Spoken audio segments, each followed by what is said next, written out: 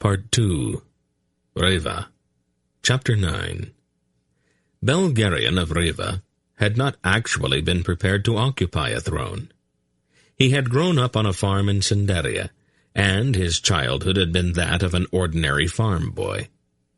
When he had first come to the basalt throne in the hall of the Raven King, he had known much more about farm kitchens and stables than he had about throne rooms and council chambers. Statecraft had been a mystery to him, and he had known no more of diplomacy than he had of algebra. Fortunately, the Isle of the Winds was not a difficult kingdom to rule. The Raven people were orderly, sober, and had a strong regard for duty and civic responsibility. This had made things much easier for their tall, sandy-haired monarch during the trying early years of his reign, while he was learning the difficult art of ruling well. He had made mistakes, naturally, but the consequences of those early slips and miscalculations were never dire, and his subjects were pleased to note that this earnest, sincere young man who had come so startlingly to the throne never made the same mistake twice.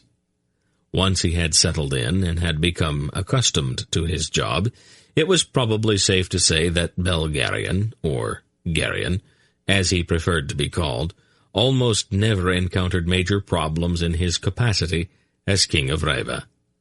He had other titles, however.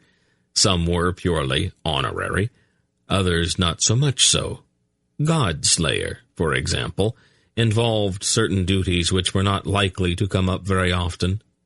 Lord of the Western Sea caused him almost no concern whatsoever, since he had concluded quite early that the waves and tides needed little supervision, and that fish, for the most part, were entirely capable of managing their own government. Most of Garion's headaches stemmed directly from the grand-sounding title, Overlord of the West. He had assumed at first, since the war with the Angarax was over, that this title, like the others, was merely something in the nature of a formality, something impressive, but largely empty, which had been tacked on to all of the rest, sort of to round them out. It earned him, after all, no tax revenues, it had no special crown or throne, and there was no administrative staff to deal with the day-to-day problems. But to his chagrin, he soon discovered that one of the peculiarities of human nature was the tendency to want to take problems to the person in charge. Had there not been an overlord of the West, he was quite sure that his fellow monarchs would have found ways to deal with all of those perplexing difficulties by themselves. But as long as he occupied this exalted position, they all seemed to take an almost childlike delight in bringing him the most difficult, the most agonizing, and the most utterly insoluble problems, and then happily sitting back with the trusting smiles on their faces while he struggled and floundered with them.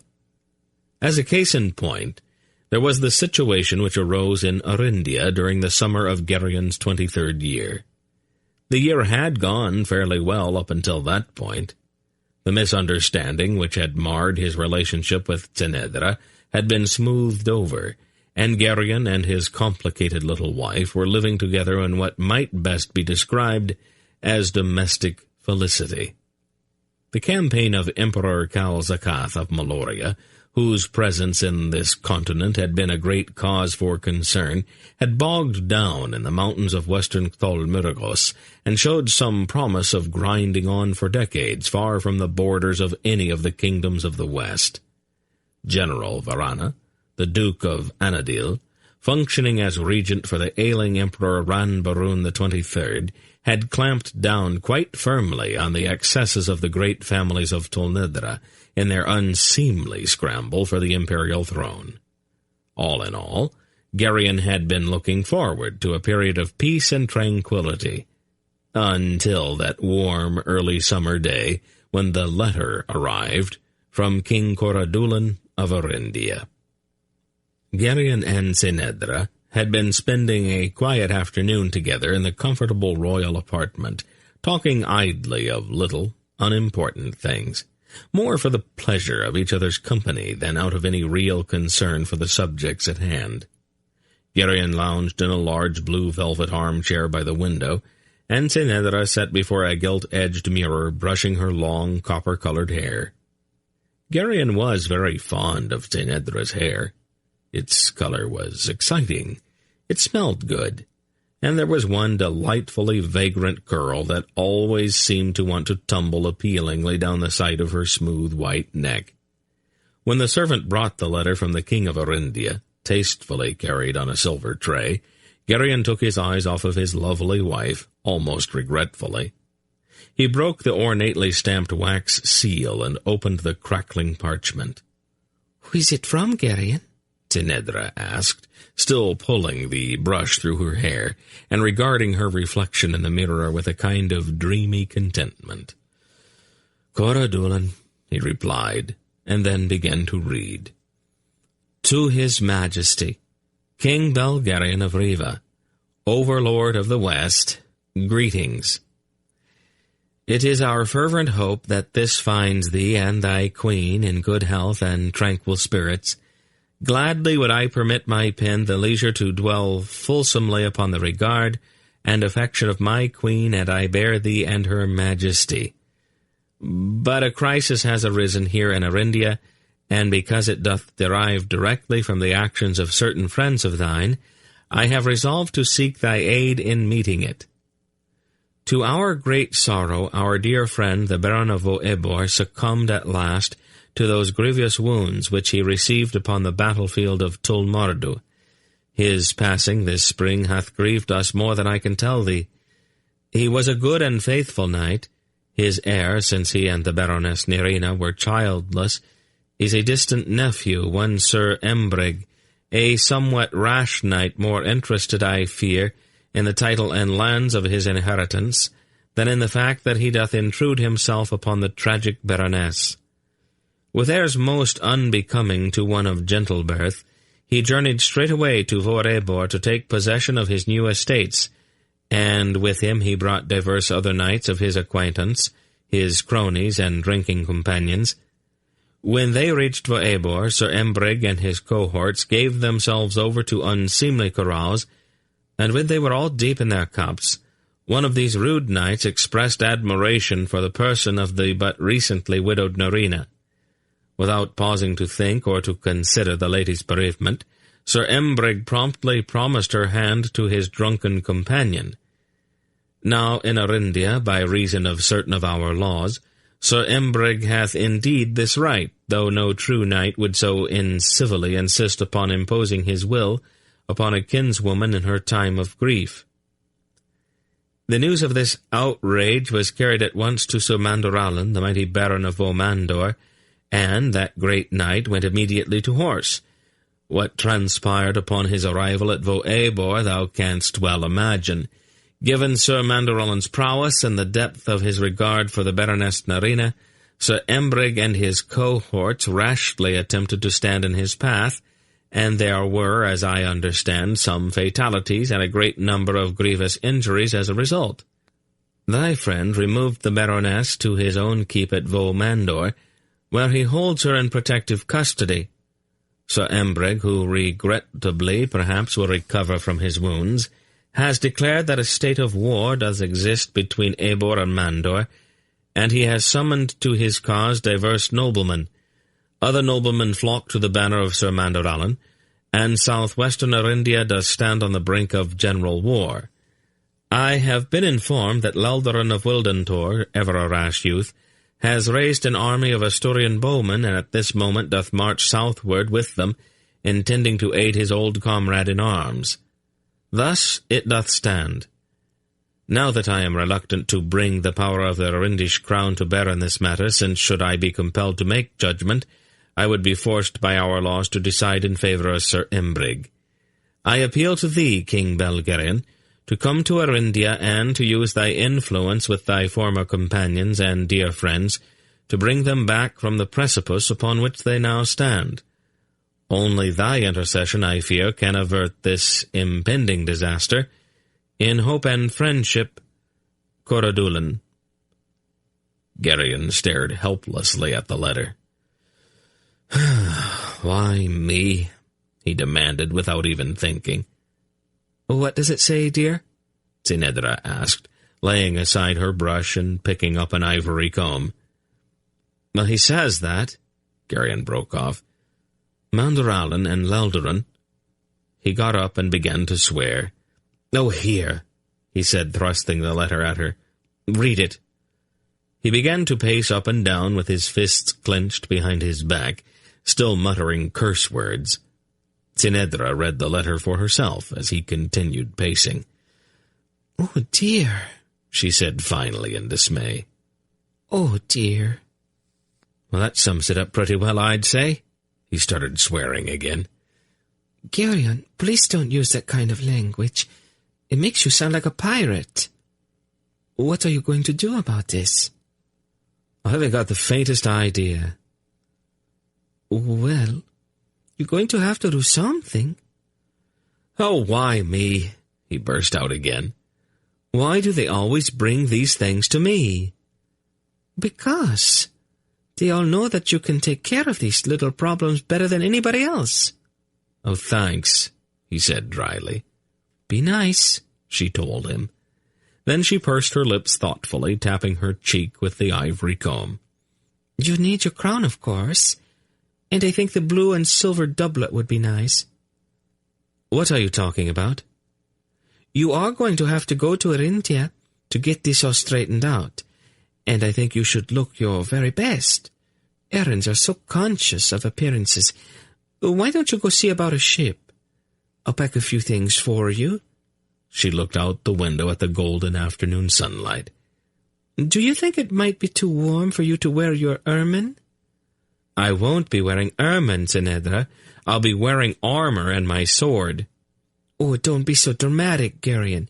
All you have to do is go there and tell them to stop." "Maybe.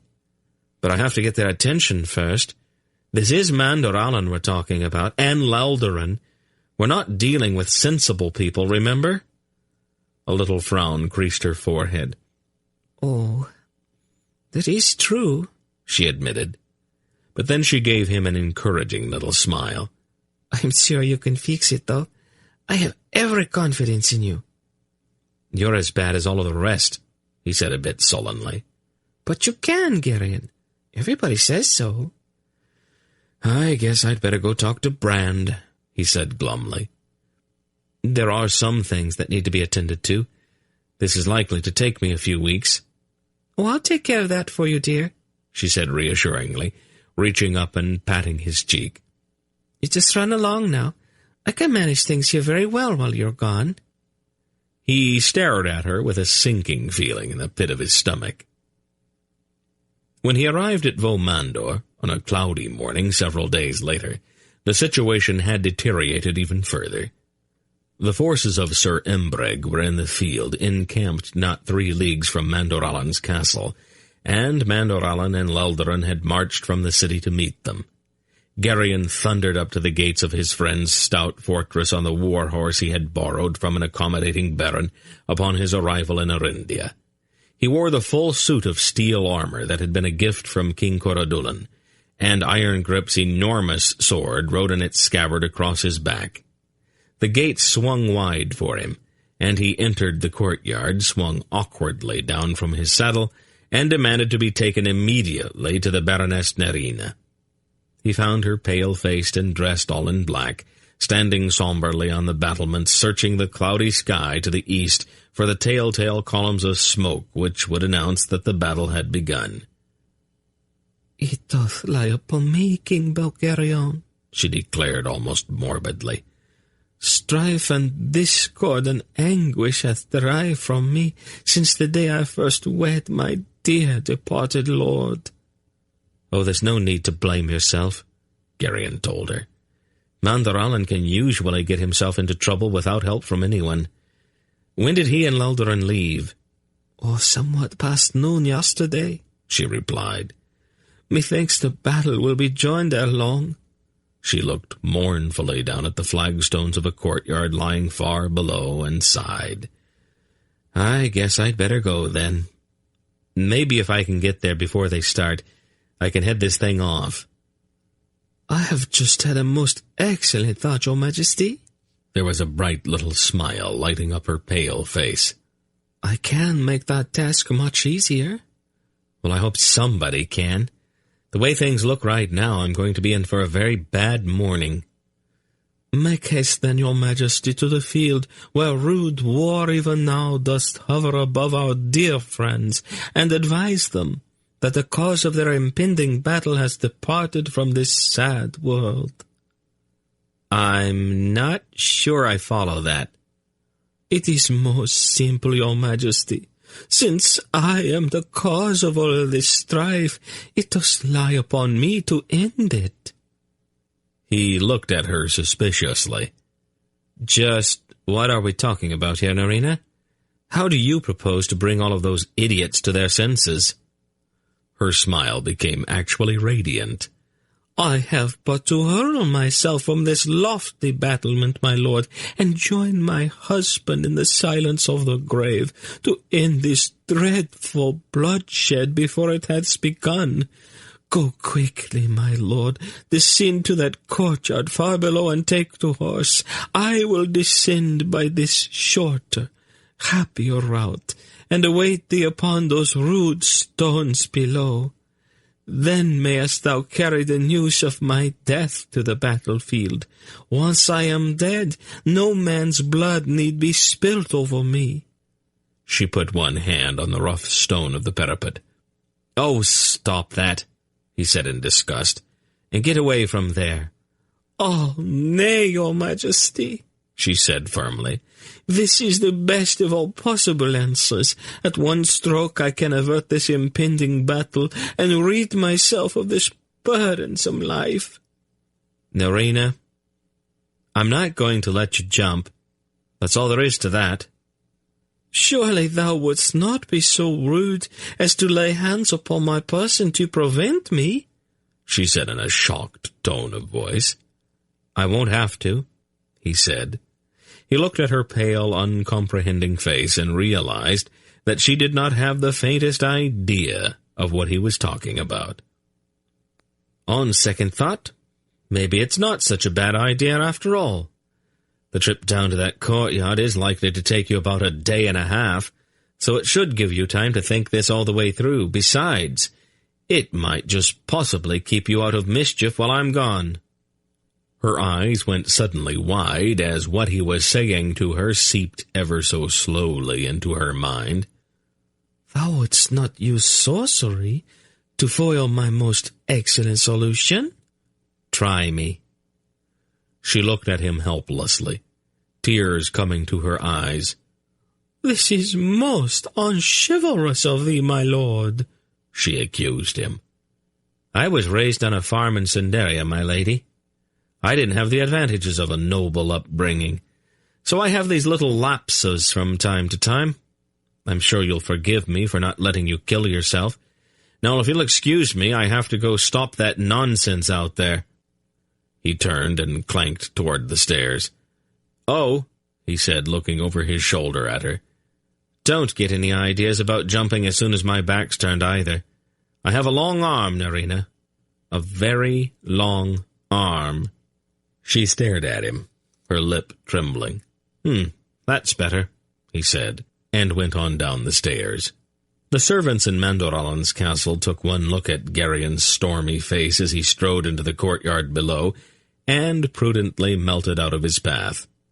Laboriously he hauled himself into the saddle of the huge roan war-horse upon which he had arrived, adjusted the great sword of the Raven King in its scabbard across his back, and looked around. "Somebody bring me a lance," he commanded. They brought him several, stumbling over each other in their haste to comply. He selected one and then set off at a thundering gallop. The citizens of the town of Omandor, which lay just beyond the walls of Malloreon's keep, were as prudent as the servants within the walls had been. A wide path was opened along the cobblestone streets as the angry king of Riva passed through, and the town gates stood wide open for him. Gerion knew that he was going to have to get their attention, and errands on the verge of battle are notoriously difficult to reach. He would need to startle them with something. As he thundered through the green Orendish countryside, past neat thatch-roofed villages and groves of beech and maple, he cast an appraising eye toward the gray, scudding clouds overhead, and the first faint hints of a plan began to form in his mind. When he arrived, he found the two armies drawn up on opposite sides of a broad open meadow. As was the age-old Orendish custom, a number of personal challenges had been issued, and those matters were in the process of being settled, as a sort of prelude to the grand general melee which would follow. Several armored knights from either side were tilting in the center of the field as the two armies looked on approvingly.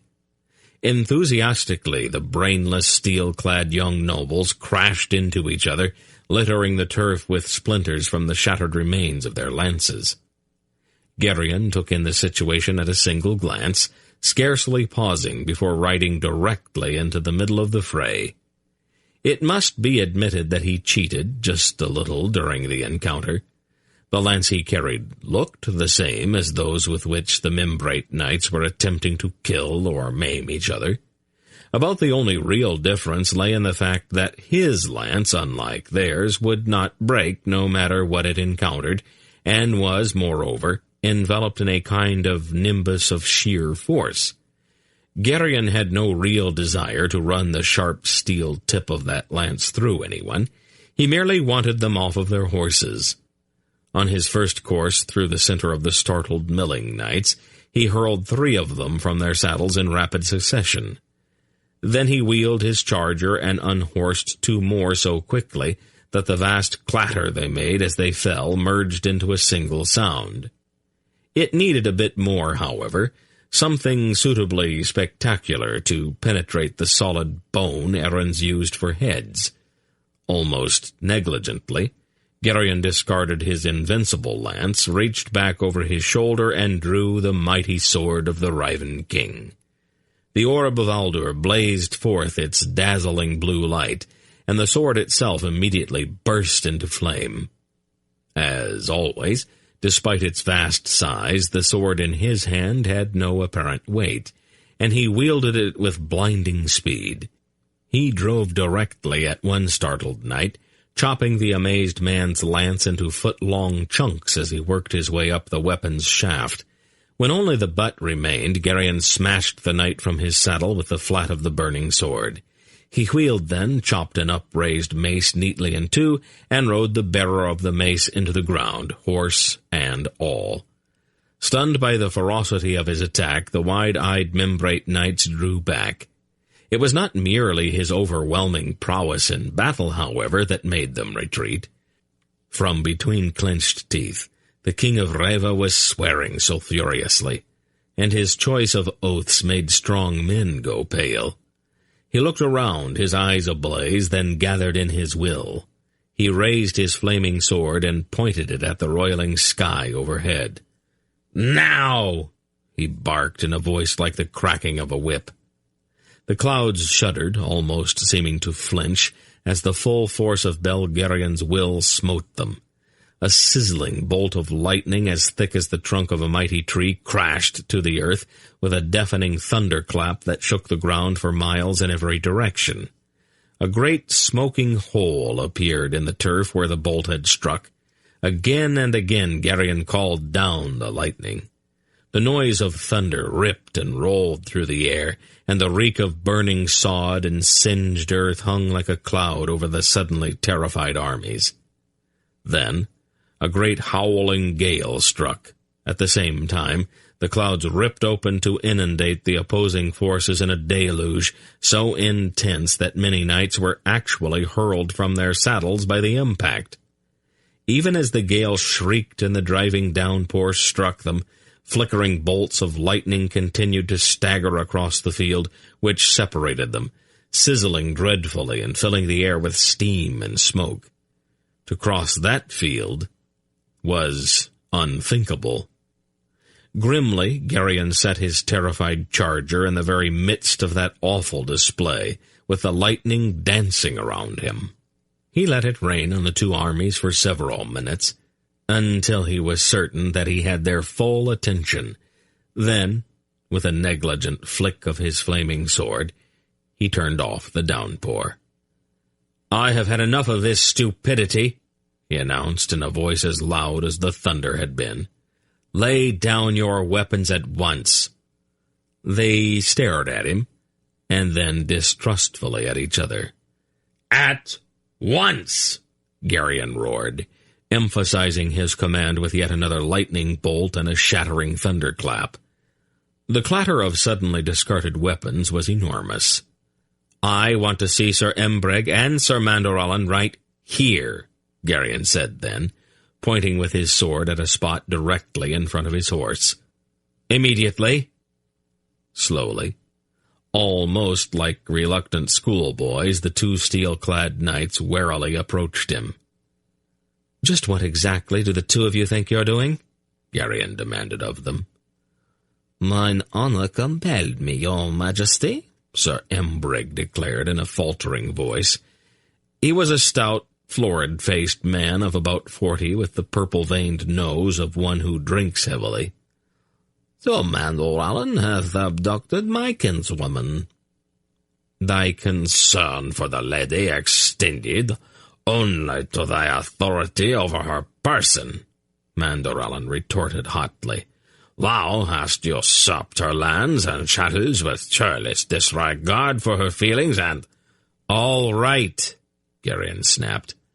"That's enough. Your personal squabble has brought half of Orindia to the brink of war. Is that what you wanted? Are you such a pair of children that you're willing to destroy your homeland just to get your own way?" "But," Malloreon tried to say. "But nothing." Geryon then proceeded, at some length, to tell them exactly what he thought of them. His tone was scornful, and his choice of language wide-ranging. The two frequently went pale as he spoke. Then he saw Leldarin drawing cautiously near to listen. "And you," Geryon turned his attention to the young Asturian, "what are you doing down here in Mimbre?" "Me? Well, Malloreon is my friend, Geryon." "Did he ask for your help?" "Well, I didn't think so. You just took it on yourself." He then included Leldarin in his commentary, gesturing often with the burning sword in his right hand. The three watched that sword with a certain wide-eyed anxiety as he waved it in their faces. "Very well, then," Geryon said after he had cleared the air. "This is what we are going to do." He looked belligerently at Sir Embreg. "Do you want to fight me?" he challenged, thrusting out his jaw pugnaciously. Sir Embreg's face went a pasty white, and his eyes started from his head. "Me? Your Majesty?" he gasped at him. "Thou wouldst have me take the field against the Ghostslayer?" He began to tremble violently. "I didn't think so," Geryon grunted. "Since that's the case, you will immediately relinquish all claim of authority over the Baroness Nerina to me." "Well, most gladly, your Majesty." Embreg's words tumbled over themselves as they came out. "Malloreon," Geryon said, "do you want to fight me?" "Thou art my friend, Geryon," Malloreon protested. "I would die before I raised my hand against thee." "Good. Then you will turn all territorial claims on behalf of the Baroness over to me at once. I am her protector now." "I agree to this," Malloreon replied gravely. "Sir Embreg," Geryon said then, "I bestow upon you the entirety of the barony of Voebor, including those lands which would normally go to Nerina. Will you accept them?" "I will, your Majesty." "Sir Malloreon, I offer you the hand in marriage of my ward, Nerina of Voebor. Will you accept her?" "With all my heart, my lord," Malloreon choked, with tears coming to his eyes. "Ah, splendid," Leldarin said admiringly. "Oh, shut up, Leldarin. That's it then, gentlemen. Your war is over. Pack up your armies and go home. And if this breaks out again, I'll come back. The next time I have to come down here, I'm going to be very angry. Do we all understand each other?" Mutely they nodded. That ended the war. The Baroness Nerina, however, raised certain strenuous objections when she was informed of Gerion's decisions upon the return of Mandoralan's army to Vomandor. "Am I some common serf girl to be bestowed upon any man who pleases, my lord?" she demanded with a fine air of high drama. "Are you questioning my authority as your guardian?" Gerion asked her directly. "Nay, my lord. So Embrig has consented to this. Thou art my guardian now. I must do as thou commandest me." "Do you love Mandoralan?" She looked quickly at the great knight and then blushed. "Answer me." "I do, my lord," she confessed in a small voice. "Well, what's the problem, then? You have loved him for years, but when I order you to marry him, you object?" "My lord," she replied, "there are certain proprieties to be observed. A lady may not be so churlishly disposed of." And with that she turned her back and stormed away. Mandoralan groaned, and a sob escaped him. "Oh, what is it now?" Gerion demanded. "Malloreon, and I will never be wed, I fear," Mandoralan declared brokenly. "Nonsense. Leldarin, do you understand what this is all about?" Leldarin frowned. "Oh, I think so, Gerion. There are a whole series of rather delicate negotiations and formalities that you are leaping over here. There is the question of the dowry, the formal written consent of the guardian, that's you, of course, and probably most important, there has to be a formal proposal with witnesses." "She is refusing over technicalities?" "Oh, but Gerion, technicalities are very important to a woman." Gerion sighed with resignation. This was going to take longer than he had thought. "Come with me," he told them. Nerina had locked her door and refused to answer Gerion's polite knock. Finally, he looked at the stout oak planks barring his way. "Burst," he said, and the door blew inward, showering the startled lady seated on the bed with splinters. "Now," Gerion said, stepping over the wreckage, "let's get down to business. How big a dowry do we think would be appropriate?" Mandoralan was willing, more than willing, to accept some mere token, but Nerina stubbornly insisted upon something significant. Wincing slightly, Gerion made an offer acceptable to the lady. He then called for pen and ink and scribbled, with Leldarin's aid, a suitable document of consent. "Very well," he said then to Mandoralan. "Ask her." "Such proposals doth not customarily come with such unseemly haste, your majesty," Nerina protested. "It is considered proper for the couple to have some time to acquaint themselves with each other." "You are already acquainted, Nerina," he reminded her. "Get on with it." Mandoralan sank to his knees before his lady, his armor clinking on the floor. "Wilt thou have me as thine husband, Nerina?" he implored her. She stared at him helplessly. "I have not, my lord, had time to frame a suitable reply." "Try yes, Nerina." "Is such thy command, my lord?"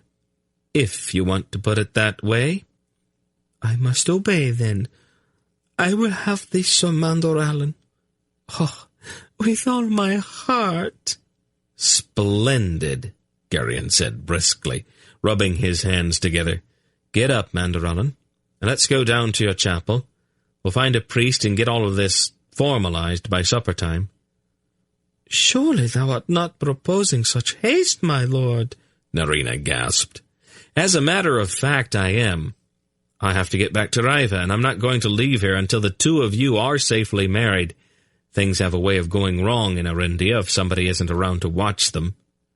I am not suitably attired, your majesty, Narina protested, looking down at her black dress. Oh, thou wouldst not have me married in a gown of sable hue. And thy, Mandoralan also objected. I am still under arms. A man should not approach his wedding clad in steel.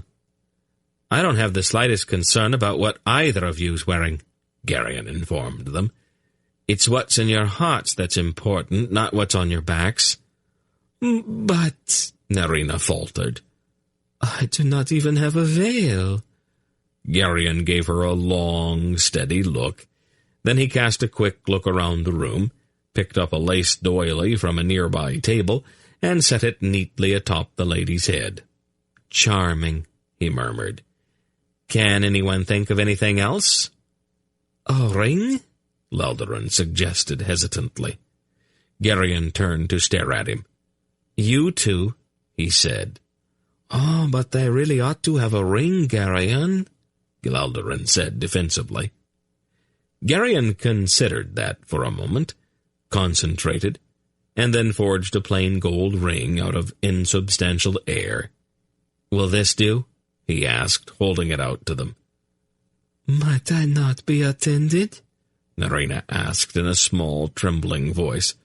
It is unseemly for a noble woman to be wed without the presence of some lady of suitable rank to support and encourage her. Go fetch somebody, Geryon said to Leldarin. Ah, but whom should I select? Leldarin asked helplessly. I don't care. Just bring a lady of noble birth to the chapel, even if you have to drag her in by the hair. Leldarin scurried out. Is there anything else? Geryon asked Mandoralan and Narina in the slightly dangerous tone that indicated that his patience was wearing very thin. It is customary for a bridegroom to be accompanied by a close friend, Geryon, Mandoralan reminded him. Leldarin will be there, Geryon said, and so will I.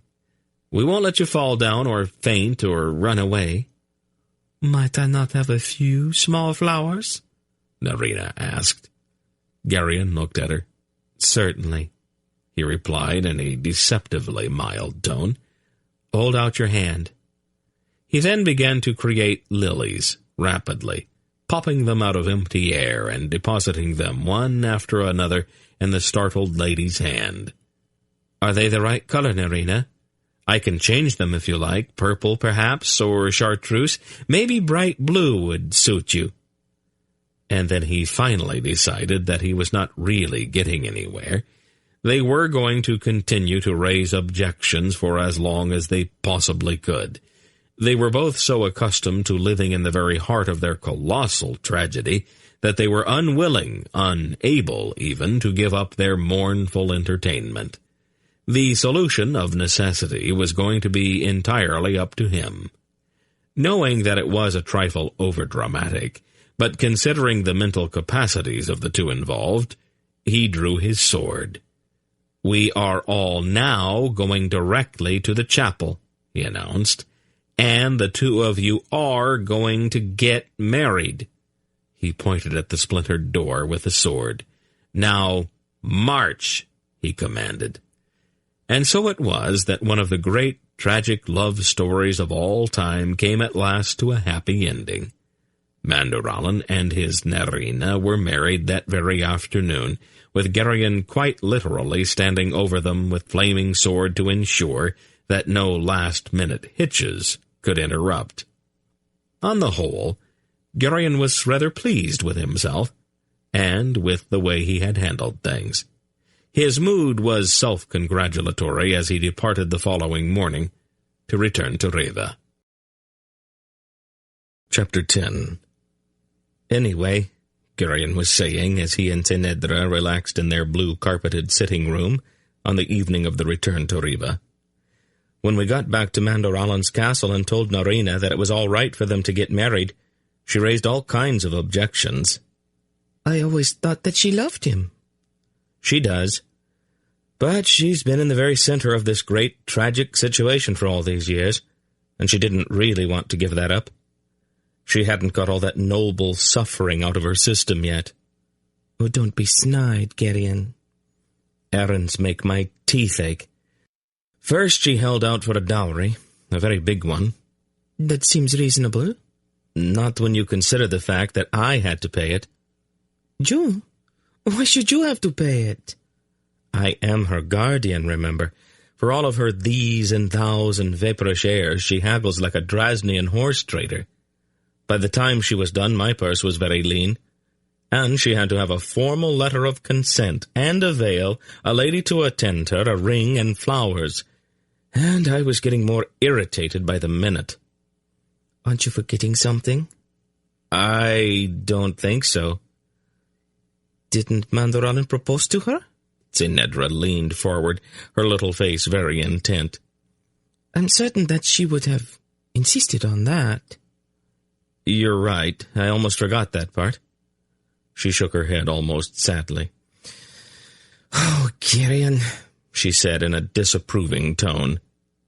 That came earlier, right after the business with the dowry. Anyway, he proposed, and I made her say yes, and then— Wait a minute, Zinedra said firmly, holding up one little hand. Don't rush through that part. Exactly what did he say when he asked her? Geryon scratched his ear. I'm not sure that I remember. Try, please. Let's see. He pondered it, looking up at the ornately carved wooden beams of the ceiling. First, she objected to having the proposal come before they had gone through all of the business of getting acquainted, as she put it. I guess she meant all of the sneaking around, so that they could be alone together in secluded places, and the love poems and the flowers and all of those calf-eyed looks. Zinedra gave him a hard little stare. You know, sometimes you can be absolutely infuriating. You've got about as much sensitivity as a block of wood. Well, what's that supposed to mean? Oh, never mind. Just tell me what happened next. Well, I told her straight off that I wasn't having any of that nonsense. I said that they were already acquainted and to get on with it. Oh, you're just full of charm, aren't you? Zinedra, what is the problem here? Never mind. Just get on with the story. You always dawdle so when you're telling me about something like this. Me? You're the one who keeps interrupting. Just move it along, Geryon. He shrugged. Well, there isn't much more. He asked her, she said yes, and then I marched them down to the chapel. The words, Geryon. The words. Exactly what did he say? Well, nothing very earth-shaking. It went sort of like, Wilt thou have me as thine husband, Nerina? Oh, Zinedra said with a catch in her voice. He was astonished to see tears in her eyes. Well, what's the matter? Never mind, she replied, dabbing at her eyes with a wispy scrap of a handkerchief. What did she say then? She said that she hadn't had time to work up a suitable answer, so I told her just to say yes. And? She said, I will have thee, Sir Malloreon, with all my heart. Oh, Zinedra said again, her handkerchief going once more to her brimming eyes. That is just lovely. If you say so. It seemed a little drawn out to me. Sometimes you're hopeless. Then she sighed a little forlornly. I never got a formal proposal. Oh, you most certainly did, he said indignantly. Don't you remember all of that ceremony when you and the Tolnedran ambassador came into the throne room? I did the proposing, Geryon, she reminded him, with a toss of her flaming curls.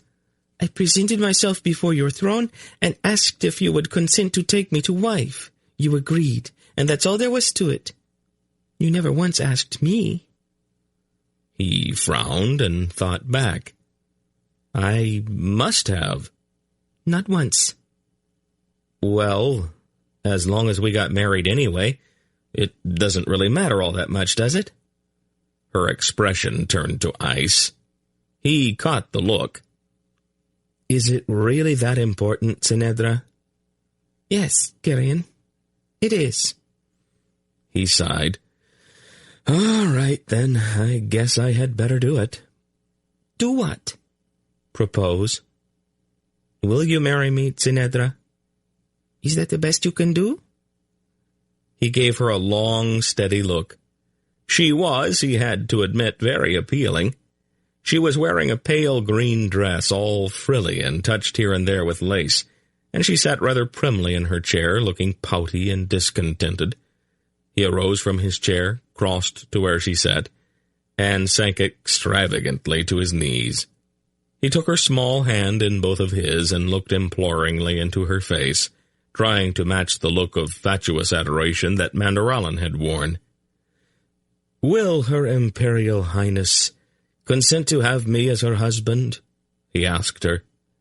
"I can offer little besides an honest, loving heart and boundless devotion." Are you making fun of me? No. You wanted a formal proposal, so I just gave you one. Well? Well, what? Will you consent to marry me? She gave him an arch look, her eyes twinkling. Then she reached out fondly and tousled his hair. I'll think about it. What do you mean you'll think about it? Who knows? She said with a smirk. I might get a better offer. Do get up, Gerion. You will make the knees of your hose all baggy if you stay down on the floor like that. He got to his feet. Women, he said exasperatedly, throwing his arms in the air. She gave him that tiny, wide-eyed look that at one time, before he had come to recognize it as pure deception, had always made his knees go weak. Don't you love me any more? She asked in that trembling, dishonest little girl voice. Didn't we decide that we were not going to do that to each other any more? Oh, this is a special occasion, dear, she replied, and then she laughed, sprang up from her chair, and threw her arms about his neck. Oh, Gerion, she said, still laughing, I do love you. Well, I certainly hope so, he said, wrapping his arms around her shoulders and kissing her upturned lips. The following morning, Gerion dressed rather informally, and then tapped on the door to Tsenedra's private sitting room. Yes, she answered. It's Gerion. May I come in? His Sendarian good manners had been so deeply ingrained in him that even though he was king here, he always asked permission before opening the door to someone else's room. Of course, she said. He turned the latch and entered her frilly private domain, a room all pink and pale green flounces with yards of rustling satin and brocade draperies. Tsenedra's favorite lady-in-waiting, Errol, rose in some confusion to perform the customary curtsy. Errol was Bran's niece, the daughter of his youngest sister, and she was one of several high-born Raven ladies who attended the queen. She was very nearly the archetypical Aelorn woman, tall, blonde, and buxom, with golden braids coiled about her head, deep blue eyes, and a complexion like new milk. She and Tsenedra were virtually inseparable, and the two spent much of their time with their heads together, whispering and giggling. For some reason, Errol always blushed rosily whenever Gerion entered the room. He did not understand that at all, but privately suspected that Tsenedra had told her lady-in-waiting certain things that really should have remained private, things that brought a blush to the Raven girl's cheeks whenever she looked at him. I'm going down into the city, Gerion told his wife. Did you want anything?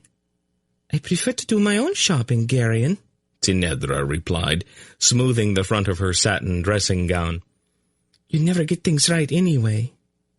He was about to reply to that, but decided against it. Whatever you want. I'll see you at luncheon, then. As my lord commands, Tsenedra said, with a mocking little genuflection. Oh, stop that. She made a face at him, and then came over and kissed him. Gerion turned to Errol. "Milady," he said, bowing politely. Errol's blue eyes were filled with suppressed mirth, and there was a slightly speculative look in them as well. She blushed and curtsied again. Your Majesty? She said respectfully. As Geryon left the royal apartment, he wondered idly what Tsenedra had told Errol to cause all of those blushes and peculiar looks. He was grateful to the blonde girl, however. Her presence provided Tsenedra with company, which left him free to attend to other matters. Since Aunt Paul had intervened and healed the estrangement that had caused them both so much anguish, Tsenedra had become very possessive about Geryon's spare time. On the whole, he felt that being married was rather nice, but sometimes Tsenedra tended to overdo things a bit. In the corridor outside, Brand's second son, Kael, was waiting, holding a parchment sheet in his hand. "Sire," he said formally, "I believe this needs your immediate attention." Although Kael was a warrior, tall and broad-shouldered like his father and his brothers, he was nonetheless a studious man, intelligent and discreet, and he knew enough about Riva and its people to be able to sort through the voluminous petitions, appeals, and proposals directed to the throne and to separate the important from the trivial. When Geryon had first come to the throne, the need for someone to manage the administrative staff had been painfully clear, and Kael had been the obvious choice for that post. He was about 24 years old and wore a neatly trimmed brown beard. The hours he had spent in study had given him a slight squint and a permanent furrow between his eyebrows. Since he and Geryon spent several hours a day together, they had soon become friends, and Geryon greatly respected Kael's judgment and advice. "Is it serious?" he asked, taking the parchment and glancing at it. "It could be, sire," Kael replied. "There's a dispute over the ownership of a certain valley.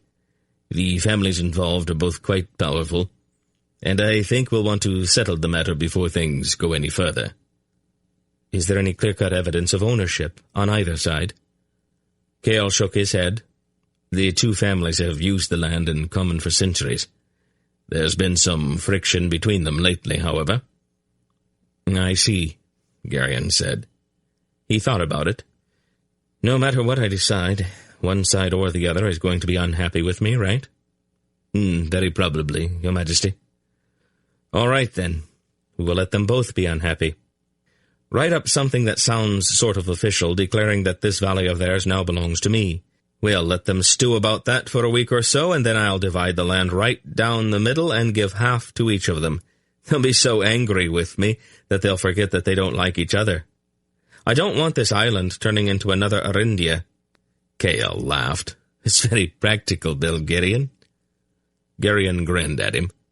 "I grew up in Cinderia, you remember? Oh, keep a strip of the valley about 100 yards wide right through the center.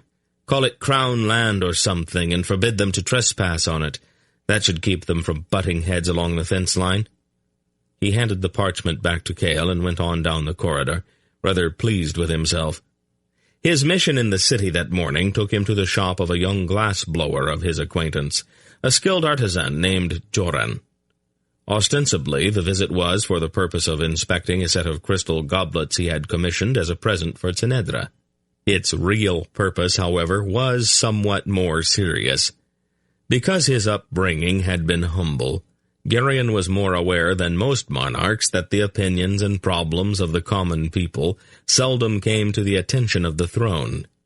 He strongly felt that he needed a pair of ears in the city, not to spy out unfavorable opinions, but rather to give him a clear, unprejudiced awareness of the real problems of his people.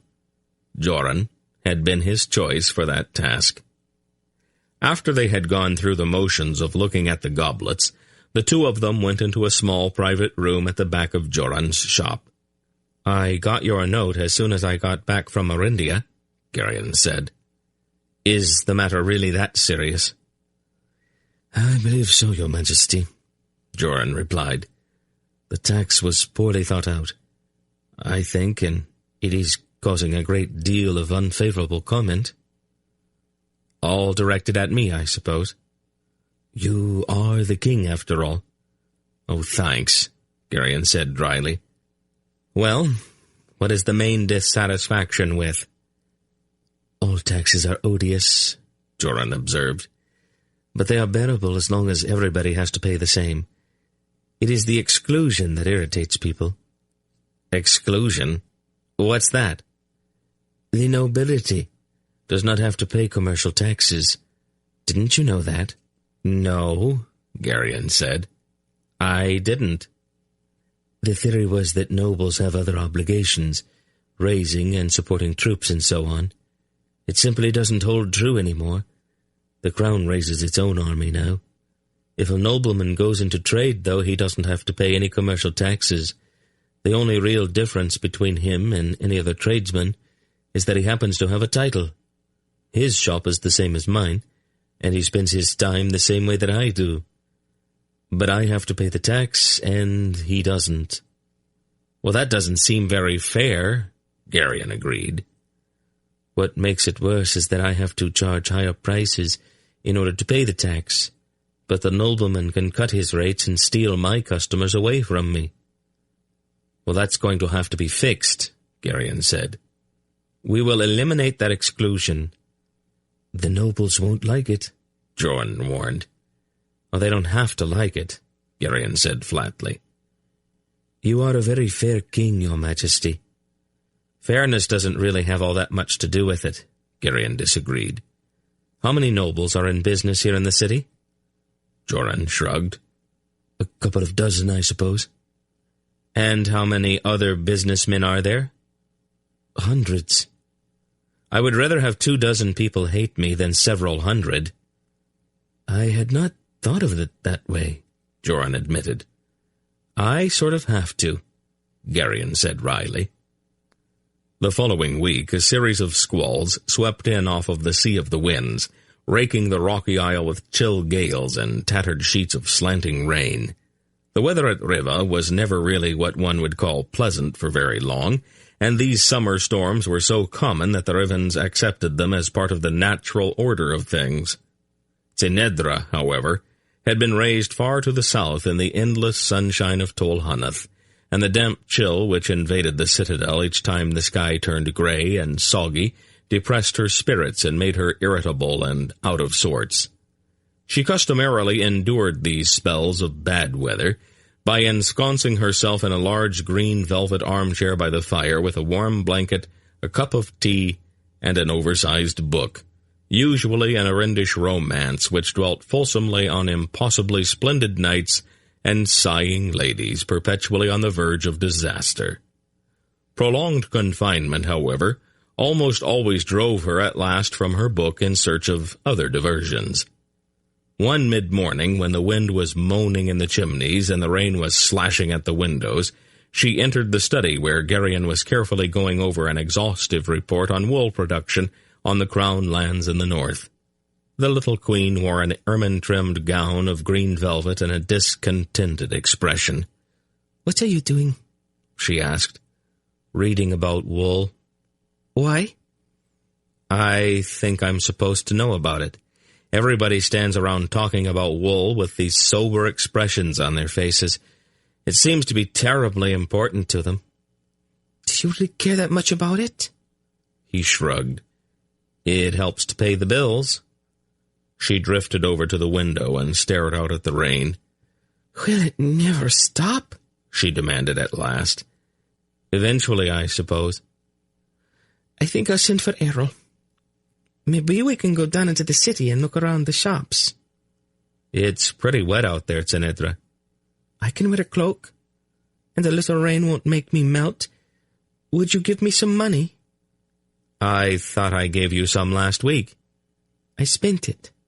Now I need some more." Geryon put aside the report and went to a heavy cabinet standing against the wall. He took a key from a pocket in his doublet, unlocked the cabinet, and pulled out the top drawer. Tynedra came over and looked curiously into the drawer.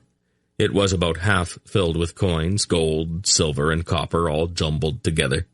"Where did you get all of that?" "Oh, they give it to me from time to time," he answered.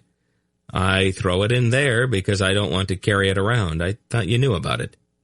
"How would I know about it? You never tell me anything. How much have you got in there?" "I don't know." "Geryon!" Her voice was shocked. "Don't you even count it?" "No. Should I?" "You are obviously not a Tonedran. This isn't the whole royal treasury, is it? No, they keep that someplace else. This is just for personal expenses, I think. It has to be counted, Geryon. I don't really have the time, Sinedra. Well, I do. Pull that drawer out and bring it over to the table. He did that, grunting slightly at the weight, and then stood smiling fondly as she sat down and happily started counting money. He had not realized just how much sheer pleasure she could take in handling and stacking coins. She actually glowed as the merry tinkle of money filled her ears. A few of the coins had become tarnished. She looked at those disapprovingly and stopped her count to polish them carefully on the hem of her gown. "Were you going to go down into the city?" he asked, resuming his seat at the other end of the table. "Not today, I guess." She kept on counting. A single lock of her hair strayed down across her face, and she absently blew at it from time to time as she concentrated on the task at hand. She dug another handful of jingling coins out of the drawer and began to stack them carefully on the table in front of her. She looked so serious about it that Geryon started to laugh. She looked up sharply. "What is so funny?" Nothing, dear," he said, and went back to work to the clinking accompaniment of Tinedra's counting. As the summer wore on, the news from the southern latitudes continued to be good. King Urgut of Cthulmurgos had retreated deeper into the mountains, and the advance of the Emperor Calzacath of Malloria slowed even more. The Malloreon army had suffered dreadful losses in its first efforts to pursue the Murgos in that craggy wasteland, and it now moved with extreme caution. Geryon received the news of the near stalemate in the south with great satisfaction. Toward the end of summer, word arrived from Algeria that Geryon's cousin Adara had just presented Hetar with their second son. Tinedra went wild with delight and dipped deeply into the drawer in Geryon's study to buy suitable gifts for both mother and child. The news which arrived in early autumn, however, was not so joyous. In a sadly worded letter, General Varana advised them that Tinedra's father, Emperor Ranbaroon the 23rd, was sinking fast, and that they should make haste to Tolhanath. Fortunately, the autumn sky remained clear as the ship which carried the Rivan king and his desperately worried little wife ran south before a good following breeze. They reached Tolhurb at the broad mouth of the Nadrain within a week, and then began rowing upriver to the imperial capital at Tolhanath. They had gone no more than a few leagues when their ship was met by a flotilla of white and gold barges, which formed up around them to escort them to Tolhanath. Aboard those barges was a chorus of young Tolnedran women, who strewed flower petals on the broad surface of the Nadrain and caroled a formal greeting to the imperial princess. Geryon stood beside Tinedra on the deck of their ship, frowning slightly at this choral welcome. "Is that altogether appropriate?" "It is the custom. Members of the imperial family are always escorted into the city." Geryon listened to the words of the song. "Haven't they heard about your wedding yet? They are greeting the imperial princess, not the Rivan queen." "We are a provincial people, Geryon. In Itonedran's eyes, an imperial princess is much more important than the queen of some remote island." The singing continued as they moved on upriver. As the gleaming white city of Tolhanath came into view, a huge brazen fanfare greeted them from the walls. A detachment of burnished legionnaires, their scarlet pennons snapping in the breeze, and the plumes on their helmets tossing, awaited them on the marble quay to escort them through the broad avenues to the grounds of the imperial palace. General Varana, a blocking-looking professional soldier with short-cropped curly hair and a noticeable limp, met them at the palace gate. His expression was somber. "Are we in time, uncle?" Tinedra asked, with an almost frightened note in her voice. The general nodded, then took the little queen in his arms. "You're going to have to be brave, Tinedra. Your father is very, very ill." "Is there any hope at all?" she asked in a small voice. "We can always hope," Varana replied, but his tone said otherwise. Can I see him now? Of course. The general looked gravely at Geryon. Your Majesty. Your Highness, Geryon replied, remembering that Tinedra's wily father had adopted Varanna several years back, and that the general was heir apparent to the imperial throne. Varanna led them with his limping gait through the marble corridors of the vast palace to a quiet wing and a door flanked by towering pairs of legionnaires in burnished breastplates. As they approached, the heavy door opened quietly, and Lord Morin, the brown-mantled imperial chamberlain, emerged. Morin had aged since Geryon had last seen him, and his concern for his failing emperor was written clearly on his face. Dear Morin, Tinedra said, impulsively embracing her father's closest friend. Ah, little Tinedra, he replied fondly. I am so glad that you arrived in time. He has been asking for you. I think perhaps the fact that you are coming is all that he has been hanging on to. Is he awake? Morin nodded. He dozes a great deal, but he's still alert most of the time. Tinedra drew herself up, squared her shoulders, and carefully assumed a bright, optimistic smile. All right, she said. Let's go in.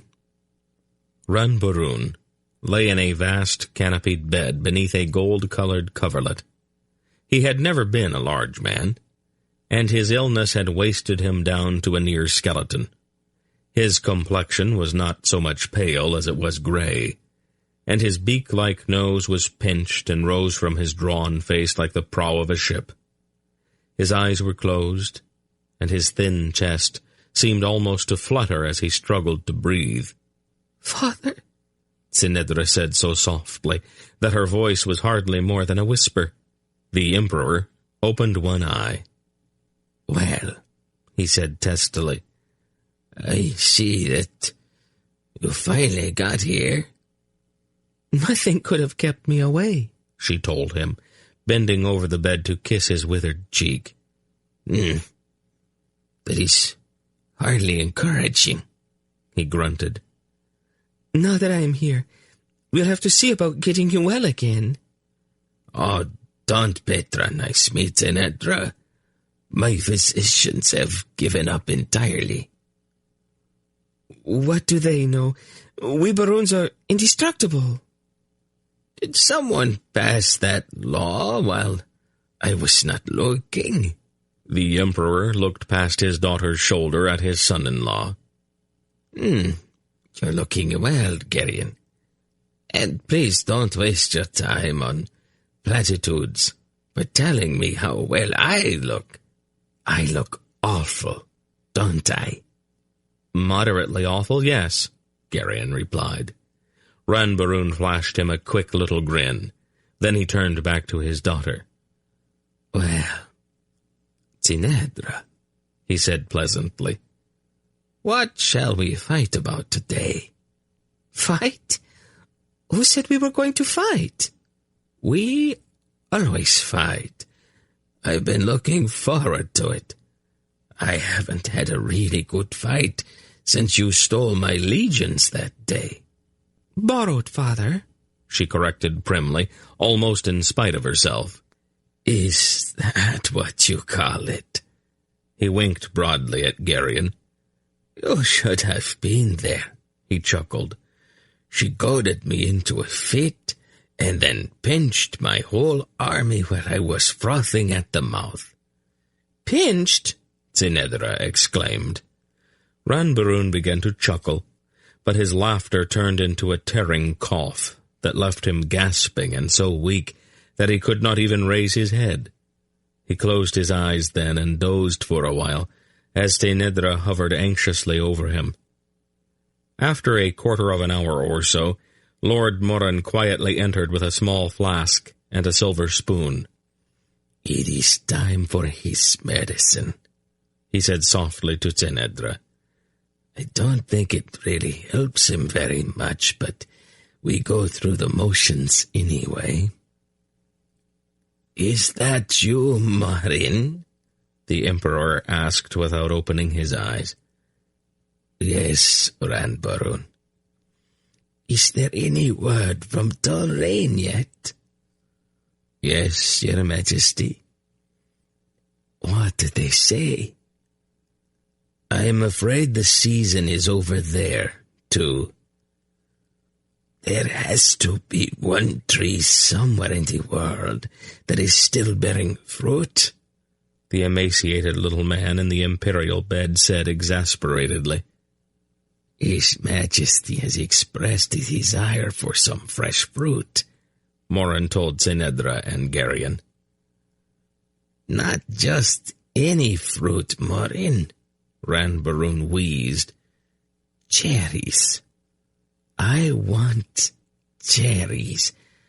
Right now I'd bestow a grand duchy on any man who could bring me ripe cherries. Don't be so difficult, Father, Senedra chided him.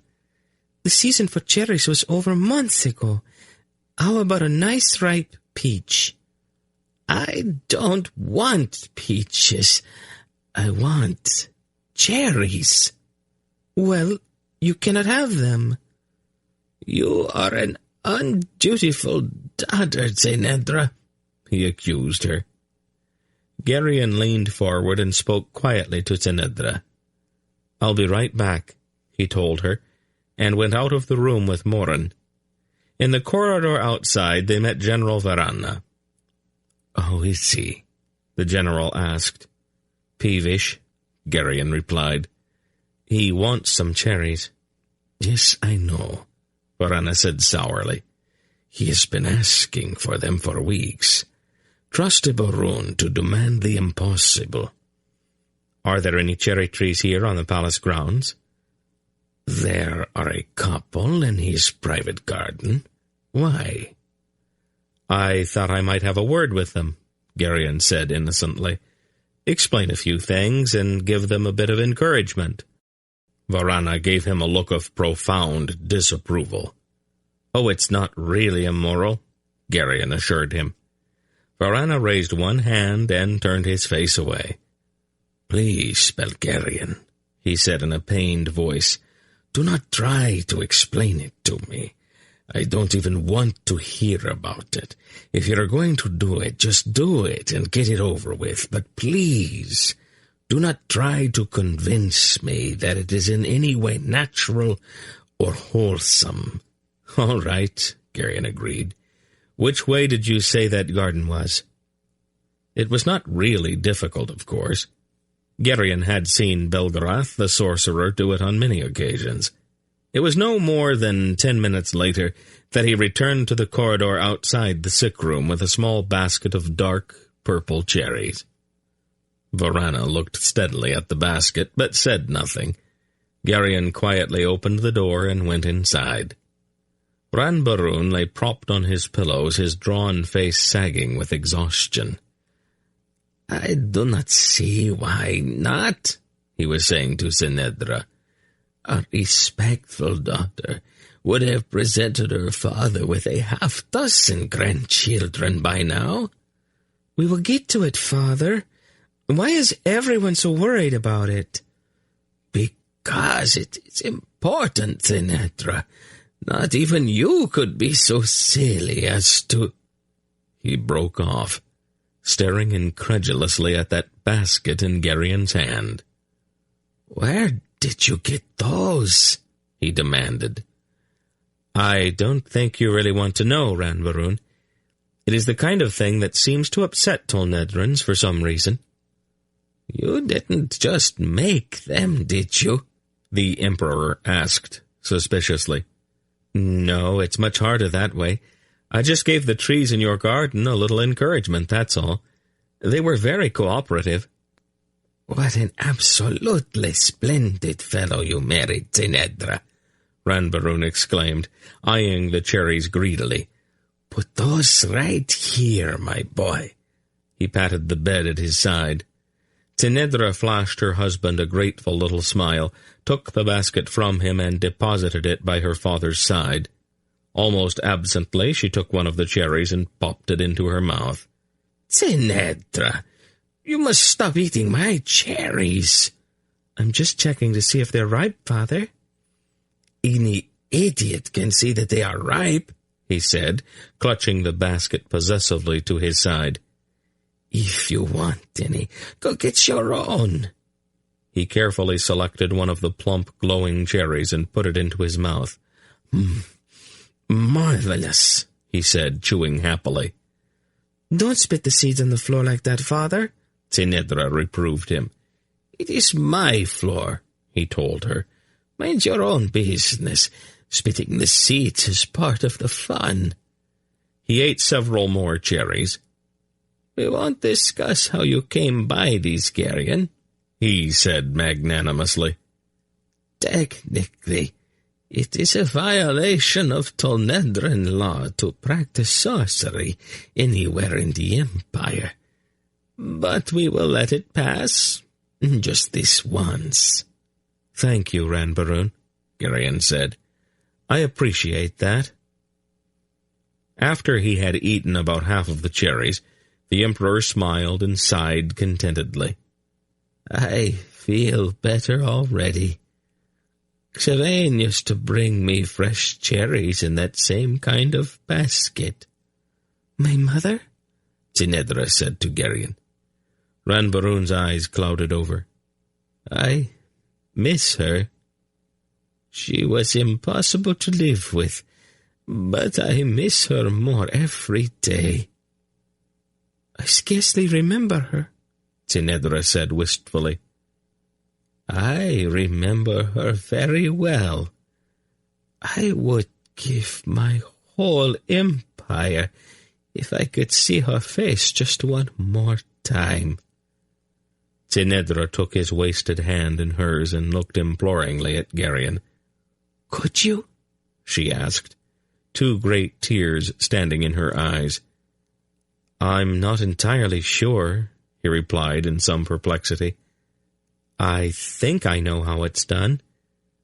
But I never met your mother, so I'd have to... He broke off, still trying to work it out in his mind. I'm sure Aunt Paul could do it, but... He came to the bedside. Well, we can try, he said. He took Tinedra's other hand and then Ranbaroon's, linking the 3 of them together. It was extremely difficult. Ranbaroon's memory was clouded by age, and his long illness and Tinedra's remembrance of her mother was so sketchy that it could hardly be said to exist at all. Geryon concentrated, bending all of his will upon it. Beads of perspiration stood out on his forehead as he struggled to gather all of those fleeting memories into one single image. The light coming in through the flimsy curtains at the window seemed to darken as if a cloud had passed over the sun, and there was a faint, far-off tinkling sound, as if of small golden bells. The room was suddenly filled with a kind of woodland fragrance, a subtle smell of moss and leaves and green trees. The light faded a bit more, and the tinkling and the odor grew stronger. And then there was a hazy, nebulous luminosity in the air at the foot of the dying Emperor's bed. The glow grew brighter, and she was there. Sylvain had been a bit taller than her daughter, but Geryon saw instantly why Ranbaroon had always so doted on his only child. The hair was precisely the same deep auburn, the complexion was that same golden-tinged olive, and the eyes were of that exact same green. The face was willful, certainly, but the eyes were filled with love. The figure came silently around the bed, reaching out briefly and passing to touch Tinedra's face with lingering phantom fingertips.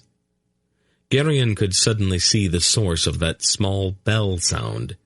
Tinedra's mother wore the 2 golden acorn earrings of which her daughter was so fond, and the 2 tiny clappers inside them gave off that faint musical tinkle whenever she moved her head. For no particular reason, Geryon remembered that those same earrings lay on his wife's dressing table back at Riva. Sylvain reached out her hand to her husband. Ranbaroon's face was filled with wonder, and his eyes were filled with tears.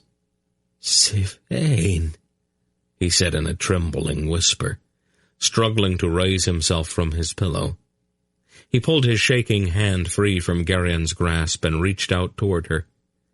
For a moment, their hands seemed to touch, and then Ranbaroon gave a long, quavering sigh, sank back on his pillows, and died. Tsenedra sat for a long time holding her father's hand as the faint woodland smell and the echo of the little golden bells slowly subsided from the room, and the light from the window returned. Finally, she placed the wasted hand gently back on the coverlet, rose, and looked around the room with an almost casual air. "It is going to have to be aired out, of course," she said absently. "Maybe some cut flowers to sweeten the air?" She smoothed the coverlet at the side of the bed and gravely looked at her father's body. Then she turned. "Oh, Gerion!" she wailed, throwing herself into his arms. Gerion held her, smoothing her hair and feeling the shaking of her tiny body against him, and looking all the while at the still, peaceful face of the Emperor of Tolnedra. It may have been some trick of the light, but it almost seemed that there was a smile on Ranbaroon's lips.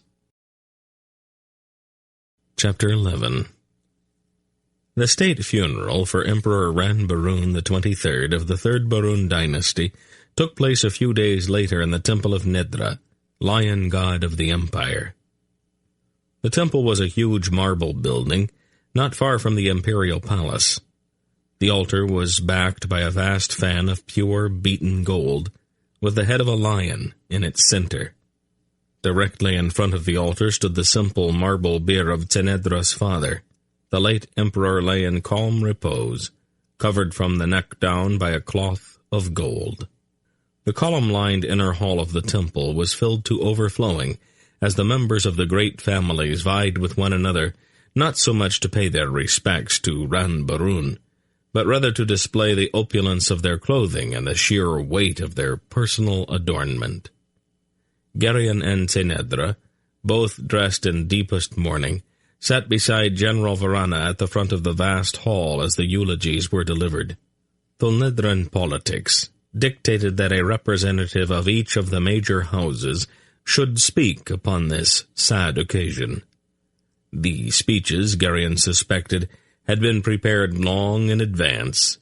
They were all quite flowery and tiresome, and each one seemed to be directed at the point that although Ranbaroon was gone, the empire lived on. Many of the speakers seemed quite smug about that. When the eulogies had at last been completed, the white-robed high priest of Nedra, a pudgy, sweating man with a glossy, sensual mouth, arose and stepped to the front of the altar to add his own contribution. Drawing upon events in the life of Ranbaroon, he delivered a lengthy homily on the advantages of having wealth and using it wisely. At first, Gerion was shocked by the high priest's choice of subject matter, but the rapt faces of the throng in the temple told him that a sermon about money was very moving to a Tolnedran congregation, and that the high priest, by selecting such a topic, was able thereby to slip in any number of laudatory comments about Tsenedra's father. Once all of the tedious speeches were completed, the little emperor was laid to rest beside his wife under a marble slab in the Baroon section of the catacombs beneath the temple. The so-called mourners then returned to the main temple hall to express their condolences to the bereaved family. Tsenedra bore up well, though she was very pale. On one occasion she swayed slightly, and Gerion, without thinking, reached out to support her. "Don't touch me," she whispered sharply under her breath, raising her chin sharply. "What?" "We cannot show any sign of weakness in the presence of our enemies. I will not break down for the entertainment of the Honoths, or the Horbites, or the Vortus. My father would rise from his grave in disgust if I did." The nobles of all of the great houses continued to file past, offering their extensive and obviously counterfeit sympathy to the sable-gowned little Raven Queen. Geryon found their half-concealed smirks contemptible and their barbed jibes disgusting. His face grew more stern and disapproving as the moments passed. His threatening presence soon dampened the enjoyment of the Grand Dukes and their ladies and their sycophants. The Tolnedrans were genuinely afraid of this tall, mysterious Aelorn monarch, who had come out of nowhere to assume Riva's throne and to shake the very earth with his footsteps. Even as they approached Tynedra to deliver their poisonous observations, his cold, grim face made them falter, and many carefully prepared impertinences went unsaid. At last, disgusted so much that even his Senderian good manners deserted him, he placed his hand firmly on his wife's elbow. "We will leave now," he said to her in a voice which could be clearly heard by everyone in the vast temple. "The air in this place has turned a trifle rancid." Tynedra cast him one startled glance, then lifted her chin in her almost regal and imperious manner, laid her hand lightly on his arm, and walked with him toward the huge bronze doors. The silence was vast as they moved with stately pace through the throng, and a wide path opened before them. "That was very nicely done, dear," Tynedra complimented him warmly, as they rode in the gold-inlaid imperial carriage back toward the palace. "It seemed appropriate," he replied. "I'd reached the point where I either had to say something rather pointed or turn the whole lot of them into toads." "My, what an enchanting thought," she exclaimed. "We could go back if you want." When Varana arrived back at the palace an hour or so later, he was positively gloating. "Belgarian," he said with a broad grin. "You are a splendid young fellow. Do you know that? With that one word, you mortally offended virtually the entire nobility of the northern Tonedrans." "Which word was that?" "Rancid." "Oh, I'm sorry about that one." "Don't be. It perfectly describes them." "It is a bit coarse, though." "Not under the circumstances. It did manage to make you any number of lifelong enemies, however." "Oh, that's all I need," Geryon replied sourly. "Give me just a few more years, and I'll have enemies in all parts of the world." "A king is not really doing his job if he does not make enemies, Belgarian. Any jackass can go through life without offending people." "Thanks." There had been some uncertainty about which course Varana would follow once Ranbarun was gone. His adoption by the late emperor had clearly been a ruse with very little in the way of legality to back it up. The candidates for the throne, blinded by their own lust for the imperial crown, had convinced themselves that he would merely serve as a kind of caretaker until the question of the succession had been settled in the usual fashion. The issue remained in doubt until his official coronation, which took place 2 days after Ranbarun's funeral. The gloating exultation among the contenders for the throne was almost audible when the general limped into the temple of Nedra, dressed in his uniform rather than the traditional gold mantle which only the emperor was allowed to wear. Obviously, this man did not intend to take his elevation seriously. It might cost a bit to bribe him, but the way to the imperial palace was still open. The grins were broad as Varana, gleaming in his gold-inlaid breastplate, approached the altar. The pudgy high priest bent forward for a moment of whispered consultation. Varana replied, and the ecclesiast's face suddenly went deathly pale. Trembling violently, he opened the gold and crystal cask on the altar and removed the jewel-encrusted imperial crown. Varana's short-cropped hair was anointed with the traditional unguent, and the high priest raised the crown with shaking hands. "I crown thee," he declared in a voice almost squeaky with fright. "I crown thee, the Emperor Ranbarun the 24th, Lord of all Tynedra." It took a moment for that to sink in. Then the temple was filled with howls of anguished protest as the Tolnedran nobility grasped the fact that by the choice of his imperial name, Varana was clearly announcing that he intended to keep the crown for himself. Those howls were cut off sharply as the Tolnedran legionnaires, who had quietly filed into place along the colonnade surrounding the main temple floor, drew their swords with a huge steely rasp, the gleaming swords raised in salute. "Hail, Ran Baron!" the legions thundered. "Hail, Emperor of Tolnedra!" And that was that. That evening, as Geryon, Tolnedra, and the newly crowned emperor sat together in a crimson-draped private chamber filled with the golden glow of dozens of candles, Varana exclaimed, "Surprise is as important in politics as it is in military tactics, Belgarian. If your opponent does not know what you're going to do, there is no way that he can prepare countermeasures." The general now openly wore the gold mantle of the emperor. Makes sense," Geryon replied, sipping at a goblet of Tolnedran wine. "Wearing your breastplate instead of the imperial mantle kept them guessing right up until the last minute. You have a peculiar notion of fun. We Anadils have always had a peculiar sense of humor." "Baroon, uncle," Tolnedra corrected primly.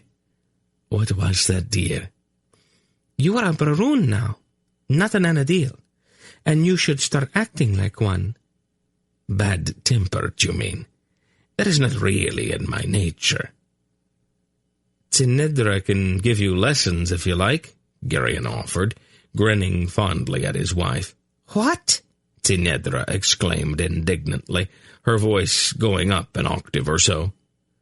"I suppose that she could at that," Varana agreed blandly. "She has always been very good at it." Tolnedra sighed mournfully, eyeing the pair of grinning monarchs. Then her expression became artfully tragic. "What is he, poor little girl, to do?" she asked in a trembling voice. "Here I am, maltreated and abused by both my husband and my brother." Varana blinked. "You know, I had not even thought of that. You are my sister now, aren't you?" "Perhaps you are not quite as clever as I thought, brother dear," she purred at him. "I know that Geryon's not quite bright, but I thought better of you." Geryon and Varana exchanged rueful glances. "Would you gentlemen like to play some more?" Tolnedra asked them, her eyes twinkling and a smug smile hovering about her lips. There was a light tap at the door. "Yes," Varana said. "Lord Warren to see your majesty," the guard outside the door announced. "Send him in, please." The imperial chamberlain entered quietly.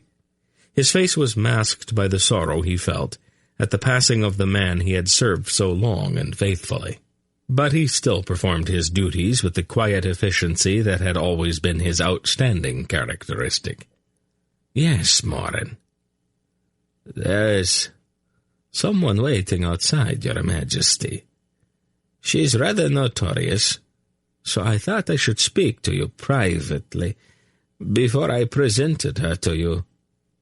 "Notorious?"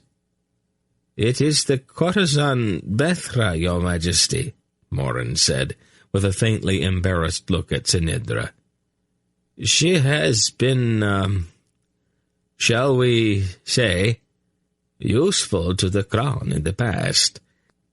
She has access to a great deal of information as a result of her professional activities, and she was a long-time friend of Ran Baroon's. From time to time she kept him advised of the activities of certain unfriendly nobles. He made arrangements for there to be a way by which she could enter the palace unnoticed, so that they could, talk, among other things." "Why, that sly old fox." "I have never known her information to be inaccurate, your majesty," She says she has something very important to tell you. You had better bring her in, then, Morin. With your permission, of course, dear sister, he said to Sinedra. Certainly, Sinedra agreed, her eyes afire with curiosity. When Morin brought the woman in, she was wearing a light hooded cloak, but when, with one smooth round arm, she reached up and pushed the hood back, Geryon started slightly. He knew her. He recalled that when he and Aunt Paul and the others had been passing through Tol Hunath during the pursuit of Zadar the apostate and the stolen orb, this same woman had accosted Silk for a bantering exchange, and she unfastened the neck of her cloak and let it slide almost sensuously from her creamy shoulders. He saw then that she had not changed in the nearly 10 years since he had last seen her. Her lustrous blue-black hair was untouched by any hint of gray. Her startlingly beautiful face was still as smooth as a girl's, and her heavy-lidded eyes were still filled with the sultry wickedness. Her gown was of the palest lavender, and cut in such a way as to enhance rather than conceal the lush, almost overripe body that it enclosed. It was the kind of body that was a direct challenge to every man she met. Geryon stared openly at her until he caught Sinedra's green eyes, agate-hard, boring into him, and he quickly looked away. "Your Majesty," Bethra said in a throaty contralto as she curtsied gracefully to the new emperor. "I would have waited a time before introducing myself, but I've heard a few things I thought you should know immediately." "I appreciate your friendship, Lady Bethra," Varana replied with exquisite courtesy. She laughed a warm, wicked laugh. "I am not a lady, Your Majesty. Most definitely not a lady." She made a small curtsy to Sinedra. "Princess," she murmured. "Madam?" Sinedra responded with a faint chill in her voice and a very slight inclination of her head. "Ah," Bethra said almost sadly. Then she turned back to Varana. "Late this afternoon I was entertaining Count Erkan and the Baron Kelbor at my establishment." "A pair of powerful Hunathite nobles," Varana explained to Geryon. "The gentlemen from the House of Hunath are less than pleased with your Majesty's choice of an official name," Bethra continued. "They spoke hastily and in some heat, but I think that you might want to take what they said seriously. Erkan is an unmitigated ass, all bluster and pomposity, but Baron Kelbor is not the sort to be taken lightly. At any rate, they concluded that, with the legions all around the palace, it would be unlikely that an assassin could reach you. But then Kelbor said, if you want to kill a snake, you cut off its tail, just behind the head. We cannot reach Varana, but we can reach his son. Without an heir, Varana's line dies with him." "My son?" "His life is in danger, Your Majesty. I thought that you should know." "Thank you, Bethra," Varana replied. Then he turned to Morin. "Send a detachment of the 3rd Legion to my son's house. No one is to go in or out until I have had time to make other arrangements." "At once, Your Majesty." "I would also like to speak with the 2 gentlemen from the House of Hunath. Send some troops to invite them to the palace. Have them wait in that little room adjoining the torture chamber down in the dungeons until I have had the time to discuss this with them." "You wouldn't," Sinedra gasped. "Probably not," Varana admitted. "But they do not know that, do they?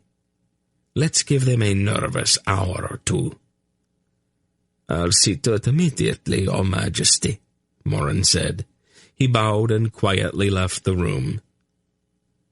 "I'm told that you knew my father," Tinedra said to the lushly curved woman standing in the center of the room. Yes, Princess. Quite well, actually. We were friends for years. Tinedra's eyes narrowed. Your father was a vigorous man, Princess, Bethra told her calmly. I'm told that many people prefer not to believe that kind of thing about their parents, but it does happen now and again. I was quite fond of him, and I will miss him very much, I think. I don't believe you. Well, that is up to you, of course. My father would not have done that. Whatever you say, Princess. Bethra said it with a faint smile. You're lying, Tinedra snapped. A momentary glint came into Bethra's eyes. No, Princess. I don't lie. I might conceal the truth at times, but I never lie. Lies are too easily found out. Rand Baroon and I were intimate friends, and we enjoyed each other's company in many ways. Her look became faintly amused. Your upbringing has sheltered you from certain facts, Princess Tinedra. Tol Hanath is an extremely corrupt city, and I am fully at home here. Let us face this certain and blunt truth. I am a harlot, and I make no apology for that fact. The work is easy, even pleasant at times, and the pay is very good. I am on the best of terms with some of the richest and most powerful men in the world. We talk and they value my conversation, but when they come to my house, it is not the talk that they are interested in. The talk comes later. It was much the same when I visited your father. We did talk, Princess, but it was usually later. Tinedra's face was flaming, and her eyes were wide with shock. No one has ever talked to me that way before, she gasped. Then it was probably overdue, Bethra said calmly.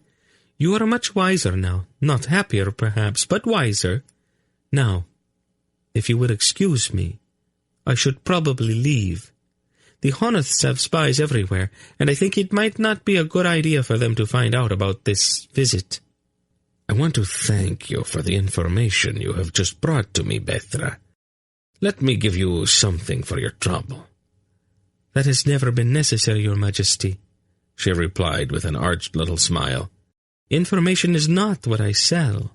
I'll go now, unless you want to talk business, of course. She paused in the act of putting her cloak back on and gave him a very direct look. This might not be the best time, Bethra, Varana said, with a faintly regretful note in his voice and a quick sidelong glance at Tinedra. Some other time then, perhaps? She curtsied again and quietly left the room, the musky fragrance of the scent she wore lingering in the air behind her.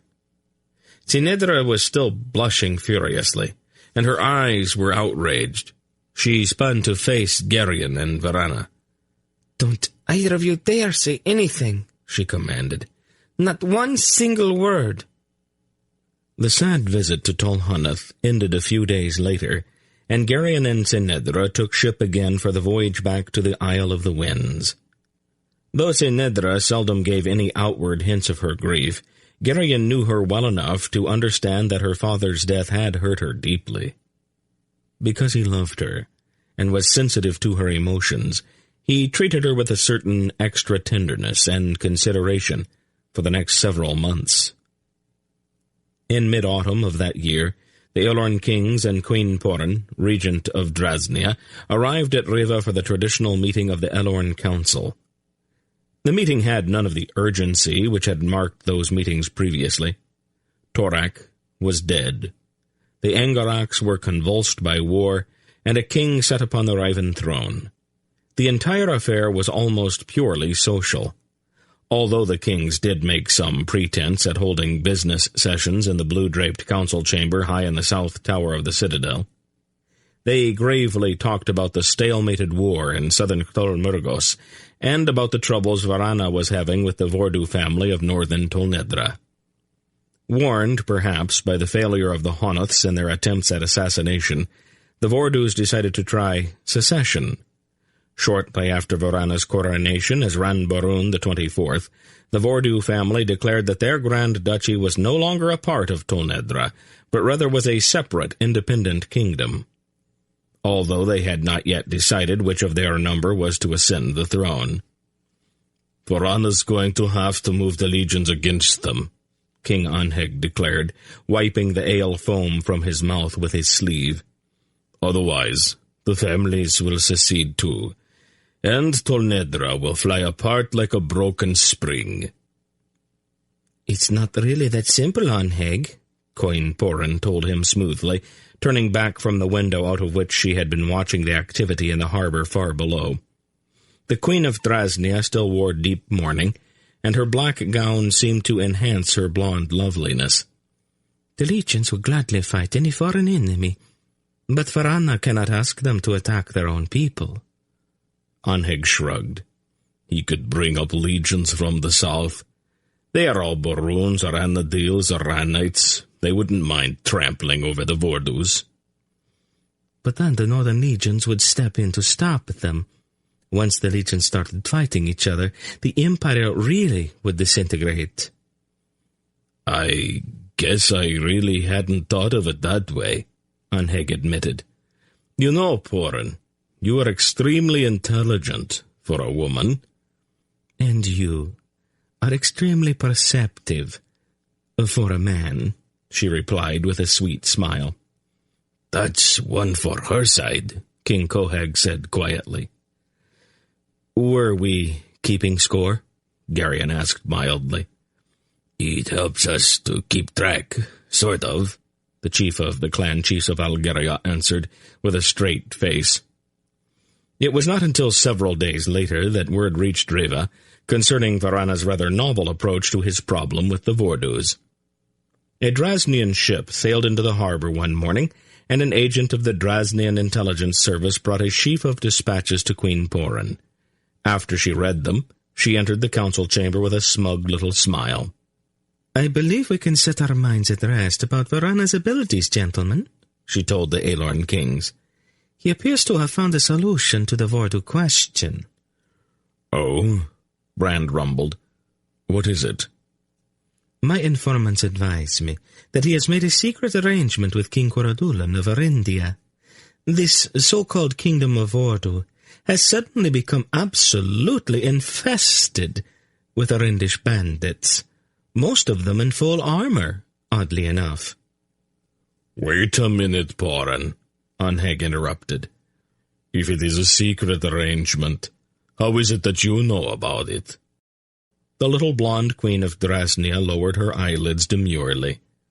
"Why, Anheg, dear, aren't you aware of the fact that I know everything?" "Another one for her side," King Kohag said to Garion. "I'd say so, yes," Garion agreed. "At any rate," the Drasnian queen continued, "there are now whole battalions of brainless young Mimbrate knights in Vordu, all posing as bandits and plundering and burning at will. The Vordus don't have what you would call an army, so they have been screaming for aid from the legions. My people managed to get their hands on a copy of Varana's reply." She unfolded a document. "To the government of the Kingdom of Vordu," she read, "Greetings. Your recent appeal for help came as a great surprise to me. Surely the esteemed gentlemen in Tol Vordu would not want me to violate the sovereignty of their newly established kingdom by sending Tolnedran legions across their borders to deal with a few Arindish brigands. The maintenance of public order is the paramount responsibility of any government, and I would not dream of intruding my forces into so fundamental an area. To do so would raise grave doubts in the minds of reasonable men the world over as to the viability of your new state. I do, however, send you my best wishes in your efforts to deal with what is, after all, a strictly internal matter." Anheg began to laugh, pounding his heavy fist on the table in his glee. "I think that calls for a drink," he chortled. "I think it might call for several," Garion agreed. "We can toast the efforts of the Vordus to maintain order." I trust you gentlemen will excuse me then, Queen Porin said. No mere woman could ever hope to compete with the King of Aloria when it comes to really serious drinking. Of course, Porin, Anheg agreed magnanimously. We will even drink your share for you. Oh, you're too kind, she murmured, and then withdrew. Much of the evening that followed was lost in a hazy fog of ale fumes for Geryon. He seemed to remember weaving down a corridor with Anheg on one side and Brand on the other. The three of them had their arms about one another's shoulders, and they staggered in a peculiar kind of unison. He also seemed to remember that they were singing. When he was sober, Geryon never sang. That night, however, it seemed like the most natural and enjoyable thing in the world. He had not been drunk before. Aunt Paul had always disapproved of drinking, and as he did in most things, he deferred to her opinions about the matter. Thus he was totally unprepared for the way he felt the next morning. Tinedra was unsympathetic, to say the very least. Like every woman who has ever lived since the beginning of time, she smugly enjoyed her husband's suffering. I told you that you were drinking too much, she reminded him. Please don't, he said, holding his head between his hands. It's your own fault, she smirked. Just leave me alone, he begged. I'm trying to die. Oh, I do not think you'll die, Geryon. You might wish you could, but you won't. Do you have to talk so loud? We all just loved your singing, she congratulated him brightly. I actually think you invented notes that did not even exist before. Geryon groaned and once more buried his face between his trembling hands. The Elorn Council lasted for perhaps another week. It might have continued longer had not a savage autumn storm announced with a howling gale that it was time for the assembled guests to return to the mainland while the Sea of the Winds was still navigable. Not too many days later, Brand, the tall, aging Raven warder, requested a private audience with Geryon. It was raining gustily outside, and sheets of water intermittently clawed at the windows of Geryon's study as the two men sat down in comfortable chairs across the table from each other. "May I speak frankly, Belgerion?" the big, sad-eyed man asked him.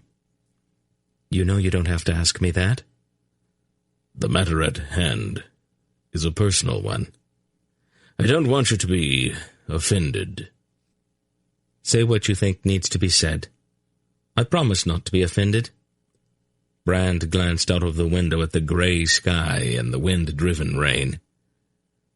"Belgerion, it has been almost 8 years now since you married Princess Tinedra." Geryon nodded. "I'm not trying to intrude on your privacy, but the fact that your wife has not yet produced an heir to the throne is, after all, a state matter." Geryon pursed his lips. "I know that you and Anheg and the others are very concerned. I think your concern is premature, though." 8 years is a long time, Belgerion. We all know how much you love your wife. We are all fond of her." Brand smiled briefly. "Even though she is a little difficult at times." "Oh, you've noticed." "We followed her willingly to the battlefield at Tulmardu, and probably would again if she asked us to. But I think we had better face the possibility that she may be barren." "I am positive that she is not," Geryon said firmly. "Then why isn't she having children?" Geryon could not answer that. "Belgerion, the fate of this kingdom, and of all Aloria, hangs on your weakest breath. There is virtually no other topic of conversation in all of the northern kingdoms." "I didn't know that," Geryon admitted. "Grodeg and his henchmen were virtually wiped out at Tulmardu, But there has been a resurgence of the bear cult in remote parts of Skerek, Dresnia, and Bulgaria. You knew that, didn't you?" Garion nodded. "And even in the cities there are those elements that sympathize with the cult's aims and beliefs. Those people were not happy that you chose a Tolnedran princess for your wife. Rumors are already abroad that Senedra's inability to have children is a sign of Balar's disapproval of your marriage to her." "That's a superstitious bit of nonsense," Garion scoffed. "Of course it is. But if that kind of thinking begins to take hold, it is ultimately going to have some unpleasant effects. Other elements in Aelorn society, friendly to you, are very concerned about it. To put it bluntly, there's a rather widely held opinion that the time has come for you to divorce Senedra." "What?" "You do have that power, you know. The way they all see it, the best solution might be for you to put aside your barren Tolnedran queen and take some nice, fertile Aelorn girl who will present you with babies by the dozen." "That is absolutely out of the question," Garion replied hotly. "I won't do it. Didn't those idiots ever hear about the Accords of Omimbre? Even if I wanted to divorce Tenedra, I couldn't. Our marriage was agreed upon 500 years ago." "The bear cult feels that the arrangement was forced on the Aelorns by Belgarath and Polgra.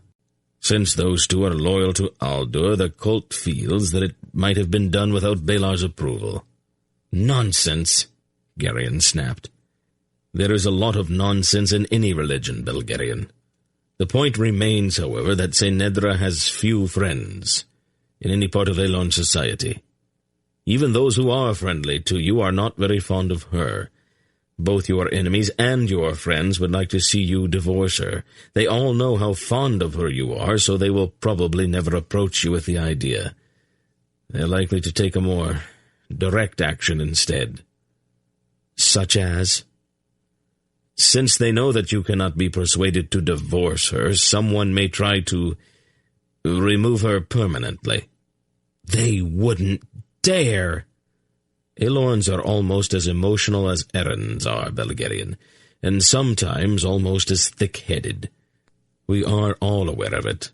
Anheg and Kohag both urged me to warn you about this possibility, and Porin has put whole platoons of her spies to work on it, so that we will at least have some advance warning if someone starts plotting against the Queen." "And just where do you stand in this, Brand?"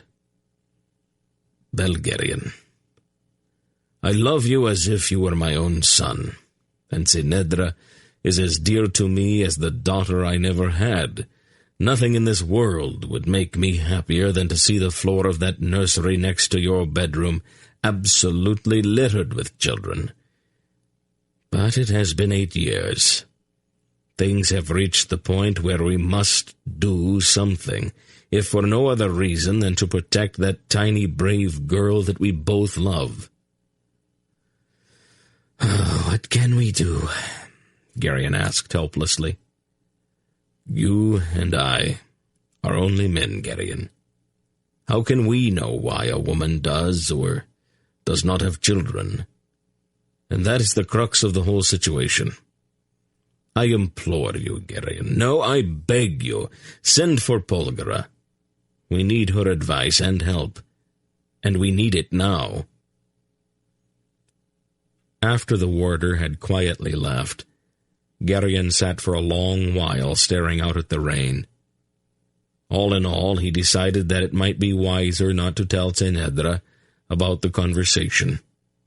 He did not want to frighten her with talk of assassins lurking in the dim corridors, and any hint that political expediency might compel consideration of a divorce would not be well received. After careful thought, he concluded that the best course would be just to keep his mouth shut and send for Aunt Paul. Unfortunately, he had forgotten something rather important. When he entered the cheery, candlelit royal apartment that evening, he wore a carefully assumed smile designed to indicate that nothing untoward had happened during the day. The frosty silence which greeted him should have warned him. Even had he missed that danger sign, he certainly should have noticed the scars on the door and the broken shards of several vases and assorted porcelain figurines that lay in the corners where they had been missed in the hasty cleanup following an explosion of some sort. The Rivan King, however, sometimes tended to be slightly unobservant. "Good evening, dear," he greeted his icy little wife in a cheerful voice. "Really?" "How did your day go?" She turned to regard him with a look filled with daggers. "How can you possibly have the nerve to ask me that?" Geryon blinked. "Tell me, just when is it that I am to be put aside, so that my lord can marry the blonde-headed brood sow who's going to replace me in the lord's bed and fill the entire citadel with litters of runny-nosed Elon brats?" "How?"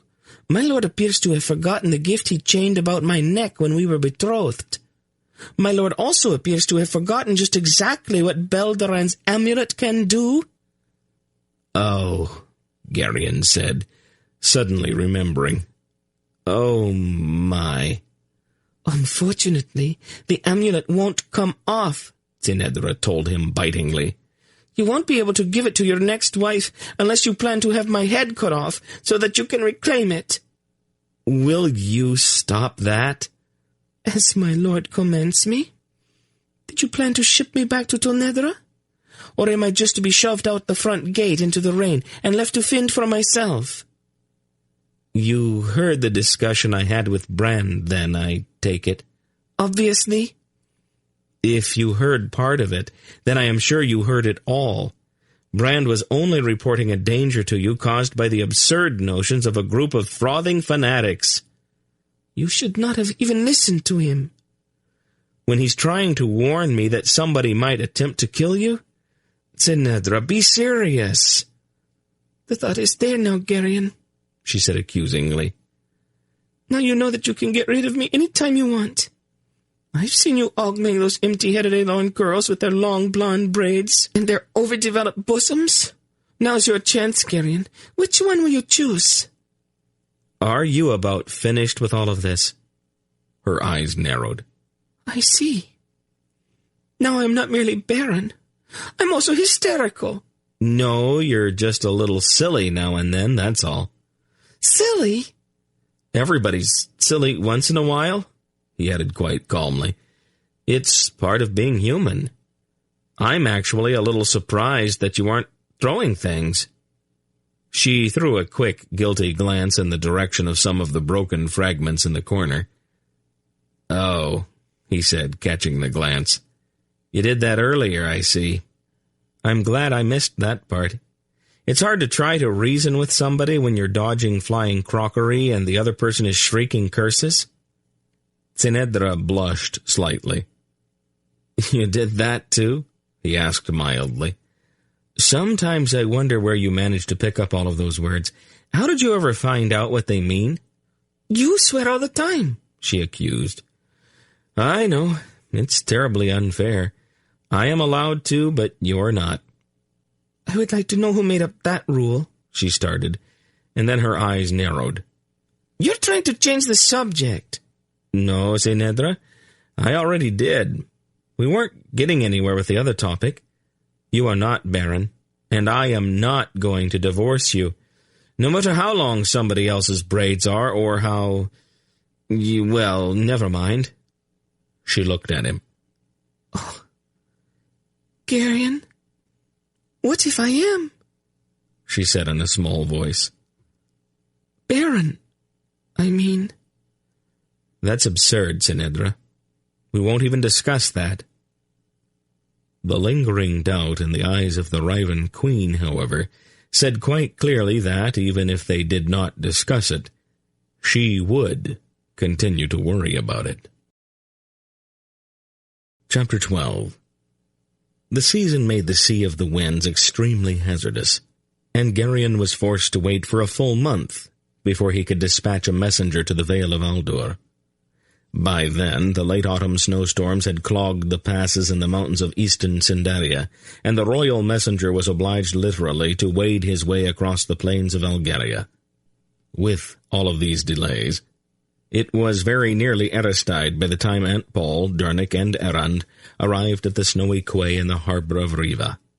Dernick admitted to Geryon that it had only been a chance meeting with the wayward Captain Greldick, who feared no storm that any sea could hurl at him, that had made the trip possible at all. Polgara spoke briefly with the vagabond seaman before they began the long climb up to the citadel, and Geryon noted with some surprise that Greldick slipped his hawsers immediately and sailed back out to sea. Polgara seemed quite unconcerned about the gravity of the problem that had impelled Geryon to send for her. She spoke with him only a couple of times about it, asking a few rather direct questions that set his ears to flaming. Her discussions with Tenedra were a bit more lengthy, but only slightly so. Geryon received the distinct impression that she was waiting for someone or something before proceeding. The Aristide celebration at Riva that year was somewhat subdued. Although it was very pleasant to have Polgara, Dernick, and Errand with them to join in the festivities, Geryon's concern over the problem Brand had raised dampened his enjoyment of the holiday. Several weeks afterward, Geryon entered the royal apartment one snowy mid-afternoon to find Polgara and Tenedra seated by a cozy fire, sipping tea and chatting together quietly. The curiosity which had been growing in him since the arrival of his visitors finally boiled to a head. "Aunt Paul," he began. "Yes, dear." "You have been here for almost a month now." Has it been that long? The time certainly passes quickly when you're with people you love." "There is still this little problem, you know." "Yes, Geryon," she replied patiently. "I'm aware of that." "Are we doing anything about it?" "No," she said placidly. "Not yet, anyhow." "Well, it is sort of important, Aunt Paul. I don't want to seem to be trying to rush you or anything, but—" He broke off helplessly. Polgara rose from her chair, went to the window, and looked out at the small private garden just outside. The garden was clogged with snow, and the pair of intertwined oak trees Tenedra had planted there at the time of her betrothal to Geryon were bowed slightly beneath the weight on their limbs. "One of the things you will learn as you grow older, Geryon," she said to him gravely, looking out at the snowy garden, "is patience. Everything has its proper season. The solution to your problem is not all that complicated, but it is not the proper time to come to grips with it yet." "I don't understand that at all, Aunt Paul." "Then you will just have to trust me, won't you?" "Well, of course I trust you, Aunt Paul. It's just—" "Just what, dear?" "Nothing." It was late winter before Captain Greldick returned from the south.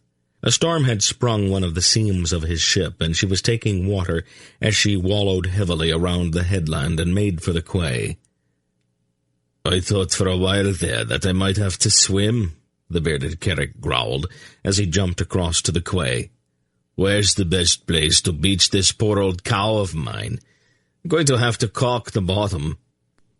"Most sailors use that inlet over there," Geryon replied, pointing. "I hate to beach a ship in the winter," Greldick said bitterly. "Is there some place where I can get a drink?" "Up at the Citadel," Geryon offered. "Thanks. Oh, I brought that visitor that Polgara wanted." "Visitor?" Greldick stepped back, squinted at his ship to determine the location of the aft cabin, then went over and kicked the planking several times. "We're here," he bellowed. He turned back to Geryon. "I really hate to sail with women on board. I'm not superstitious, but sometimes I really think they do bring bad luck. And you've always got to watch your manners." "You have a woman on board?" Geryon asked curiously. Greldick grunted sourly. "Pretty little thing. She seems to expect deferential treatment, and when your whole crew is busy bailing seawater out of your bilges, you don't have that much time for that." "Hello, Geryon," a light voice said from up on the deck. "Zira?" Geryon stared up into the small face of his wife's cousin. "Is that really you?" "Yes, Geryon," the red-haired dryad replied calmly. She was bundled up to the ears in thick, warm furs, and her breath steamed in the frosty air. "I got here as quickly as I could when I received Lady Polgara's summons." She smiled sweetly down at the sour-faced Greldick. "Captain," she said, "could you have some of your men bring those spades along for me?" "Dirt," Greldick snorted. "I sailed 2,000 leagues in the dead of winter to carry one small girl, 2 casks of water, and 4 bales of dirt." "Loam, Captain," Zera corrected meticulously. "Loam. There is a difference, you know." "I am a sailor," Greldick said. "To me, dirt is dirt." "Whatever you wish, Captain," Zera said winsomely. "Now do be a dear and have the bales carried up to the citadel for me, and I'll need the casks as well." Grumbling, Captain Greldick gave the orders. Tinedra was ecstatic when she learned that her cousin had arrived in Riva. The two of them flew into each other's arms and dashed off immediately to find Polgara. "They're very fond of each other, aren't they?" Dernick observed. The smith was dressed in furs and wore a pair of well-tarred boots. Shortly after his arrival, despite the fact that it was the dead of winter, Dernick had discovered a large swirling pool in the river that dropped out of the mountains and ran just to the north of the city. With astounding self-restraint, he had actually stared at that ice-rimmed pool for a full 10 minutes before going in search of a fishing pole. Now he happily spent most of each day probing those dark, churning waters with a waxed line and a bright lure in search of the silvery-sided salmon that lurked beneath the turbulent surface. The closest Geryon had ever seen his Aunt Paul actually come to scolding her husband had been on the day when she had intercepted him on his way out of the citadel into the very teeth of a screaming blizzard, whistling and with his fishing pole over his shoulder. "What am I supposed to do with all of this?" Greldick demanded, pointing at the 6 burly sailors who had carried Zera's bales and casks up the long stairway to the grim fortress brooding over the city. "Oh, just have your men put them over there." He pointed toward a corner of the antechamber that they had just entered. "I'll find out what the ladies want done with them later." Greldick grunted. "Good." Then he rubbed his hands together. "Now, about that drink." Geryon did not have the faintest idea what his wife and her cousin and Polgara were up to. Most of the time, their conversations broke off as soon as he entered the room. To his astonishment, the 4 bales of loam and the 2 casks of what seemed to be water were stacked rather untidily in one corner of the royal bedroom. Tinedra adamantly refused to explain, but the look she gave him when he asked why they needed to be so close to the royal bed was not only mysterious, but actually faintly naughty. It was perhaps a week or 2 after Zera's arrival that a sudden break in the weather brought the sun out, and the temperature soared up to almost freezing. Shortly before noon, Geryon was in conference with the Drasnian ambassador when a wide-eyed servant hesitantly entered the royal study. "Please, your majesty," the poor man stammered. "Please forgive me interrupting, but Lady Polgara told me to bring you to her at once. I tried to tell her that we don't bother you when you're busy, but she sort of insisted." "You had better go to see what she wants, your majesty," the Drasnian ambassador suggested. "If the Lady Polgara had just summoned me, I would be running toward her door already." "You don't really have to be afraid of her, Margrave," Geryon told him. "She wouldn't actually hurt you." "That is a chance that I'd prefer not to take, your majesty. We can talk about the matter we were discussing some other time." Frowning slightly, Geryon went down the hall to the door of Aunt Paul's apartment. He tapped gently, and then went in. "Ah, there you are," she said crisply. "I was about to send another servant after you." She wore a fur-lined cloak with a deep hood pulled up until it framed her face. Tinedra and Zera, similarly garbed, were standing just behind her. "I want you to go and find Dernick. He's probably fishing. Find him and bring him back to the citadel. Get a shovel and a pick from some place, and then bring Dernick and the tools to that little garden just outside your apartment window." He stared at her. She made a kind of flipping motion with one hand. "Quickly, Geryon, quickly, quickly. The day is wearing on." "Yes, Aunt Paul," he said, without even thinking. He turned and went back out, half running.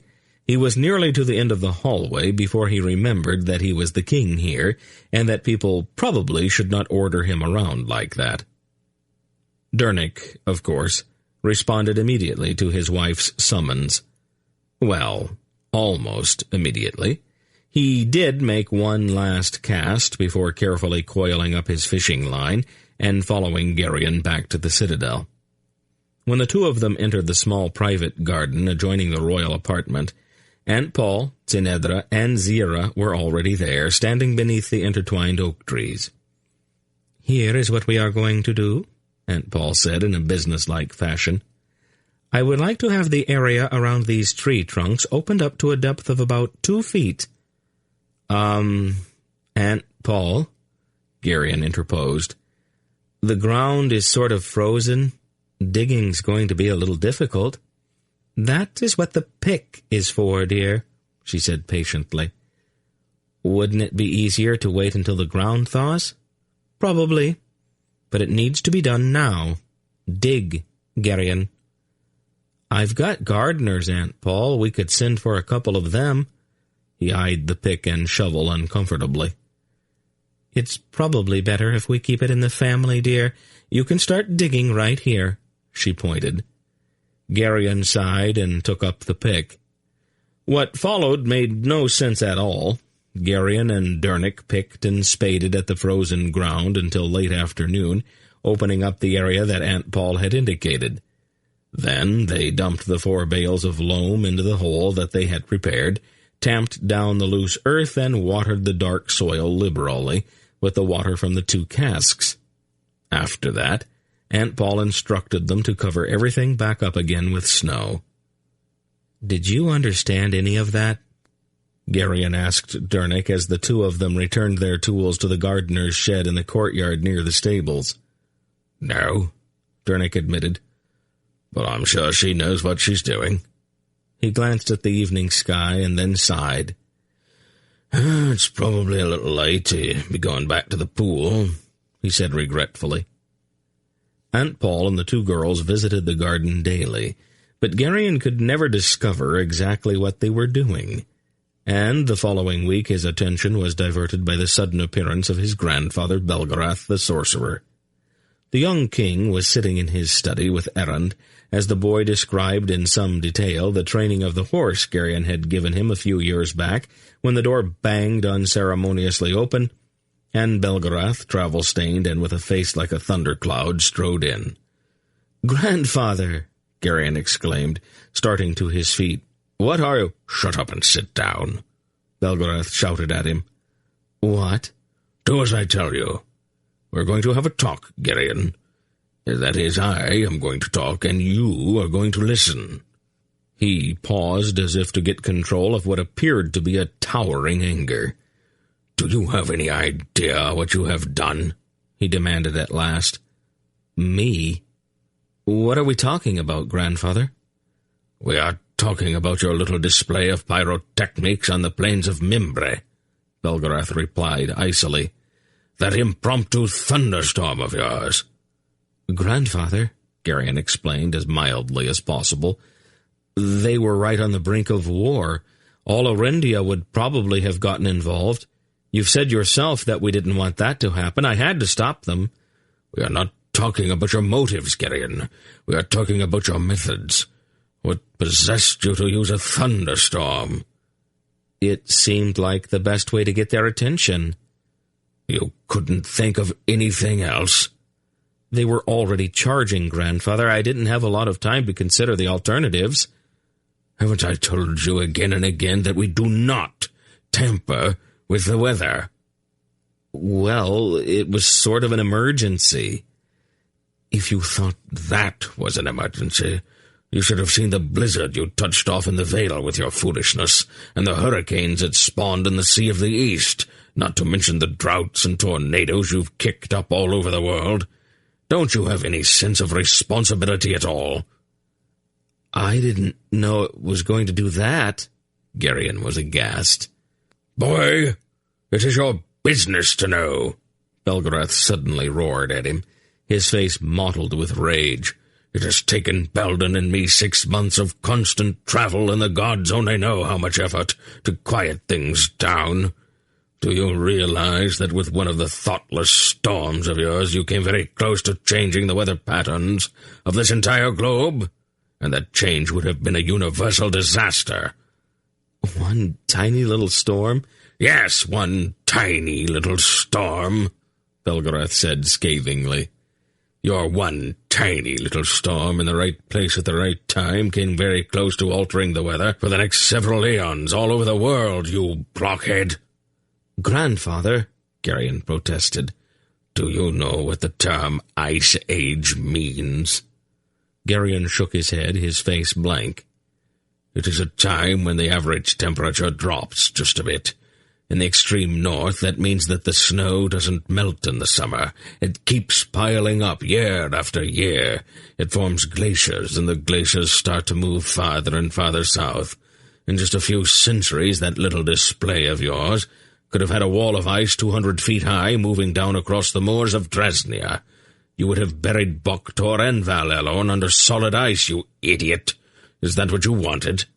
Well, of course not, Grandfather. I honestly didn't know. I wouldn't have started it if I'd have known. Oh, that would have been a great comfort to the millions of people you very nearly entombed in ice. Belgarath retorted with vast sarcasm. Don't ever do that again. Don't even think about putting your hands on something until you are absolutely certain you know everything there is to know about it. Even then, it is best not to gamble. But you and Aunt Paul called down the rainstorm in the woods of the Dryads, Geryon pointed out defensively. We knew what we were doing, Belgarath almost screamed. There was no danger there. With an enormous effort, the old man got control of himself. Don't ever touch the weather again, Geryon.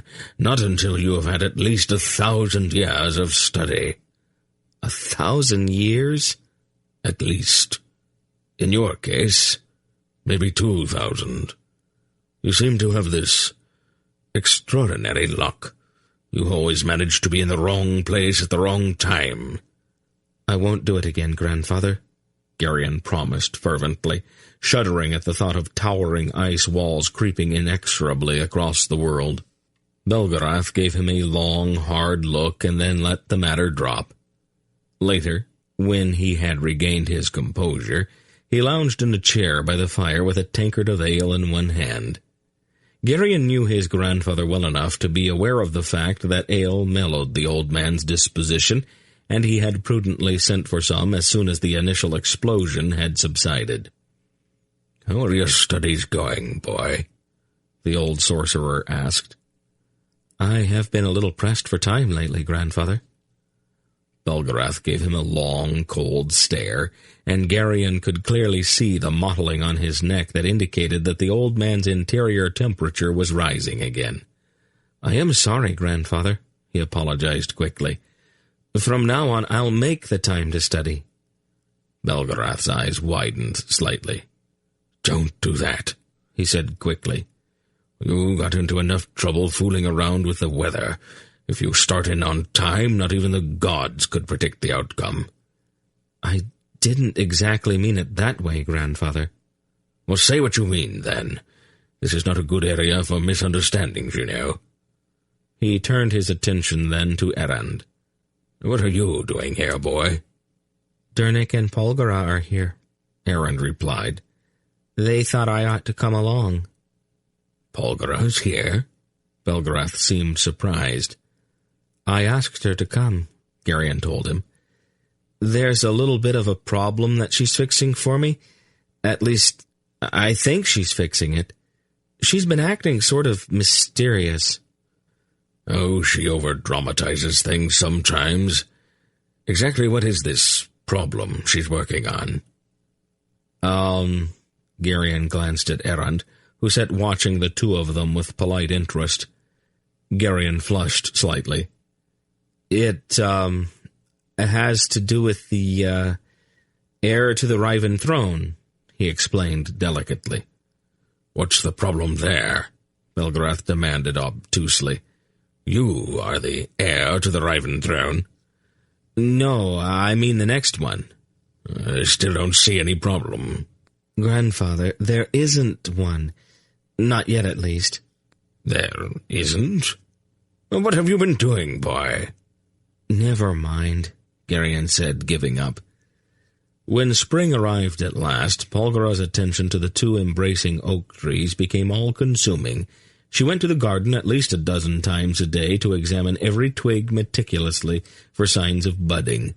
When at last the twig ends began to swell, a look of strange satisfaction became apparent on her face. Once again, she and the two young women, Tinedra and Zira, began puttering in the garden. Garion found all of these botanical pastimes baffling, even a little irritating. He had, after all, asked Aunt Paul to come to Riva to deal with a much more serious problem. Zira returned home to the Wood of the Dryads at the first break in the weather. Not long afterward, Aunt Paul calmly announced that she and Dernick and Erend would also be leaving soon. "We will take father with us," she declared, looking disapprovingly over at the old sorcerer, who was drinking ale and bantering outrageously with Bran's niece, the blushing Lady Errol. "Aunt Paul," Garion protested, "what about that little, difficulty Tinedra and I were having?" "What about it, dear?" "Aren't you going to do something about it?" "I did, Garion," she replied blandly. "Aunt Paul, you spent all of your time in that garden." "Yes, dear, I know." Garion brooded about the whole matter for several weeks after they had all left. He even began to wonder if he had somehow failed to explain fully the problem, or if Aunt Paul had somehow misunderstood. When spring was in full flower, and the meadows rising steeply behind the city had turned bright green, touched here and there with vibrantly colored patches of wildflowers, Tinedra began behaving peculiarly. He frequently found her seated in the garden, looking with an odd and tender expression at her oak trees, and quite often she was gone from the citadel entirely, to return at the end of the day in the company of Lady Errol, all bedecked with wildflowers. Before each meal she took a sip from a small silver flagon and made a dreadful face. "What is that you're drinking?" he asked her curiously one morning. "It is a sort of tonic," she replied, shuddering. "It has oak buds in it, and it tastes absolutely vile." "Aunt Paul made it for you." "How did you know that?" "Her medicines always taste awful." She said absently. Then she gave him a long look. "Are you going to be very busy today?" "Not really. Why?" "I thought we might stop by the kitchen and pick up some meat and bread and cheese and then go spend a day out in the forest." "In the forest? What for?" "Garion," she said almost crossly, "I have been cooped up in this dreary old castle all winter.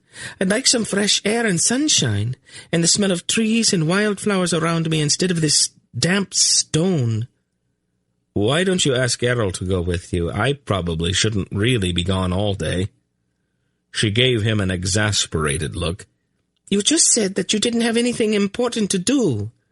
"Well, you never know. Something might come up." "It can wait," she said from between clenched teeth.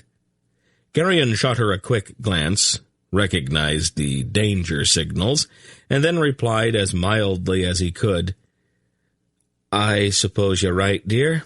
I don't see any reason why we shouldn't have a little outing together. We could ask Errol and maybe Cale if they'd like to join us." "No, Garion," she said quite firmly. "No?" "Definitely not." And so it was that shortly after breakfast, the Raven King, hand in hand with his little queen, left the citadel with a well-stocked basket, crossed the broad meadow behind the city, and strolled into the sunlight-dappled shade beneath the evergreens that mounted steeply toward the glistening snow-capped peaks that formed the spine of the island. Once they entered the woods, all traces of discontent dropped away from Tinedra's face. She picked wildflowers as they wandered among the tall pines and firs, and wove them into a garland for herself. The morning sun slanted down through the limbs high overhead, dappling the mossy forest floor with golden light and blue shadow. The resinous smell of the tall evergreens was a heady perfume, and birds swooped and spiraled among the tall column-like trunks, caroling to greet the sun. After a time, they found a glade, a mossy, open clearing embraced by the trees, where a brook gurgled and murmured over shining stones to drop into a gleaming forest pool, and where a single soft-eyed deer stood to drink. The deer raised her head from the water, swirling about her delicate brown legs, looked at them quite unafraid, and then picked her way back into the forest, her hooves clicking on the stones and her tail flicking. "Oh, this is just perfect," Tinedra declared, with a soft little smile on her face. She sat on a round boulder and began to unlace her shoes. Geryon put down the basket and stretched, feeling the cares of the past several weeks slowly draining out of him. "Oh, I am glad you thought of this," he said, sprawling comfortably on the sun-warmed moss. "It is really very good to be here. It's a good idea." "Naturally," she said. "All of my ideas are good ones." "Well, I don't know if I'd go that far." Then a thought occurred to him. "Tinedra." "What?" "I've been meaning to ask you something. All the dryads have names that begin with an X, don't they? Zira, Xantha, like that." "It is our custom," she replied, continuing to work on her shoelaces. "Why doesn't yours, then? Begin with an X, I mean." "It does." She pulled off one of the shoes. "The Netherlands just pronounce it a little differently, that's all. So they spell it that way. Dryads don't read or write very much, so they don't worry too much about spelling." Ixnedra? "Well, that's fairly close. Make the X a little softer, though." "You know, I've been wondering about that for the longest time." "Why didn't you ask, then?" "I don't know. I just never got around to it." "There is a reason for everything, Geryon. But you'll never find out if you don't ask." "Now you sound just like Aunt Paul." "Yes, dear, I know." She smiled at him, pulled off her other shoe, and wriggled her toes contentedly. "Why barefoot?" he asked idly. "I like the feel of the moss on my feet. And I think that in a little bit I might go swimming." "It's too cold.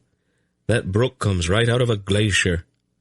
"A little cold water won't hurt me," she shrugged. Then, almost as if responding to a dare, she stood up and began to take off her clothes. "Tinedra, what if someone comes along?" She laughed a silvery little laugh. "So what if they do? I'm not going to soak my clothes just for the sake of propriety. Don't be such a prude, Geryon." "Well, it's not that, it's..." "It's what?" "Never mind." She ran on light feet into the pool, squealing delightedly as the icy water splashed up around her. With a long, clean dive, she disappeared beneath the surface of the pool, swam to the far side, where a large mossy log angled down into the crystal-clear water, and surfaced with streaming hair and an impish grin. "Well?" "Well, what?" "Aren't you coming in?" "Of course I'm not." "Is the mighty overlord of the West afraid of cold water?" "The mighty overlord of the West has better sense than to catch cold for the sake of a little splashing around." "Geryon, you are getting positively stodgy. Take off your crown and relax." "I'm not wearing my crown." "Take off something else, then." "Tinedra!" She laughed another silvery peal of laughter, and began kicking her bare feet, sending up showers of sparkling water drops that gleamed like jewels in the mid-morning sunlight. Then she lay back, and her hair spread like a deep copper fan upon the surface of the pool. The garland of flowers she had woven for herself earlier had come apart as a result of her swimming, and the individual blossoms floated on the water, bobbing in the ripples. Geryon sat on a mossy hummock with his back resting comfortably against a tree trunk. The sun was warm, and the smell of trees and grass and wildflowers filled his nostrils. A breeze carrying the salt tang of the sea sighed among the green limbs of the tall fir trees surrounding the little glade, and golden sunlight fell in patches on the floor of the forest. An errant butterfly, its patterned wings a blaze of iridescent blue and gold, flitted out from among the tall tree trunks into the sunlight.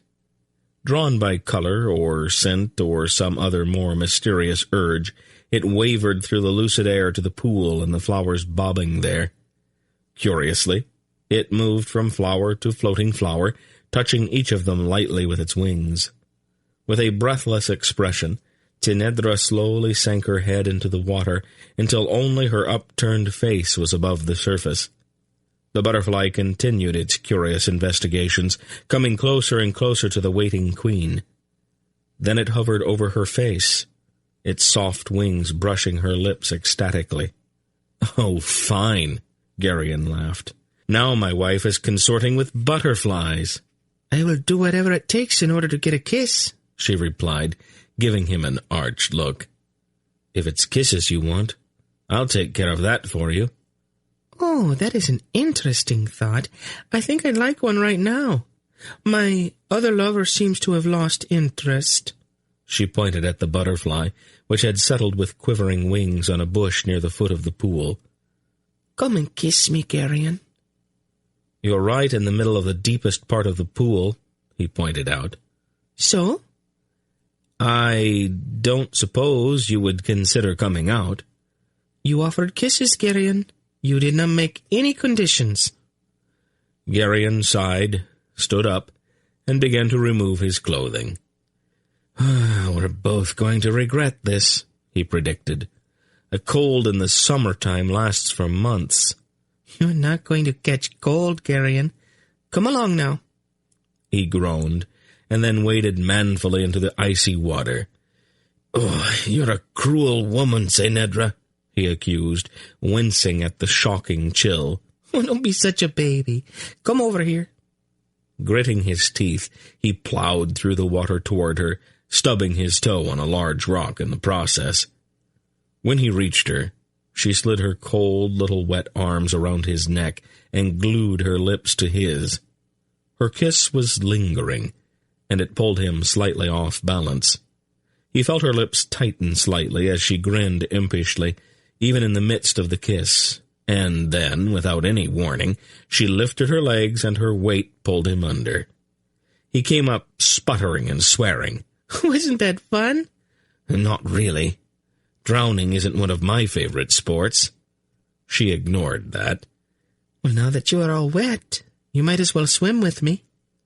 They swam together for about a quarter of an hour, and then emerged from the pool, shivering and with their lips turning blue. "Oh, make a fire, Geryon," Tinedra said through chattering teeth. "I didn't bring any tinder, nor a flint." "Well, do it the other way, then." "What other way?" "You know." She made a sort of mysterious gesture. "Oh, I forgot about that." "Hurry, Geryon, I'm freezing." He gathered some twigs and fallen branches, cleared a space in the moss, and concentrated his will on the pile of wood. At first a small tendril of smoke arose, then a tongue of bright orange flame. Within a few minutes a goodly little fire was crackling just beside the moss-covered hummock upon which the shivering Tinedra was huddled. "Oh, that is much better," she said, stretching her hands out to the fire. "You are a useful person to have around, my lord." "Well, thank you, my lady. Would my lady like to consider putting on some clothes?" Not until she is dry, she wouldn't. I hate pulling on dry clothes over wet skin." "Well, let's hope nobody comes along, then. We're not really dressed for company, you know." "You are so conventional, Geryon." "I suppose so," he admitted. "Why don't you come over here beside me?" she invited. "It is much warmer here." He couldn't really think of any reason why he shouldn't. So he joined her on the warm moss. "See? she said, putting her arms about his neck. "Isn't this much nicer?" She kissed him, a serious kind of kiss that made his breath catch in his throat and his heart pound. When she finally released her grip about his neck, he looked around the glade nervously. A fluttering movement near the foot of the pool caught his eye. He coughed, looking slightly embarrassed. "What is the matter?" she asked him. "I think that Butterfly is watching," he said with a slight flush. "That's all right," she smiled, sliding her arms about his neck and kissing him again. The world seemed unusually quiet as spring gently slipped into summer that year. The secession of the Vordoos crumbled under the onslaughts of the armored Membrate brigands, and the Vordoo family finally capitulated, pleading with an almost genuine humility to be readmitted to the Empire. While they were not fond of Arana's tax collectors, they all ran out into the streets to greet his legions as they returned. The news from Tol Murgos was sketchy at best, but it appeared that things in the far south remained at an impasse, with Calzacath's Malloreons holding the plains and Urgot's Murgos firmly entrenched in the mountains. Periodic reports forwarded to Geryon by Drasnian intelligence seemed to indicate that the re-emergent bear cult was doing little more than milling around out in the countryside. Geryon enjoyed this respite from crisis, and since there was no really pressing business, he took to sleeping late, sometimes lying in bed in a kind of luxurious doze until 2 or 3 hours past sunrise. On one such morning about midsummer, he was having an absolutely splendid dream. He and Tinedra were leaping from the loft in the barn at Faldor's farm into the soft hay piled below. He was awakened rather rudely, as his wife bolted from the bed and ran into an adjoining chamber where she was violently and noisily sick. "Tinedra!" he exclaimed, jumping out of the bed to follow her. "What are you doing?" "I'm throwing up," she replied, raising her pale face from the basin she was holding on her knees. "Are you sick?" "No," she drawled sarcastically. "I'm doing it for fun." "I'll get one of the physicians," he said, grabbing up a robe. "Never mind." "But you're sick." "Of course I am, but I don't need a physician." "That doesn't really make any sense, Tinedra. If you're sick, you need a doctor." "I am supposed to be sick." "What?" "Don't you know anything, Geryon? I'll probably get sick every morning for the next several months." "I don't understand you at all, Tinedra." "You are impossibly dense. People in my condition always get sick in the morning." "Condition? What condition?" She rolled her eyes upward, almost in despair.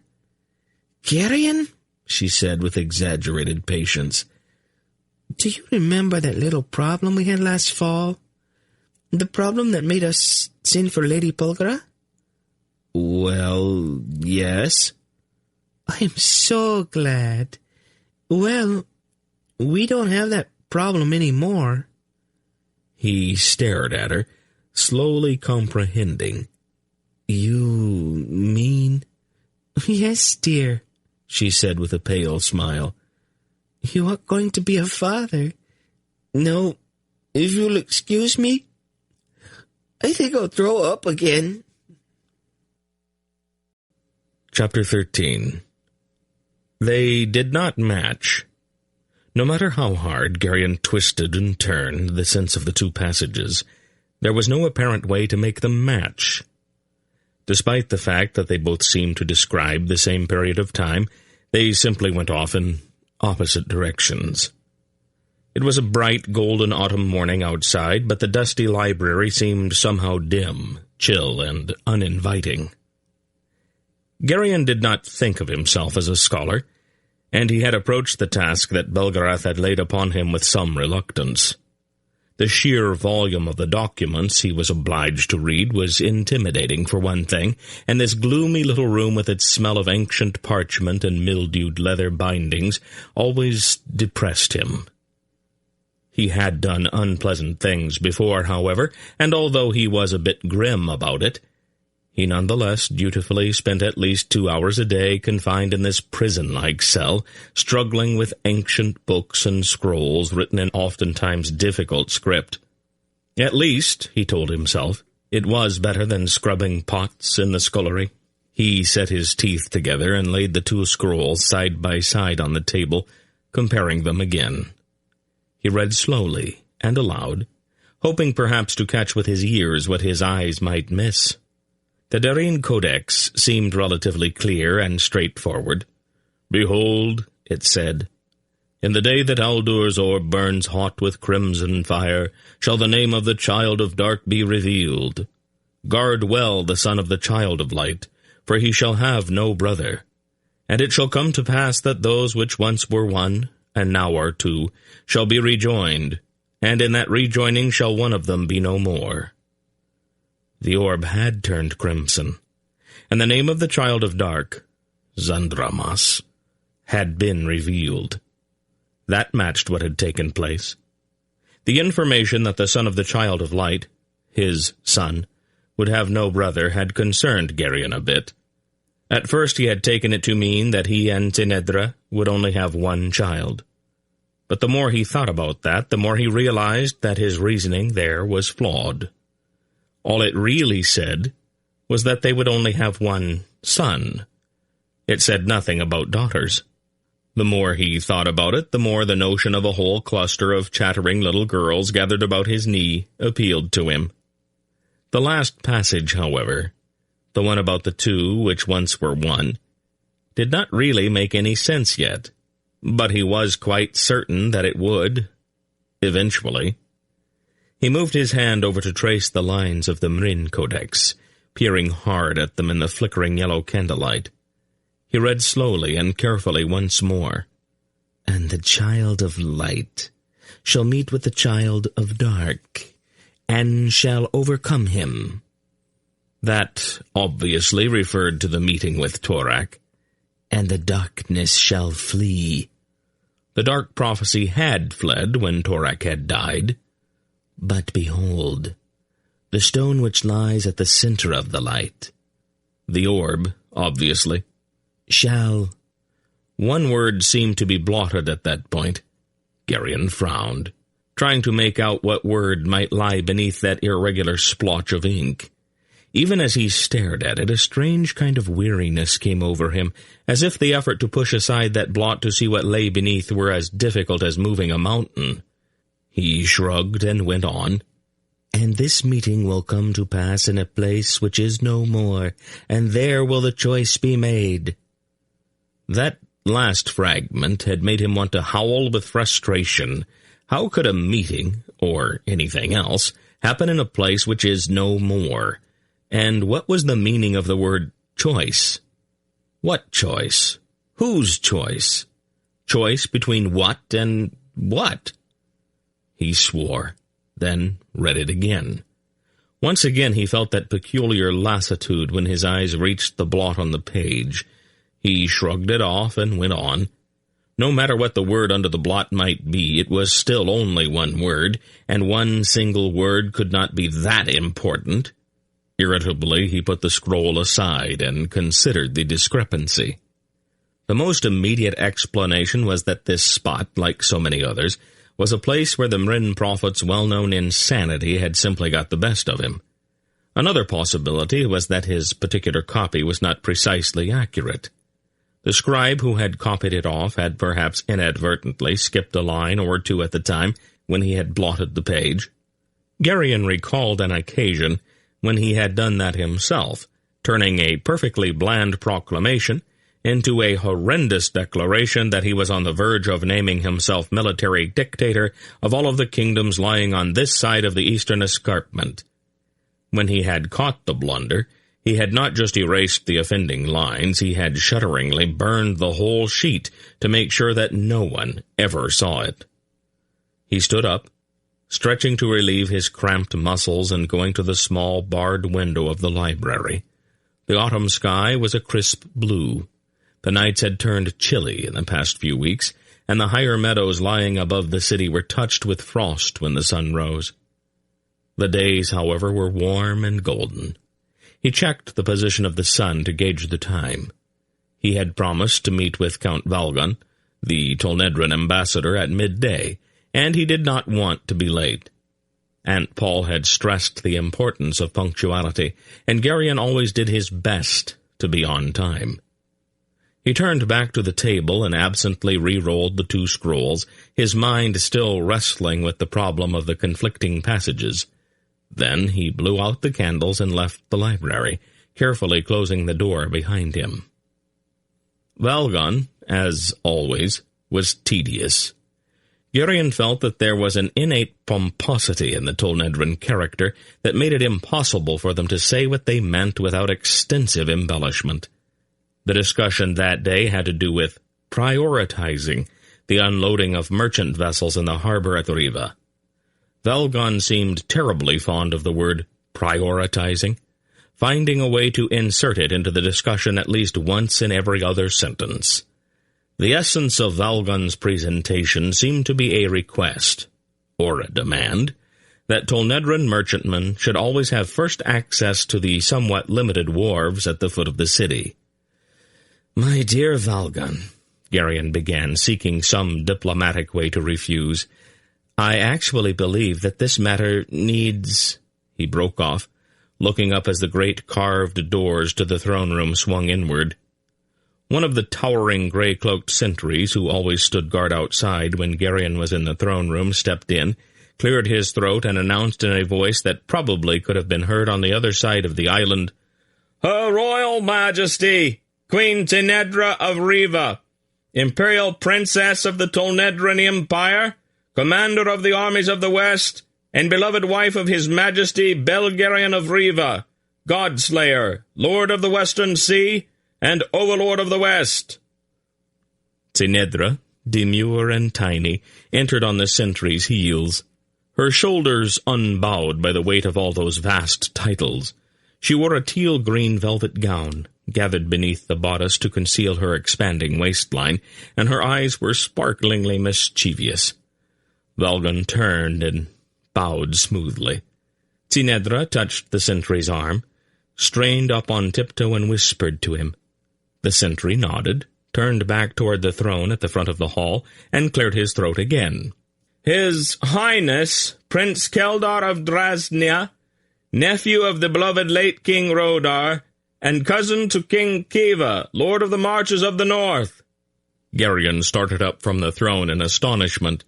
Silk entered grandly. His doublet was a rich pearl gray, his fingers glittered with rings, and a heavy gold chain with a large pendant sapphire hung about his neck. "That's all right, gentlemen," he said to Geryon and Count Valgon with an airy wave of his hand. "You needn't rise." He extended his arm grandly to Tenedra, and the 2 of them came down the broad, carpeted aisle past the 3 glowing fire pits in the floor. "Silk!" Geryon exclaimed. "The very same," Silk replied, with a mocking little bow. "Your Majesty is looking well, considering." "Considering what?" Silk winked at him. "I am quite overwhelmed to meet so famous a merchant prince again," Valgon murmured politely. "Your Highness has become a legend in recent years. Your exploits in the East are the absolute despair of the great commercial houses in Torhaneth." "One has had certain modest success," Silk responded, breathing on a large ruby ring on his left hand, and then polishing it on the front of his doublet. "In your next report, please convey my regards to your new emperor. His handling of the Vordu situation was masterly."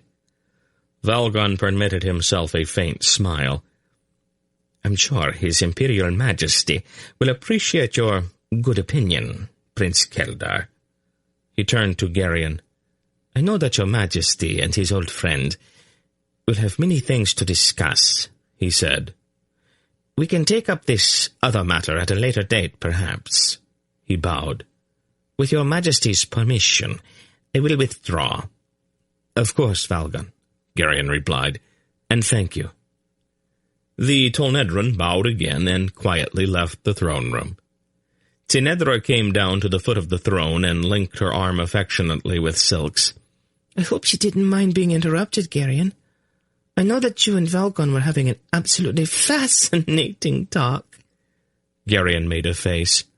What was the idea behind all that formality? He asked curiously. The business with all those titles, I mean. Silk grinned. Oh, that was Senedra's idea.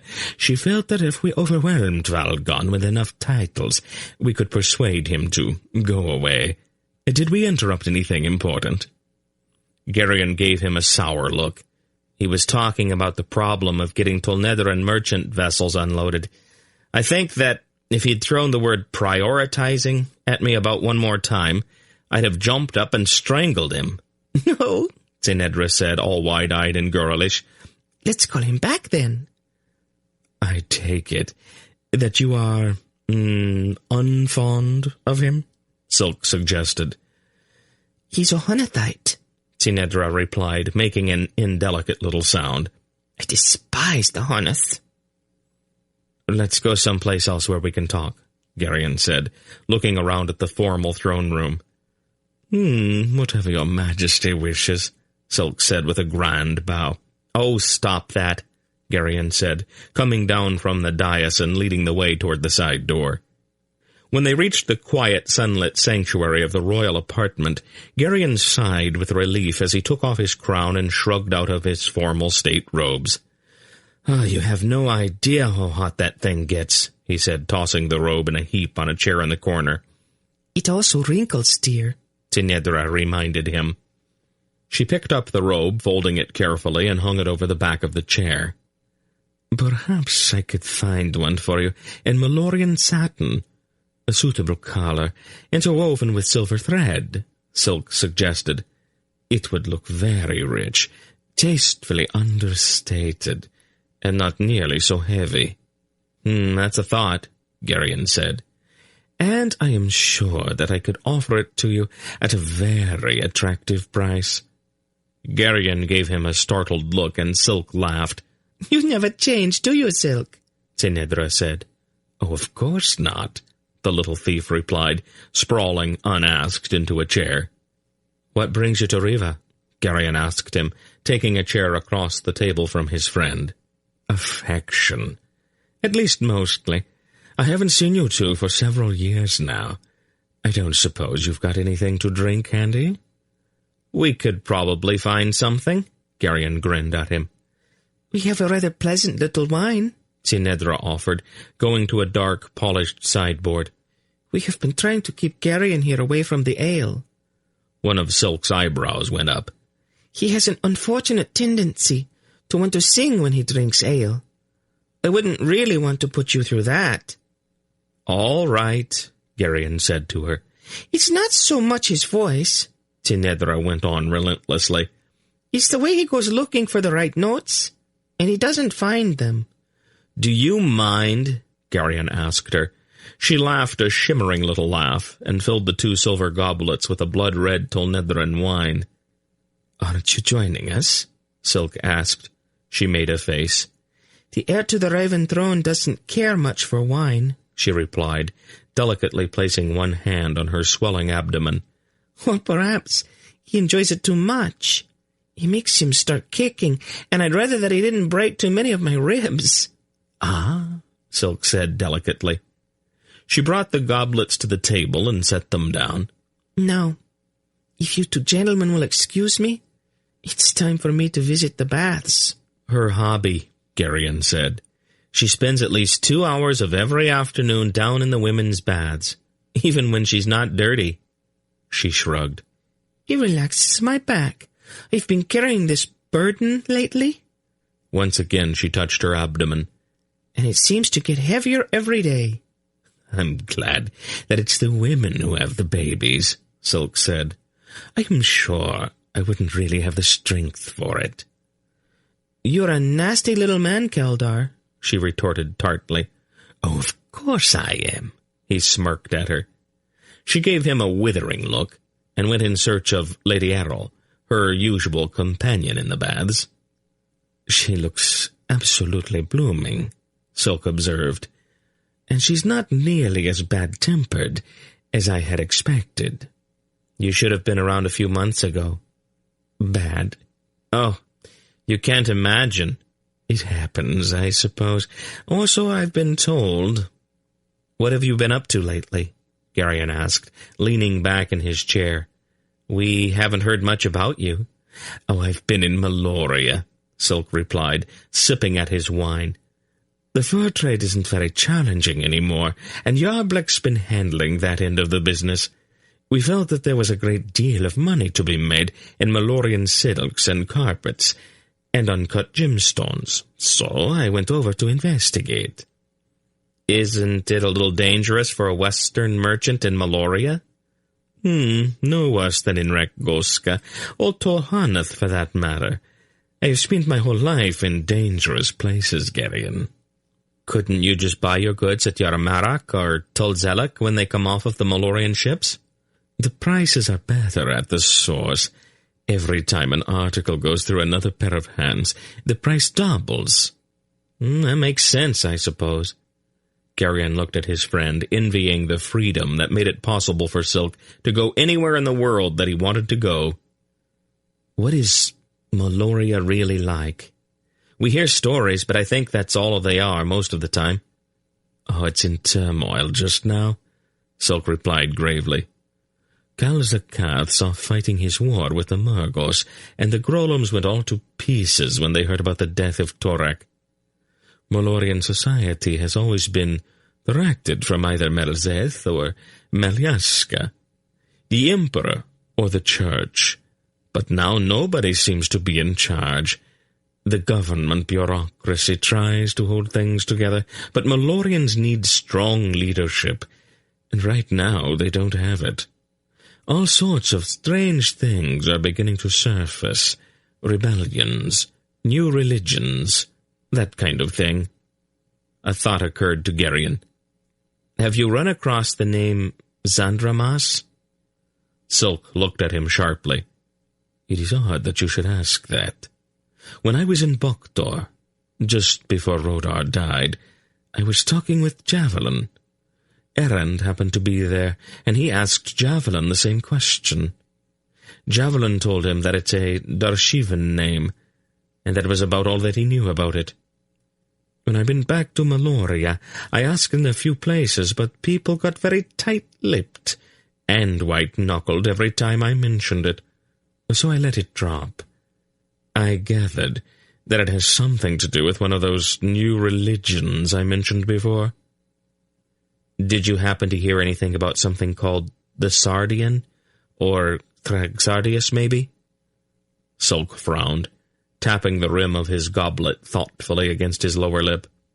It's got a familiar ring to it, but I can't quite put my finger on where I heard it." "If you happen to remember, I would appreciate your telling me anything you can find out about it." Is it important?" "I think it might be. Grandfather and Belden have been trying to track it down." "I've got some contacts in Melzeth and Melcene. When I get back, I'll see what I can find out." "You're going back soon, then?"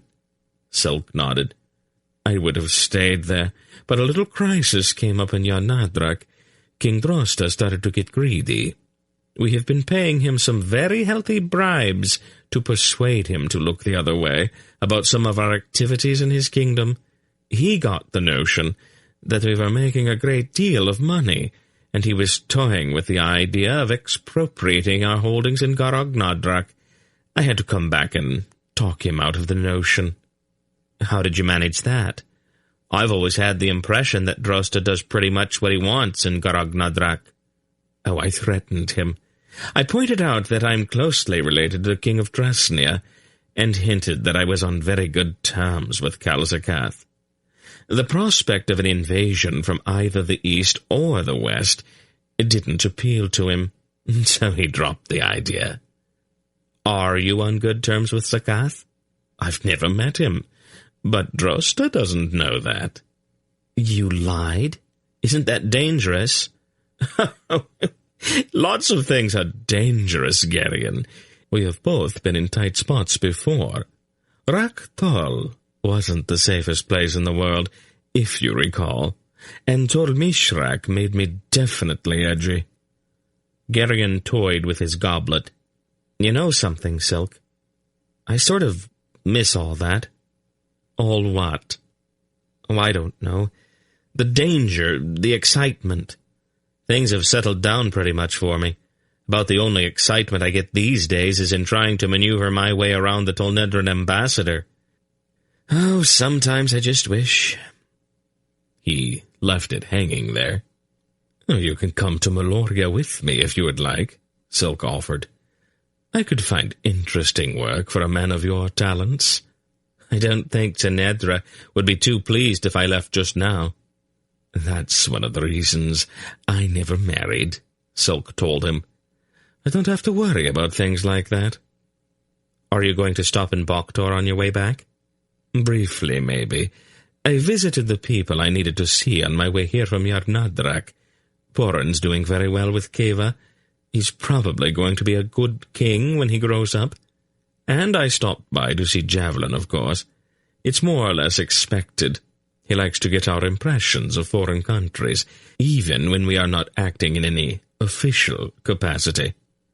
Javelin's very good, isn't he? He's the best. I always thought you were. Oh, not by a long way, Geryon, Silk smiled. I am too erratic. Brilliant, maybe, but erratic. I get sidetracked too easily. When Javelin goes after something, he doesn't let anything distract him until he gets it. Right now, he's trying to get to the bottom of this bear cult thing. Is he having any luck? Not yet. He's been trying for several years to get somebody into the inner councils of the cult, but he has not been able to manage it. I told him that he ought to send in Hunter, but he told me that Hunter's busy with something else, and to mind my own business. Hunter? Who's Hunter? No, I have no idea, Silk admitted. It's not really a who, you see. It is a name that's applied to the most secret of our spies, and it changes from time to time. Only Javelin knows who Hunter is, and he won't tell anybody, not even Poran. Javelin himself was Hunter for a time, about 15 years ago. It's not always necessarily a Drasnian, though, or even a man. It can be anybody in the world. It might even be somebody we know. Barak, maybe, or Relg, or maybe somebody in Nissa. Mandoralan, perhaps? Geryon suggested, smiling. Silk considered that. No, Geryon. I don't think Mandoralan has the right equipment. It can surprise you, though. On several occasions, Hunter has even been a Murgo. A Murgo? How could you possibly trust a Murgo? Oh, I didn't say we always have to trust Hunter. Geryon shook his head helplessly. I'll never understand spies and spying. No, it's a game, Silk told him. And after you have played for a while, the game itself gets to be more important than which side you're on. Our reasons for doing things sometimes get pretty obscure. I've noticed that, Geryon said. And as long as the subject has come up, what's your real reason for coming to Riva? It's nothing all that secret, Geryon, Silk replied urbanely, adjusting the cuffs of his grey doublet. I realized a few years ago that a traveling merchant tends to lose track of things. If you want to stay on top of a local situation, you need to have an agent on the scene, somebody who can take advantage of opportunities when they arise. I have located some markets for certain Riven products, glass, good boots, those wool capes, that sort of thing, and I decided that it might not be a bad idea to have a representative there. That's really a very good idea, Silk. Things are a little static down in the city. We could use some new businesses to liven things up." Silk beamed at him. "And I can always use the additional revenue," Geryon added. "What?" "There are a few taxes, Silk. Oh, nothing too burdensome, but I'm sure you understand. A kingdom is very expensive to run." "Geryon!" Silk's voice was anguished. "Oh, it's one of the first things I learned. People don't mind taxes so much if they're sure that everybody's paying the same. I can't really make exceptions at all, not even for an old friend. I'll introduce you to Cale. He's my chief administrator. He'll set things up for you." "I'm terribly disappointed in you, Geryon," Silk said with a crestfallen look. "As you've said so many times, business is business after all." There was a light tap at the door. "Yes?" Geryon answered. "The Raven Warder, Your Majesty," the sentry outside announced. "Send him in." The tall, graying Raven Warder entered quietly. "Prince Kildar," he greeted Silk with a brief nod, then turned toward Geryon. "I wouldn't bother Your Majesty," he apologized.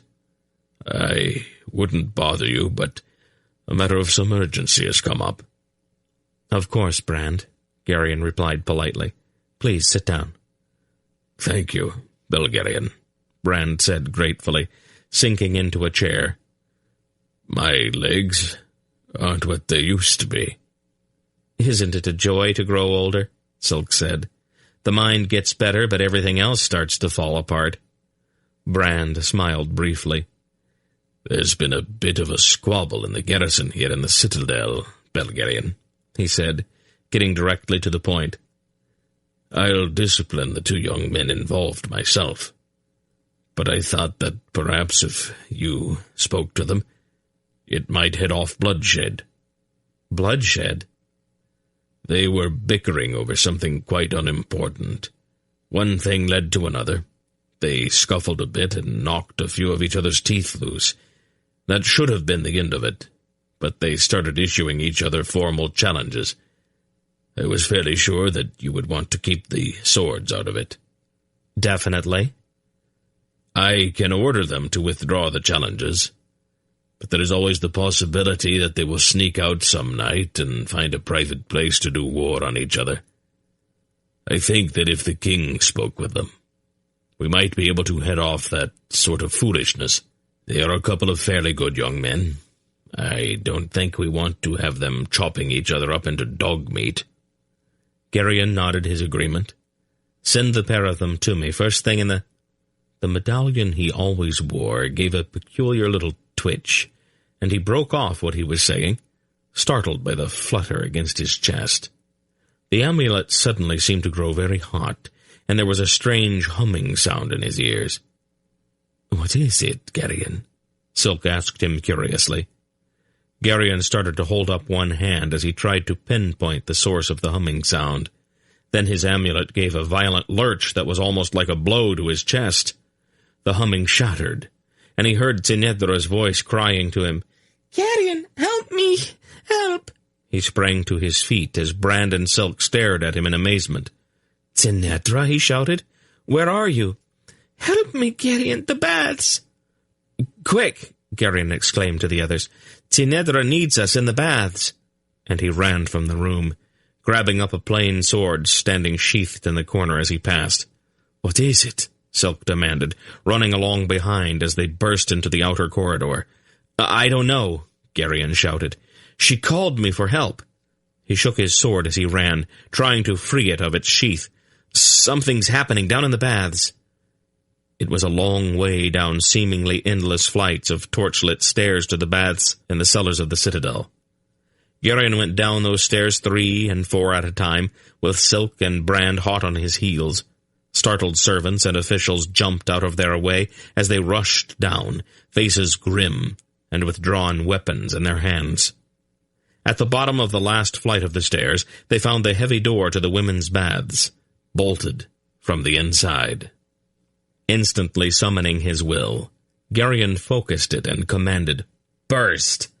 The iron-bound door blasted inward, falling off of its hinges. The scene inside was one of horror. The Lady Arrow lay in a crumpled heap on the tile floor with the hilt of a dagger protruding from between her shoulders. In the center of the steaming pool, a tall, raw-boned woman in a dark cloak was grimly holding something under the water, something struggling weakly. Floating on the surface above that struggling form was a great fan of coppery red hair. "Tsenedra!" Geryon shouted, leaping feet first into the pool with his sword aloft. The cloaked woman gave him one startled glance and fled, splashing frantically away from the enraged king. Tsenedra's tiny body rose limply to the surface of the pool, and she floated face down, bobbing slightly in the water. With a cry of anguish, Geryon dropped his sword and struggled through the warm, waist-deep water, his desperate arms reaching out toward the limp body floating just beyond his grasp. Roaring with rage, Brand ran around the tiled walkway surrounding the pool with his sword aloft, pursuing the tall woman who was fleeing through a narrow doorway on the far side of the bath. But Silk was already ahead of him, running swiftly after the woman with a long-bladed dagger held low. Geryon caught up the body of his wife in his arms and struggled toward the edge of the pool. With horror, he realized she was not breathing. "What can I do?" he cried desperately. "Aunt Paul, what can I do?" But Aunt Paul was not there. He laid Tsenedra on the tiles on the edge of the pool. There was no sign of movement, no flutter of breath, and her face was a ghastly blue-gray color. "Somebody help me!" Geryon cried out, catching the tiny, lifeless form in his arms and holding it very close to him. Something throbbed sharply against his chest, and he looked into his wife's still face, desperately searching for some sign of life. But Tsenedra did not move, and her little body was limp. Again he caught her to him.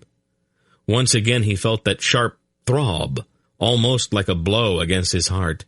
He held Tsenedra away from him again, searching with tear-filled eyes for the source of that strange, jolting throb. The flickering light of one of the torches stuck in iron rings around the marble walls of the pool seemed to dance on the polished surface of the silver amulet at her throat. Could it have been? With a trembling hand he put his fingertips to the amulet. He felt a tingling shock in his fingers. Startled, he jerked his hand away. Then he closed his fist about the amulet. He could feel it in his palm, throbbing like a silver heart beating with a faltering rhythm.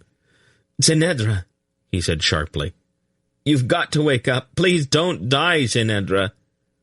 But there was no sign, no movement from his wife. Still holding the amulet, Geryon began to weep. "Aunt Paul," he cried brokenly, "what can I do?" "Geryon?" It was Aunt Paul's startled voice, coming to him across the empty miles. "Aunt Paul, help me!" "What is it? What is wrong?" "It's Tsenedra. She's been drowned."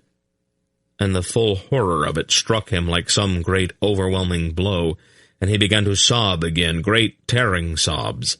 "Oh, stop that!" Aunt Paul's voice cracked like a whip.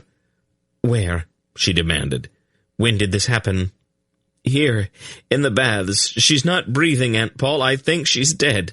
"Stop babbling, Geryon." Her voice was like a slap in the face. "How long has it been since her breathing stopped?" "A few minutes. I don't know." "You don't have any time to lose. Have you got her out of the water?" "Yes, but she's not breathing, and her face is like ashes." "Listen carefully. You have got to force the water out of her lungs. Put her down on her face and push on her back. Try to do it in the same rhythm as normal breathing. And be careful not to push too hard. You don't want to hurt the baby." "But do as I say, Geryon." He turned his silent wife over and began to carefully push down on her ribs. An astonishing amount of water came out of the tiny girl's mouth, but she remained still and unmoving. Geryon stopped and took hold of the amulet again. "Nothing's happening, Aunt Paul." "Don't stop." He began pushing on Tsenedra's ribs again. He was about ready to despair, but then she coughed, and he almost wept with relief. He continued to push at her back. She coughed again, and then she began to cry weakly. Geryon put his hand on the amulet. "She's crying, Aunt Paul. She's alive. Good. You can stop now. What happened? Some woman tried to kill her here in the baths. Silk and Brand are chasing the woman now. There was a long silence. I see, Aunt Paul said finally. Now, listen, Geryon, carefully. Tinedra's lungs will be very weak after this. The main danger right now is congestion and fever. You have got to keep her warm and quiet. Her life and the baby's depend upon that. As soon as her breathing is stronger, get her to bed. I will be there as soon as I can. Geryon moved quickly, gathering up every towel and robe that he could find to make a bed for his weakly crying wife. As he covered her with his cloak, Silk returned, his face grim, and Brand, puffing noticeably, was right behind him. "Is she all right?" the big warder asked, his face desperately concerned. I think so, Geryon said. I got her breathing started again. Did that woman get away? Not exactly, Silk replied. She ran upstairs until she reached the battlements. When she got up there, I was right behind her. She saw that there was no way to escape, so she threw herself off. Geryon felt a surge of satisfaction at that. Good, he said without thinking. No, not really. We needed to question her. Now we will never find out who sent her here to do this. I hadn't thought of that. Brand had gone sadly to the silent body of his niece.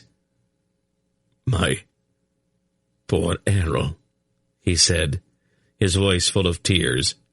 He knelt beside her and took hold of the dagger protruding from her back. Even in death, she served her queen, he said almost proudly. Geryon looked at him. The dagger's stuck, Brand explained, tugging at it. The woman who killed her couldn't get it out. That's why she was trying to drown Tinedra. If she'd been able to use this knife, we'd have been too late. I'm going to find out who's responsible for this, Geryon declared from between clenched teeth. I think I'll have him flayed. Oh, flaying is good, Silk agreed. Or boiling. Boiling has always been my favorite. Geryon, Tinedra said weakly, and all thoughts of vengeance fled from Geryon's mind as he turned toward her. While he held his wife close to him, he dimly heard Silk speaking quietly to Brand. After somebody picks up what is left of our would-be assassin, I'd like to have all of her clothing brought to me. Her clothing? Right. The woman is not able to talk anymore, but her clothing might. You would be surprised at how much you can learn about someone by looking at his undergarments. We want to find out who was behind this, and that dead woman out there is our only clue. I want to know who she was and where she came from. The quicker I can do that, the quicker we can start heating up the oil. Oil. I'm going to simmer the man who was behind this, slowly, and with a great deal of attention to every exquisite detail. Chapter 14. Polgara arrived late that same afternoon. No one saw fit to raise the question of how she had crossed the hundreds of intervening leagues in the space of hours instead of weeks. The sentry, who had been standing watch atop the battlements, and who escorted her to the sick room, however, had a slightly wild look in his eyes, as if he had just seen something about which he would prefer not to speak.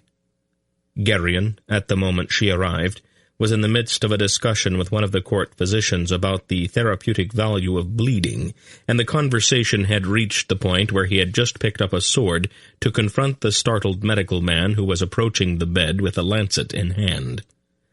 "If you try to open my wife's veins with that," the young king declared firmly, "I'm going to open yours with this." "All right," Polgara said crisply. "That will do, Geryon." She removed her cloak and laid it across the back of a chair. "Aunt Paul," he gasped with relief. She had already turned to face the 4 physicians who had been tending to the little queen. "Thank you for your efforts, gentlemen. I'll send for you if I need you." The note of dismissal in her voice was final, and the 4 quietly filed out. "Lady Polgara?"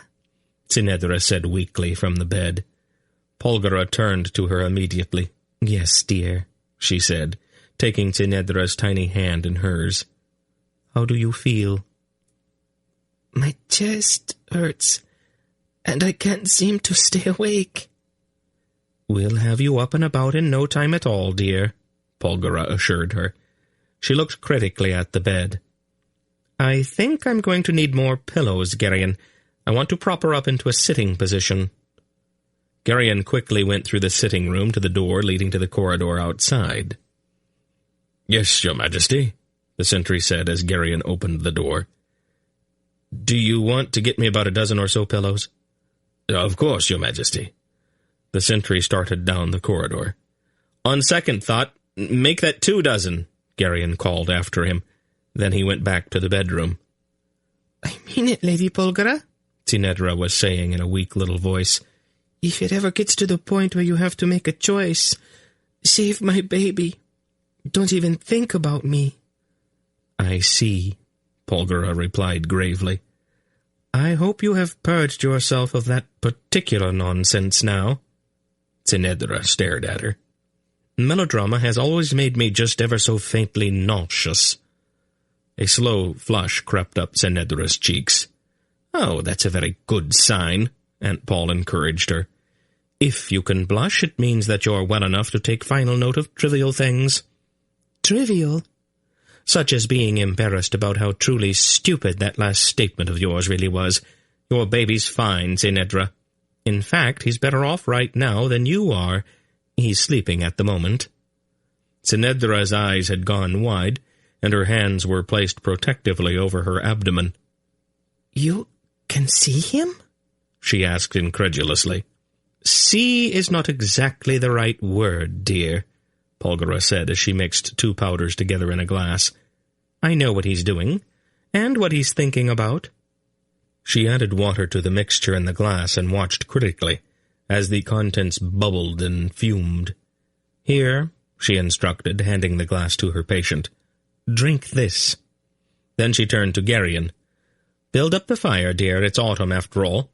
We don't want her getting chilled." Brand and Silk had rather carefully examined the broken body of the would-be assassin, and had shifted their attention to her clothing by the time Geryon joined them late that evening. "Have you found out anything yet?" he asked as he entered the room. "We know that she was an Elon," Brand replied in his rumbling voice. "About 35 years old. She did not work for a living. At least she didn't do anything that strenuous, not enough to put calluses on her hands." "Well, that's not very much to go on." "It is a start," Silk told him, carefully examining the hem of a blood-stained dress. "It sort of points at the bear cult, then, doesn't it?"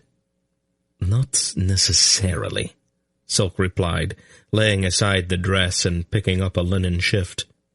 "When you're trying to hide your identity, you pick an assassin from another country.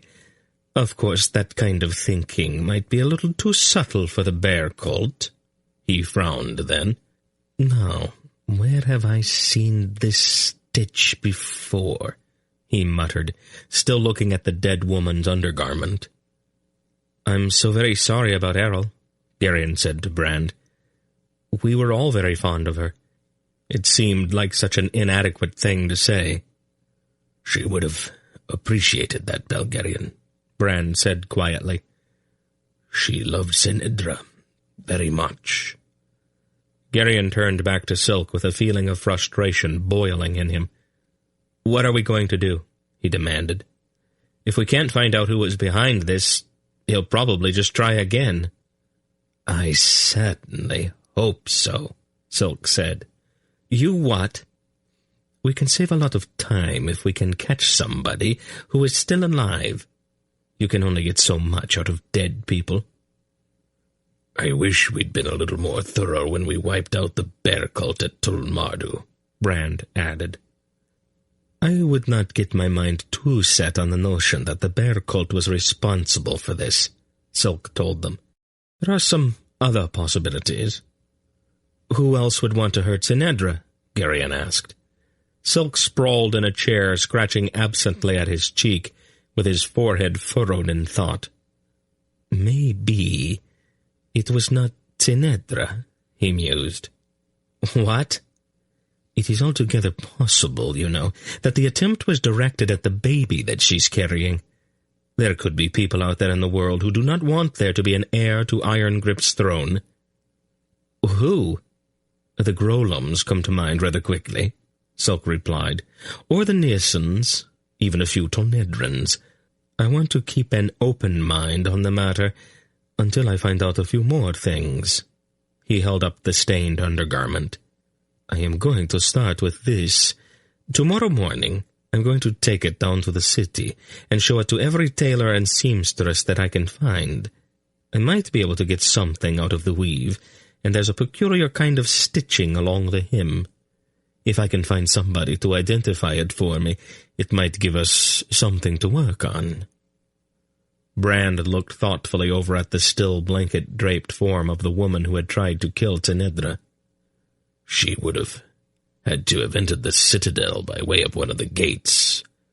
That means that she passed a sentry, and that she had to have given him some kind of excuse for coming in. I'll round up every man who's been on sentry duty for the past week. We'll bring them all down here to have a look at her. Once we know exactly when she got in, maybe we can start to backtrack her. I'd like to find the ship she arrived on and have a talk with the captain. What can I do? Geryon asked quickly.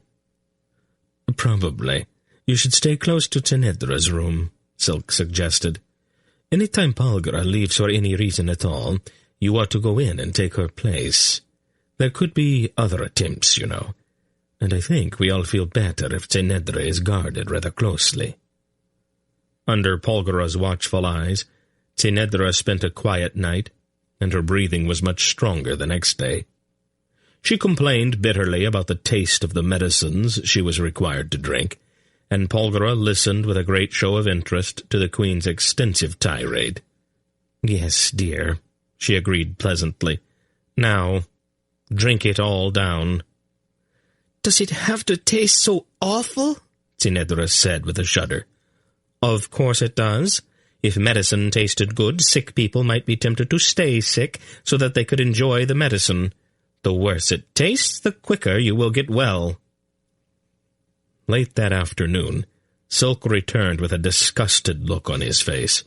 I had not realized how many ways it is possible to attach two pieces of cloth together, he grumbled. No luck, then, I take it? Not really, Silk replied, throwing himself into a chair. I managed to pick up all sorts of educated guesses, though. Oh? One tailor was willing to stake his reputation on the fact that this particular stitch is used exclusively in Nyssa. Another seamstress told me very confidently that this was an Ulgo garment, and one half-wit went so far as to say that the owner of the garment was a sailor, since this stitch is always used to repair torn sails. What are you talking about, Silk? Palgara asked curiously, as she passed through the sitting room on her way back to Tenedra's bedside. I have been trying to get someone to identify the stitching on the hem of this thing, he said in disgusted tones, waving the blood-stained shift. Here, let me see it. Silk wordlessly handed her the garment. She glanced at it almost casually. Northeastern Drasnia, she told him. From somewhere near the town of Vreon. Are you sure? Silk came quickly to his feet. She nodded. That kind of stitching was developed centuries ago, back in the days when all of the garments up there were made from reindeer skins. But that is disgusting, Silk said. What is? I ran around all day long with this thing, up and down all of those stairs and in front of every tailor shop in Riva, and all I had to do to find out what I wanted to know was to show it to you. "But that's not my fault, Prince Keldar," she told him, handing him back the shift. "If you don't know enough to bring these little problems to me by now, then there probably isn't much hope for you." "Oh, thank you, Polgara," he said dryly. "Then the assassin was a Drasnian." "A northeastern Drasnian," Silk corrected. "Those people up there are a strange sort, almost worse than the ones who live in the Finns." "Strange?" "Standoffish, closed-mouthed, unfriendly, clannish, secretive. Everybody in northeast Drasnia behaves as if he had all the state secrets in the kingdom tucked up his sleeve." "Why would they hate Tenedra so much?" Geryon asked with a puzzled frown. "I wouldn't make too much of the fact that this assassin was a Drasnian, Geryon. People who hire other people to do their killing for them don't always go looking for their hirelings close to home. And although there are a lot of assassins in the world, very few of them are women." He pursed his lips thoughtfully. "I do think that I'll take a trip up to Rayon and have a look around, however." As the chill of winter set in, Polgara finally declared that Tenedra was out of all danger. "I think I will stay, though," she added. "Durnik and Erend can manage at home for a few months, and I'd probably no sooner get home than I'd have to turn around and come back." Geryon looked at her blankly. "You didn't actually think that I was going to let anybody else deliver Tenedra's first baby, did you?" It snowed heavily just before Eristide, and the steep streets of the city of Riva became virtually impassable.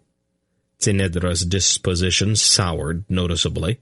Her increasing girth made her awkward, and the depth of the snow in the city's streets had rather effectively confined her to the citadel. Polgara took the little queen's outbursts and crying fits calmly, scarcely changing expression even at the height of the eruptions.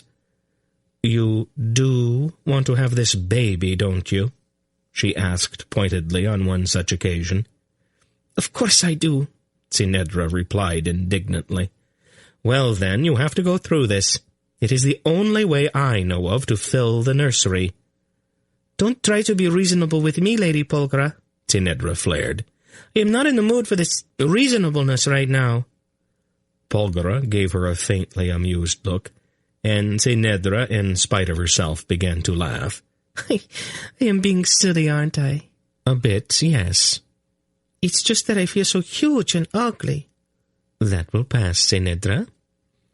"Sometimes I wish I could just lay eggs the way birds do." "I would stick to doing it the old way, dear. I don't think you have the disposition for sitting on a nest." Eristide came and passed quietly. The celebration on the island was warm, but somewhat restrained. It seemed as if the whole population was holding its breath, waiting for a much larger reason for celebration. Winter ground on, with each week adding more snow to the already high-piled drifts. A month or so after Eristide, there was a brief thaw, lasting for perhaps 2 days, and then the frigid chill locked in again, turning the sodden snowbanks into blocks of ice. The weeks plodded by tediously, and everybody waited. "Would you just look at that?" Tenedra said angrily to Geryon one morning, shortly after they had risen. "What, dear?" he replied mildly. "At that!" She pointed disgustedly at the window. "It is snowing again." He heard a note of accusation in her voice.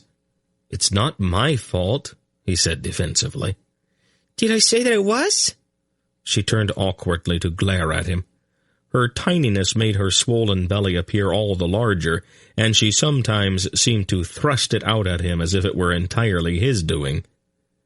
"This is just absolutely insupportable," she declared. "Why have you brought me to this frozen—" She stopped in mid-tirade, a strange look crossing her face. "Are you all right, dear?" "Don't dear me, Geryon, She stopped again. "Oh, my," she said breathlessly. "What is it?" He got to his feet. "Oh, dear," Tenedra said, putting her hands to the small of her back. "Oh, dear, oh, dear, oh, dear." Senedra, that's not very helpful. What's the matter? I think perhaps I'd better go lie down, she said almost absently. She started across the room, moving at a stately waddle. She stopped. Oh, dear, she said with much more vehemence. Her face was pale, and she put one hand on a chair back to support herself. I think that it might be a good idea if you sent for Lady Polgara, Geryon. Is it... I mean, are you... Don't babble, Geryon. Just open the door and scream for your Aunt Paul. Are you trying to say that... I'm not trying, Geryon. I am saying it. Get her in here right now. She waddled to the bedroom door and stopped again with a little gasp. Oh, my goodness. Geryon stumbled to the door and jerked it open. Get Lady Polgara, he said to the startled sentry. Immediately, run! Yes, Your Majesty, the man replied, dropping his spear and sprinting down the hall. Geryon slammed the door and dashed to Tenedra's side. Can I do anything? He asked, wringing his hands. Help me to bed. Bed? Right. He grabbed her arm and began to tug at her. What are you doing? Bed, he blurted, pointing at the royal four-poster. I know what it is, Geryon. Help me. Don't yank on me. Oh. He took her hand, slipped his other arm about her, and lifted her off of her feet. He stumbled toward the bed, his eyes wide and his mind completely blank. Put me down, you great oaf! Bed, he urged her, trying with all of the eloquence at his command to explain. He carefully set her back down on her feet and rushed on ahead. Nice bed, he said, patting the coverlets encouragingly. Tinedra closed her eyes and sighed. Just step out of the way, Geryon, she said with resignation. But why don't you build up the fire? She suggested. What? He stared around blankly. The fireplace? That opening in the wall with the burning logs in it? Put some more wood in there. We want it nice and warm for the baby, don't we? She reached the bed and leaned against it. Geryon dashed to the fireplace and stood staring at it stupidly. What's the matter now? Wood, he replied. No wood. Bring some in from the other room. What an absolutely brilliant suggestion she had just made. He stared at her gratefully. Go into the other room, Geryon, she said, speaking very slowly and distinctly. Pick up some wood, carry it back in here. Put it on the fire. Have you got all of that so far? Right, he said excitedly. He dashed into the other room, picked up a stick of firewood, and dashed back in with it. Wood, he said, holding the stick up proudly. Very nice, Geryon, she said, climbing laboriously into the bed. Now, put it on the fire, and go back out and bring in some more. More, he agreed, flinging the stick into the fireplace and dashing out the door again. After he had emptied the wood bin in the sitting room, one stick at a time, he stared around wildly, trying to decide what to do next. He picked up a chair. If he were to swing it against the wall, he reasoned, it ought to break up into manageable pieces. The door to the apartment opened and Polgara came in. She stopped to stare at the wild-eyed Geryon. What on earth are you doing with that chair? Wood, he explained, brandishing the heavy piece of furniture. Need wood for the fire. She gave him a long look, smoothing down the front of her white apron. I see. It's going to be one of those. Put the chair down, Geryon. Where is Senedra? Bed, he replied, regretfully setting down the polished chair. Then he looked at her brightly. Baby, he informed her. She rolled her eyes toward the ceiling. Geryon, she said, speaking carefully as if to a child. It is much too early for Tenedra to be taking to her bed. She needs to walk around. Keep moving. He shook his head stubbornly. Bed, he repeated. Baby. He looked around and picked up the chair again. Polgara sighed, opened the door, and beckoned to the sentry. Young man, why don't you take His Majesty here down to the courtyard just outside the kitchen? There's a large pile of logs there. Get him an axe so that he can cut up some more firewood." Everybody was being absolutely brilliant today. Geryon marveled at the suggestion Aunt Paul had just made. He set down the chair again and dashed out with the baffled sentry in tow. He chopped up what seemed like a cord of wood in the first hour, sending out a positive blizzard of chips as he swung the axe so fast that it seemed almost to blur in the air. Then he paused, pulled off his doublet, and really got down to work. About noon, a respectful cook brought him a slab of freshly roasted beef, a large chunk of bread, and some ale. Geryon wolfed down 3 or 4 bites, took a couple of gulps of the ale, then picked up his axe to attack another log. It was altogether possible that he might have finished up with the woodpile outside of the kitchen, and then gone in search of more trees had not Brand interrupted him shortly before the sun went down. The big gray-haired warder had a broad grin on his face. "Congratulations, Belgarian. You have a son." Geryon paused, looking almost regretfully at the remaining logs. Then what Brand had just said finally seeped into his awareness. The axe slid from his fingers. "A son?" he said. "What an amazing thing. So quickly, too." He looked at the woodpile. "I only just now got here. I always thought that it took much longer." Brand looked at him carefully, then gently took him by the arm. "Come along now, Belgarian. Let's go up and meet your son." Geryon bent and picked up an armload of wood. "For the fire," he explained. "Tinedra wants a nice big fire." "She will be very proud of you, Belgarian," Brand assured him. When they reached the royal bedchamber, Geryon carefully put his armload of wood on the polished table by the window and approached the bed on tiptoe. Tinedra looked very tired and wan, but there was, nonetheless, a contented little smile on her face. Nestled beside her in a soft blanket was a very small person. The newcomer had a red face and almost no hair. He seemed to be asleep, but as Geryon approached, his eyes opened. Gravely, the crown prince looked at his father, then sighed, burped, and went back to sleep. "Oh, isn't he just beautiful, Geryon?" Tinedra said in a wondering little voice. "Yes," Geryon replied with a great lump coming up into his throat. "And so are you." He knelt beside the bed and put his arms about both of them. "Very nice, children," Polgara said from the other side of the bed. "You both did just fine." The following day, Geryon and his newborn son went through a very ancient ceremony. With Polgara at his side in a splendid blue and silver gown, he carried the baby to the hall of the Rivan King, where the nobles of the island kingdom awaited them. As the 3 of them entered the hall, the orb of Aldur, standing on the pommel of Iron Grip's sword, blazed forth with a great shimmer of blue light. Almost bemused, Geryon approached his throne. "This is my son Geran," he announced, in part to the gathered throng, but also in a peculiar way to the orb itself. The choice of his son's name had not been difficult.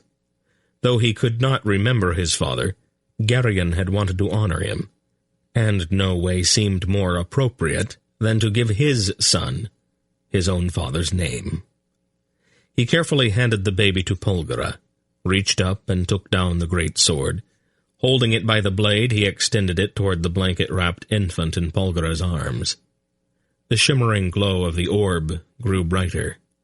And then, as if attracted by the light, Geran stretched forth his tiny pink hand and put it on the glowing jewel. A great aura of many-colored light burst from the orb at the infant's touch, surrounding the 3 of them with a pulsating rainbow that illuminated the entire hall. A vast chorus filled Geryon's ears, rising to an enormous chord that seemed to shake the whole world. "Hail, Geran!" Brand boomed in a great voice. "Heir to the throne of Iron Grip, and keeper of the Orb of Aldor." "Hail, Garin!" the throng echoed in a thunderous shout. "Hail, Garin?" the dry voice in Gerion's mind added quietly. Polgara said nothing. She did not need to speak, since the look in her eyes said everything that needed saying. Although it was winter, and the Sea of the Winds was lashed by storms, the Elorn kings all journeyed to Riva to celebrate the birth of Garin. Many others, friends and old acquaintances, joined with Anheg, Kohag, and Queen Poran on their journey to Riva. Barak was there, of course, accompanied by his wife Merrill. Hetar and Adara arrived. Leldarin and Mandoralan came up from Arindia with Ariana and Nerina. Gerion, now somewhat more sensitive to such things, was amazed at how many children his friends had produced. No matter which way he turned, there seemed to be babies and the sound of little boys and girls running and laughing filling the sober halls of the citadel. The boy King Kiva of Dresnia and Barak's son Unrak soon became the closest of friends. Nerina's daughters romped with Adara's sons in endless games involving much giggling. Barak's eldest daughter, Gundrid, now a ravishing young lady, cut a broad track through the hearts of whole platoons of young Rivan nobles, all the while under the watchful eye of her huge red-bearded father, who never actually threatened any of his daughter's suitors, but whose looks said quite plainly that he would tolerate no foolishness. Little Terzi, Gundrid's younger sister, hovered on the very brink of womanhood, romping one moment with the younger children, and looking the next with devastating eyes at the group of adolescent Rivan boys who always seemed to be around. King Fulrak and General Brendig sailed over from Sindaria about midway through the celebration. Queen Layla sent her fondest congratulations, but she did not make the trip with her husband. "She's almost got on board the ship," Fulrak reported. "But then a gust of wind made a wave break over the stones of the quay, and she fainted. We decided not to subject her to the voyage at that point." "It's probably best," Gerion agreed. Dernick and Erend came up from the Vale, naturally, and with them came Belgarath. The celebration went on for weeks. There were banquets and formal presentations of gifts, both by the visitors and by the ambassadors of various friendly kingdoms. And, of course, there were hours of reminiscences and a fair amount of serious drinking. Tinedra was in her glory, since she and her infant son were the absolute center of attention. Gerion found that the festivities, coupled with his normal duties, left him almost no free time at all. He wished that he could find an hour or two to talk with Barak, Hetar, Mandoralan, and Leldarin, but no matter how he tried to rearrange his days, the time simply was not there. Very late one evening, however, Belgarath came looking for him. Gerion looked up from a report he had been reading as the old sorcerer entered his study. "I thought we might talk for a little bit," the old man said. Gerion tossed aside the report. "I haven't meant to neglect you, grandfather, but they are keeping my days pretty well filled up." Belgarath shrugged. "Things are bound to settle down in a while. Did I ever get around to congratulating you?" "I think so." "Good. That's taken care of, then. People always make such a fuss about babies. I don't really care that much for them myself. They're all squally and wet most of the time. It's almost impossible to talk to them. You don't mind if I help myself, do you?" He pointed at a crystal decanter of pale wine standing on a table. "No, go ahead." "You want some?" "No thanks, grandfather." Belgarath poured himself a goblet of wine and then settled down in a chair across from Gerion's. "How's the king business?" "Tedious," Gerion replied ruefully. "Actually, that's not a bad thing, you know. When it gets exciting, that usually means that something pretty awful is happening." "I suppose you're right." "Have you been studying?" Gerion sat up quickly. "I'm glad you brought that up. Things have been so hectic that something sort of important had almost slipped my mind." "Oh?" "How careful were people when they made copies of those prophecies?" Belgarath shrugged. Fairly careful, I suppose. Why do you ask? I think that something got left out of my copy of the Marin Codex. What makes you think so? There's a passage in there that just doesn't make any sense. Maybe not to you, but you haven't been studying all that long. That's not what I mean, Grandfather. I'm not talking about an obscure meaning. When I'm getting at this, it's a sentence that starts out and then just stops without going anywhere. I mean, it doesn't have any ending. Not the way it should. You are concerned about grammar? Geryon scratched at his head. It's the only passage I found in there that breaks off that way. It goes, "But behold, the stone which lies at the center of the light shall..." And then there's a blot, and then it takes up again with, "This meeting will come to pass in a place which is no more, and there the choice will be made." Belgarath frowned. I think I know the passage. The two just don't fit together, Grandfather. The first part is talking about the orb, at least that's the way I read it, and the second part is talking about a meeting. I don't know what word is under that blot, but I can't for the life of me figure out how the two parts could be hooked together. I think there's something missing. That's why I was asking about how they went about copying these things. Could the scribe who was doing it have skipped a couple of lines? I don't think so, Geryon. The new copy is always compared with the old one by somebody other than the scribe. We are fairly careful about things like that. Well, then what's under that blot? Belgarath scratched his beard thoughtfully. I can't quite recall, he admitted. Onheg's here. Maybe he remembers. Or you can ask him to transcribe that part from his copy and send it to you when he gets back to Valdalon. Well, that's a good idea. I wouldn't worry too much about it, Geryon. It is only part of one passage, after all. There are a lot of things in there that are only one passage, Grandfather, and they turned out to be sort of important. Well, if it bothers you so much, chase it down. It's a good way to learn. Aren't you the least bit curious about it? I have other things on my mind. You're the one who found the discrepancy, so I will give you all of the glory of exposing it to the world and working out the solution. You're not being very much help, Grandfather. Belgarath grinned at him. I'm not really trying to be, Geryon. You are grown up enough now to solve your own problems. He looked over at the decanter. I believe I'll have just another little touch of that, he said.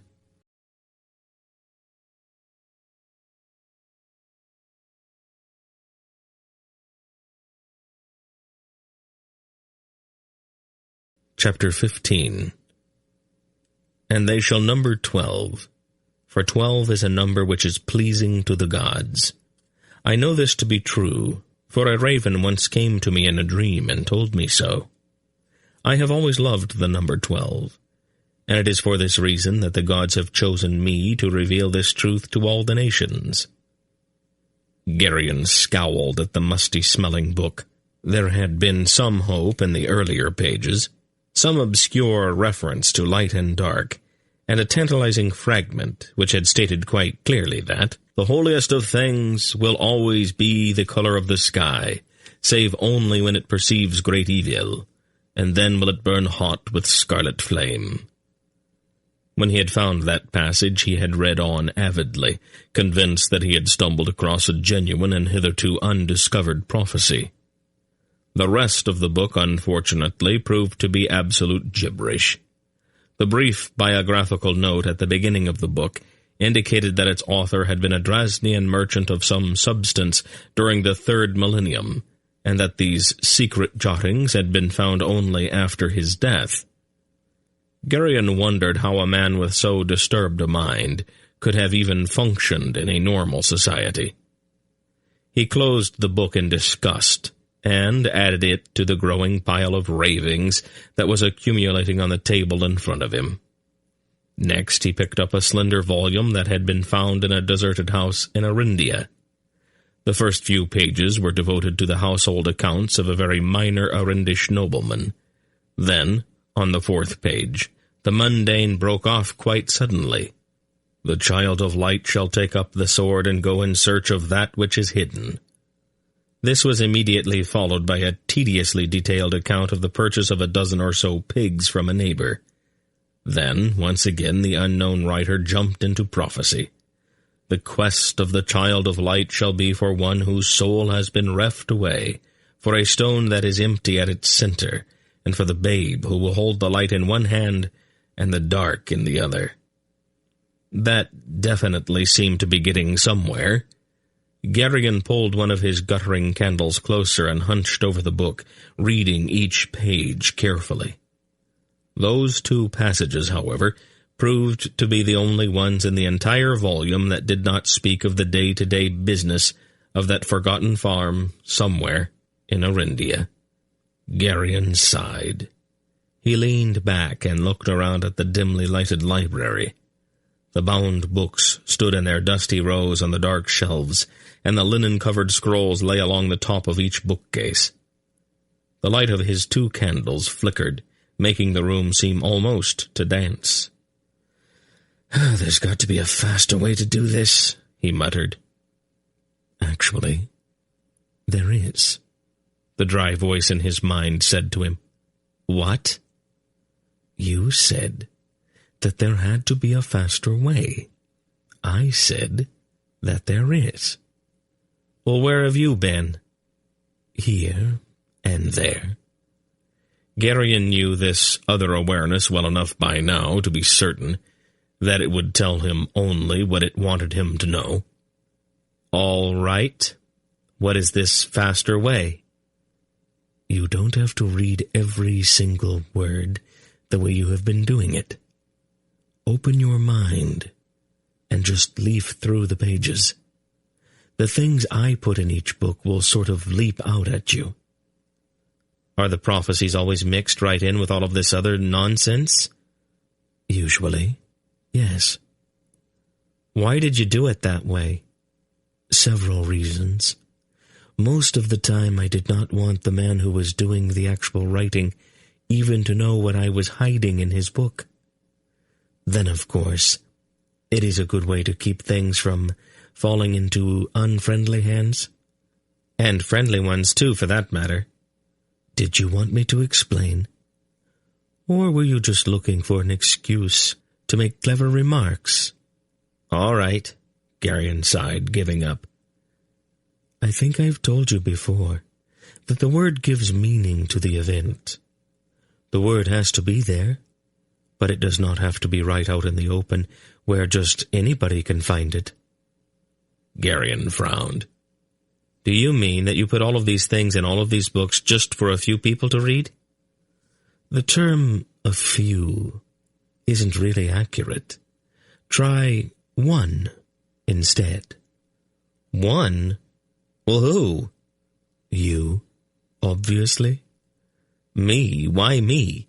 "Are we going to go through that again?" "Are you trying to say that all of this was sort of like a personal letter just to me?" "In a manner of speaking, yes." "What if I hadn't gotten around to reading it?" "Why are you reading it now?" "Because Belgarath told me to." "And why do you think Belgarath told you that?" "Because—" Geryon broke off. "You told him to say it to me." "Naturally. He didn't know about it, of course, but I nudged him. All sorts of people have access to the Mrin Codex. That's why I made it so cryptic. These personal instructions to you, however, should be fairly clear, if you pay attention." "Why don't you just tell me what I'm supposed to do?" "I am not permitted to do that." "Permitted?" "We have our rules, my opposite and I. We're very carefully balanced, and we have to stay that way. We agreed only to act through our instruments, and if I intervene in person, with such things as telling you directly what you must do, then my opposite will also be free to step over the line. That is why we both work through what are called prophecies." Isn't that a little complicated? The alternative would be absolute chaos. My opposite and I are limitless. If we confront each other directly, whole suns will be destroyed. Geryon shuddered and swallowed hard. I didn't realize that, he admitted. Then an idea occurred to him. Would you be permitted to tell me about that line in the Marin Codex? The one that's got the blotted word in the middle of it. That depends on how much you want to know about it. What is the word under the blot? There are several words there. If you look at it in the right kind of light, you should be able to see them. As for these other books, try reading them the way I told you to.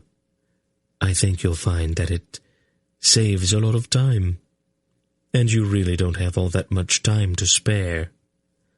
What's that supposed to mean? But the voice was gone. The door to the library opened, and Tsenedra came in, wearing her nightdress and a warm robe. "Geryon," she said, "aren't you ever coming to bed?" "What? Oh, yes, right away." "Who was in here with you?" "Nobody. Why?" "I heard you talking to someone." "I was just reading, that's all." "Come to bed, Geryon. You can't read this whole library in one evening." "Yes, dear," he agreed. Not long after that, when spring had begun to touch the lower meadows on the slopes behind the citadel, the promised letter from King Anheg arrived. Geryon immediately took the copy of that baffling passage in the Marin Codex to the library to compare it with his copy. When he put the two side by side, he began to swear. Anheg's copy was blotted in exactly the same place. "I told him," Geryon fumed, "I told him specifically that I needed to see that particular spot. I even showed him." Swearing angrily, he began to pace up and down, waving both arms in the air. Rather surprisingly, Tsenedra took her husband's near obsession with the Marin Codex in stride. Of course, the little queen's attention was almost totally riveted on her new son, and Geryon was fairly certain that anything he said or did was only on the very edge of her awareness. Young Prince Geran was grossly overmothered. Tsenedra held him in her arms almost every minute that he was awake, and frequently even when he was asleep. He was a good-natured baby, and seldom cried or fussed. He took his mother's constant attention quite calmly, and accepted all of the cuddling and cooing and impulsive kisses with equanimity. Geryon, however, felt that Tsenedra really overdid things just a bit. Since she insisted on holding Geran constantly, it definitely cut into the time when he might be able to hold his son. Once he almost asked her when his turn was going to come, but decided at the last minute not to. The thing that he really felt was unfair was Tsenedra's sense of timing. Whenever she did put Geran in his cradle for a few moments, and Geryon finally got the chance to pick him up, the little queen's hands seemed almost automatically to go to the buttons on the front of her dress, and she would placidly announce that it was time for Geran to nurse. Geryon certainly did not begrudge his son his lunch, but the baby really didn't look all that hungry most of the time. After a time, however, when he finally became adjusted to Geran's undeniable presence in their lives, the call of the dim, musty library began to reassert itself. The procedure that had been suggested to him by the dry voice worked surprisingly well. After a little practice, he found that he could skim rapidly over page after page of mundane material, and that his eye would stop automatically at the prophetic passages buried in the midst of ordinary text. He was surprised to find so many of these passages hidden away in the most unlikely of places. In most cases, it was obvious that the writers had not even been aware of what they had inserted. A sentence would frequently break off, leap into prophecy, and then take up again exactly where it had stopped. Geryon was positive that upon rereading the text, the unconscious prophet who had inserted the material would not even see what he had just written. The Mrin Codex, however, and to a lesser degree the Darin, remained the core of the whole thing. Passages from other works clarified or expanded, but the two major prophecies put it all down in uncontaminated form. Geryon began to cross-index as he went along, identifying each new passage with a number, and then linking those numbers to the series of letter codes he had assigned to the paragraphs of the Mrin scroll. Each paragraph of the Mrin, he discovered, usually had 3 or 4 corroborating or explanatory lines gleaned from other works, all except that crucial blotted passage. "And how did the searching go today, dear?" Sinedra asked brightly one evening, when he returned grouchy and out of sorts to the royal apartment. She was nursing Garin at the time, and her face was aglow with tenderness as she held her baby to her breast. "I'm just about to give it all up," he declared, flinging himself into a chair. "I think it might be better just to lock up that library and throw away the key." She looked at him fondly and smiled. "No, you know that wouldn't do any good, Geryon. You know that after a day or so, you wouldn't be able to stand it, and no door is so stout that you can't break it down." "Maybe I should just burn all of the books and scrolls. I can't concentrate on anything else anymore. I know there's something hidden under that blot. But I can't find a single clue anywhere to what it might be." "If you burn the library, Belgarath will probably turn you into a radish," she warned with a smile. "He's very fond of books, you know." "It might be nice to be a radish for a while." "It's really very simple, Geryon," she said with that infuriating placidity. "Since all of the copies are blotted, why don't you go look at the original?" He stared at her. "It has to be somewhere, doesn't it?" "Well, I suppose so, yes." "Find out where it is, then, and go look. Or send for it." "I never thought of that." "Obviously. It's much more fun to rant and rave and be unpleasant about it." "You know, that's really a very good idea, Sinedra." "Naturally. You men always want to complicate things so much. Next time you have a problem, dear, just bring it to me. I'll tell you how to solve it." He let that pass. The first thing the following morning, Geryon went down into the city and called on the Raven Deacon in the temple of Belar. The Raven Deacon was a sober-faced gentleman. Unlike the priests of Belar and the major temples on the continent, who were frequently more involved in politics than in the care of their flocks, the leader of the Raven Church concerned himself almost exclusively with the well-being, physical as well as spiritual, of the common people. Geryon had always rather liked him. "I've never actually seen it myself, Your Majesty," the deacon replied in response to Geryon's question. "But I've always been told that it's kept in that shrine on the banks of the Mrin River, between the edge of the Finns and Boktor." "Shrine?" "The ancient Dresnians erected it on the site where the Mrin prophet was kept chained," the deacon explained. "After the poor man died, King Bullneck directed that a memorial of some sort be put up there. They built the shrine directly over his grave. The original scroll is kept there in a large crystal case. A group of priests is there to protect it. Most people wouldn't be allowed to touch it, but considering the fact that you are the Raven King, I am sure that they will make an exception." "Then it's always been there?" "Except during the time of the Angarek invasion during the 4th millennium. It was taken by ship to Val Alorn for safekeeping just before Boktor was burned. Torek wanted to get his hands on it, so it was felt wiser to get it out of the country." "Makes sense," Geryon said. "Thank you for the information, Your Reverence." "I am glad to be of help, Your Majesty." It was going to be hard to get away. This week was completely out of the question since there was that meeting with the port authorities the day after tomorrow. And next week would be even worse. There were always so many official meetings and state functions. Geryon sighed as he climbed back up the long stairs to the citadel, with his inevitable guard at his side. It somehow seemed that he was almost a prisoner here on this island. There were always so many demands on his time. He could remember a time, not really that long ago, when he started each day on horseback, and seldom slept in the same bed 2 nights in a row.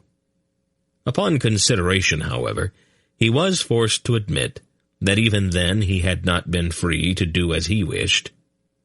Though he had not known it, this burden of responsibility had descended upon him on that windy autumn night so many years ago, when he, Antball, Belgarath, and Dernick had crept through the gate at Faldor's farm, and out into the wide world that lay before them. "Oh, well," he muttered under his breath. "This is important, too. Brand can manage here.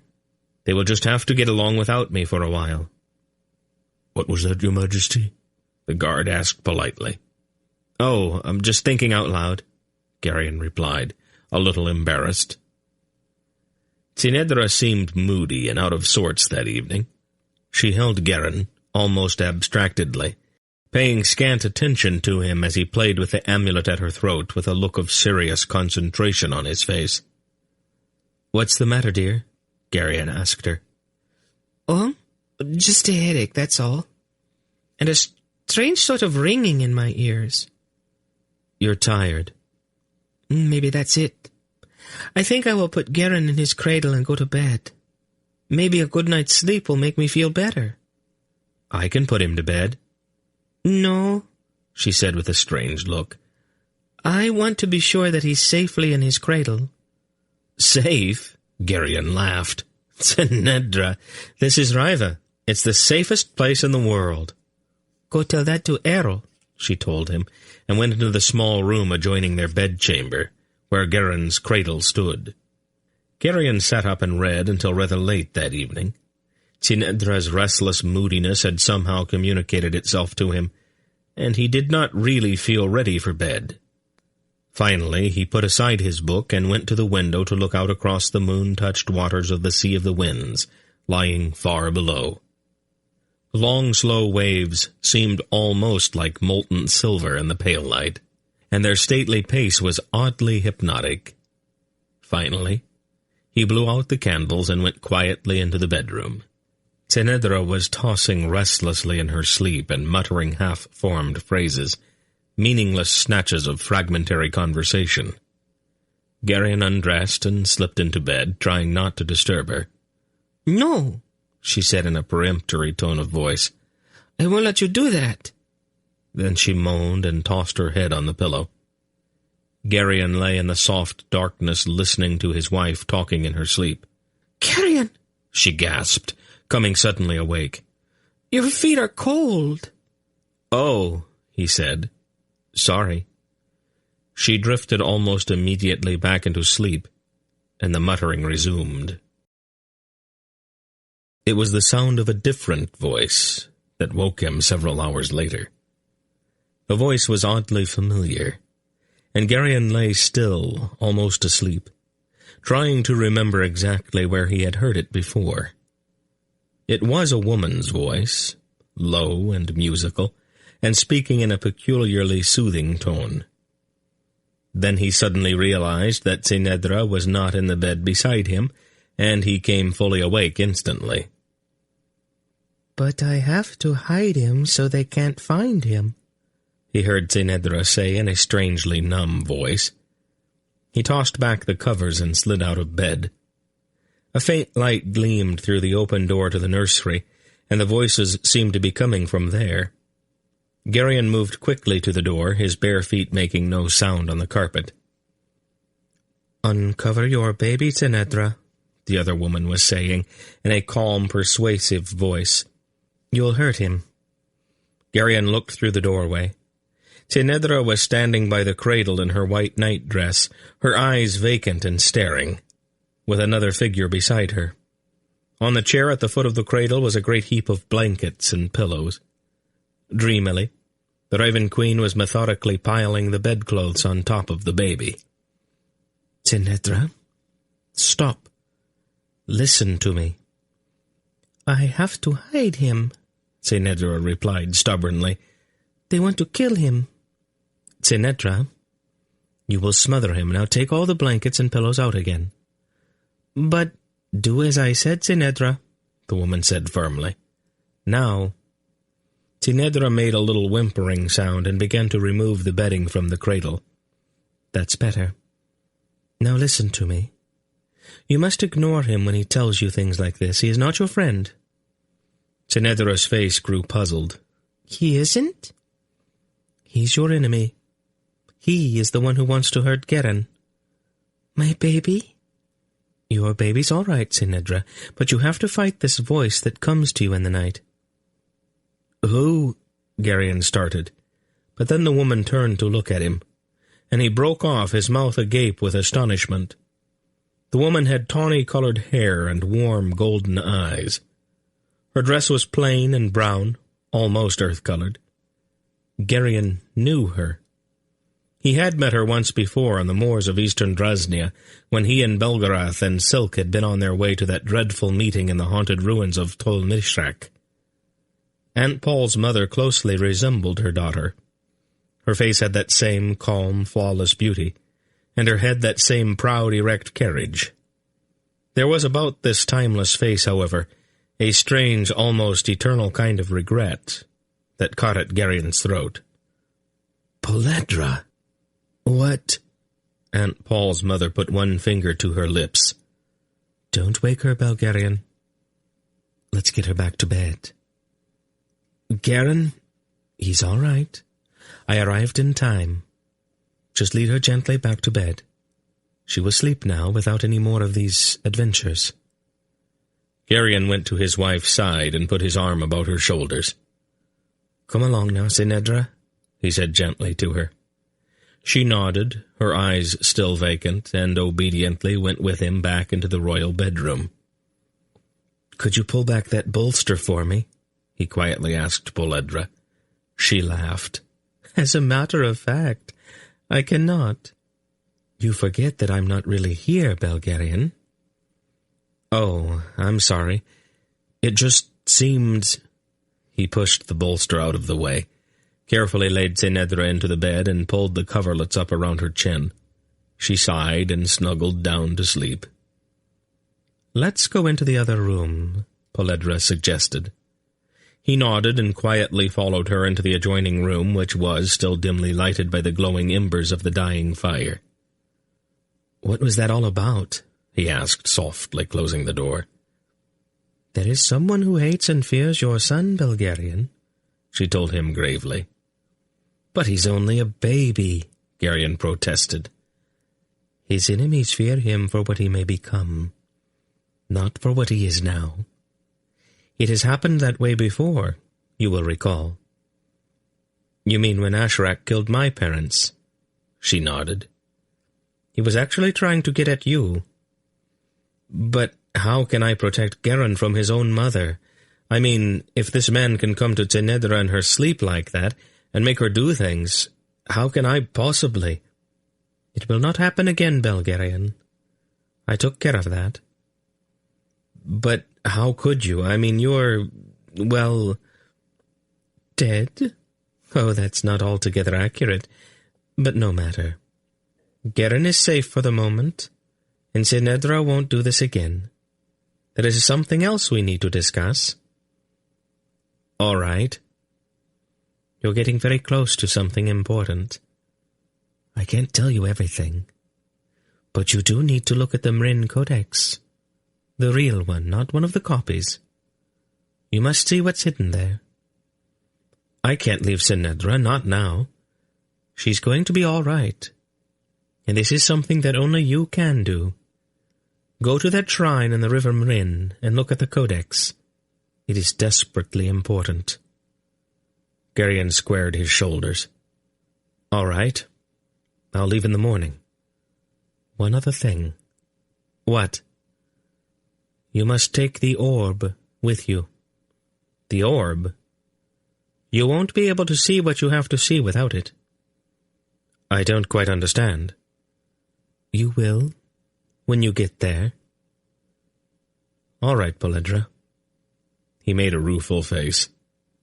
I don't know why I'm objecting. I've been doing things I didn't understand all my life now.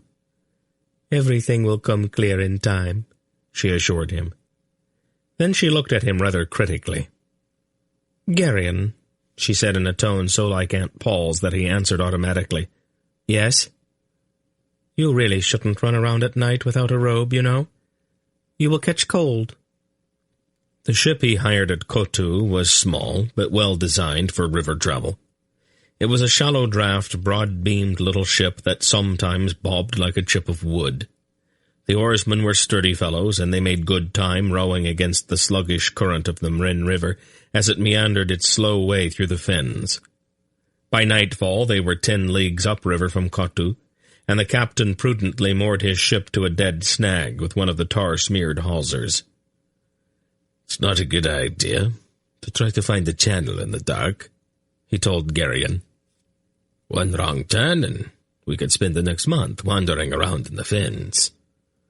"You know what you're doing, Captain," Geryon told him. "I'm not going to interfere."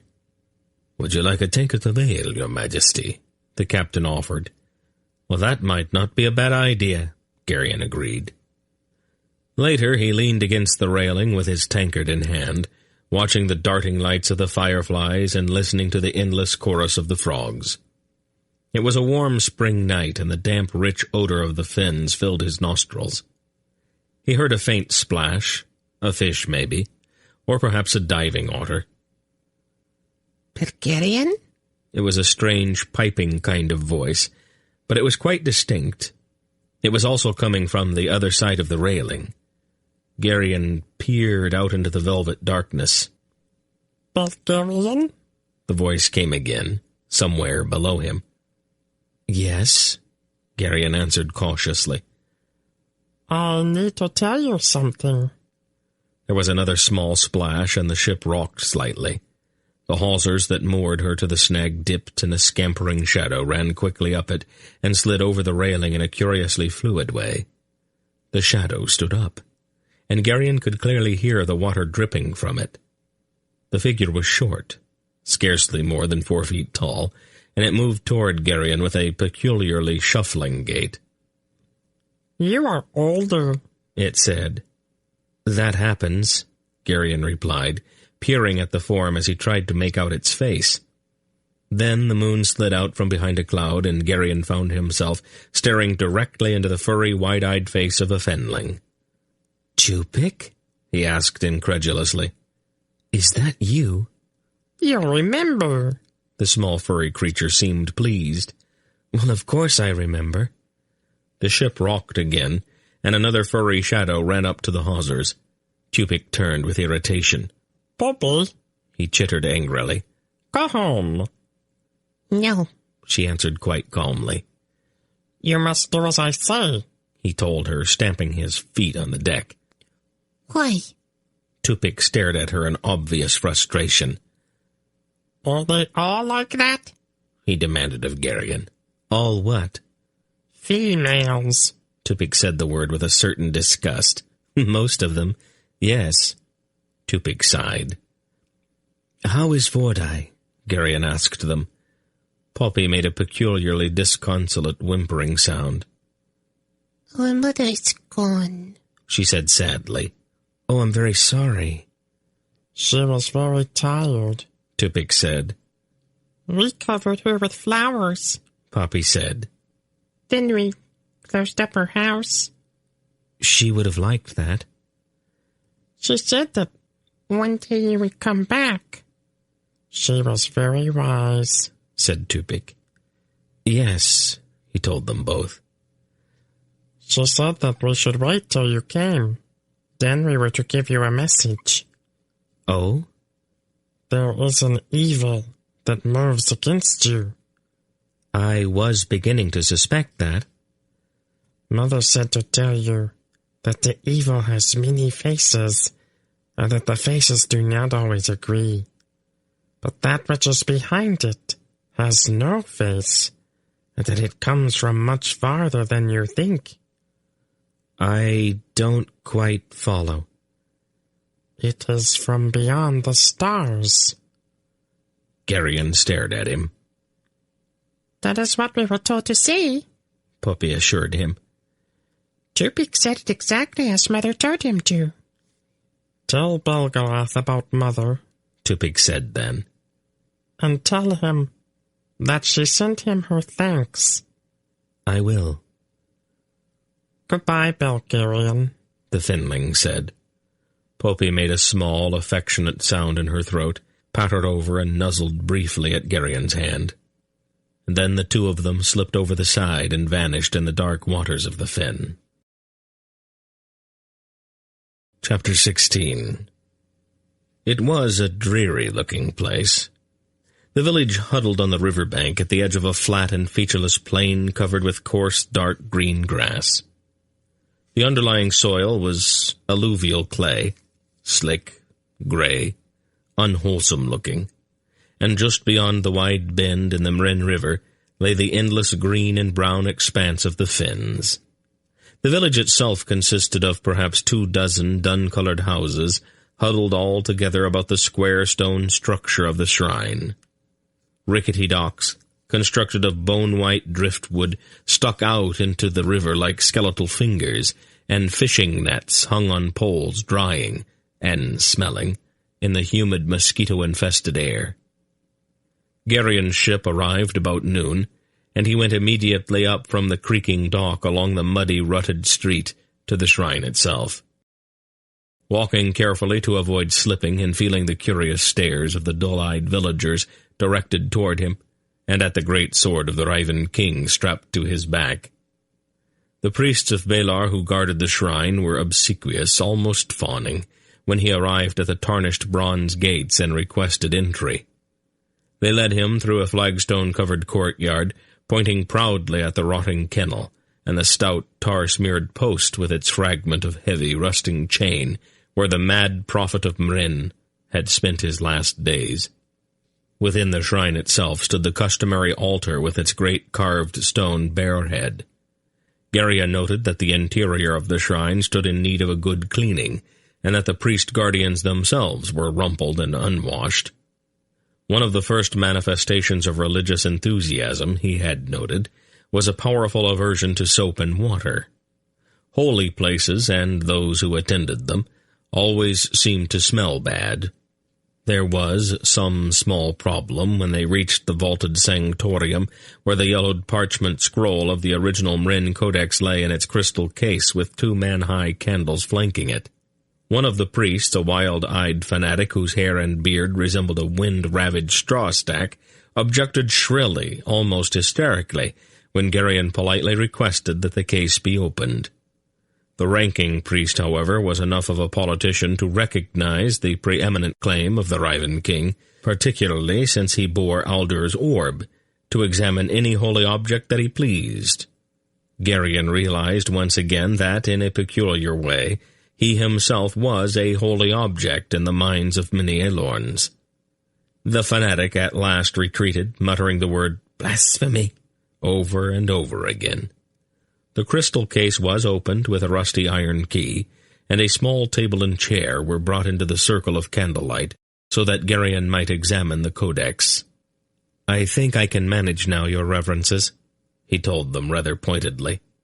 He did not like having people read over his shoulder, and he felt no particular need of company. He sat at the table, put his hand on the scroll, and looked directly into the little clot of priests. "I'll call if I need anything." Their expressions were disapproving, but the overpowering presence of the Riven King made them too timid to protest his peremptory dismissal. They quietly filed out, leaving him alone with the scroll. Geryon was excited. The solution to the problem that had plagued him for all of these months lay at last in his hands. With nervous fingers, he untied the silken cord and began to unroll the cracking parchment. The script was archaic, but gorgeously done. The individual letters had not so much been written as they had been meticulously drawn. He perceived almost at once that an entire lifetime had been devoted to the production of this single manuscript. His hands actually trembling with his eagerness, Geryon carefully unrolled the scroll, his eyes running over the now familiar words and phrases, searching for the line that would once and for all clear up the mystery. And there it was. Geryon stared at it incredulously, not believing what he saw. The blot was exactly the same as it was on all of the copies. He almost screamed in frustration.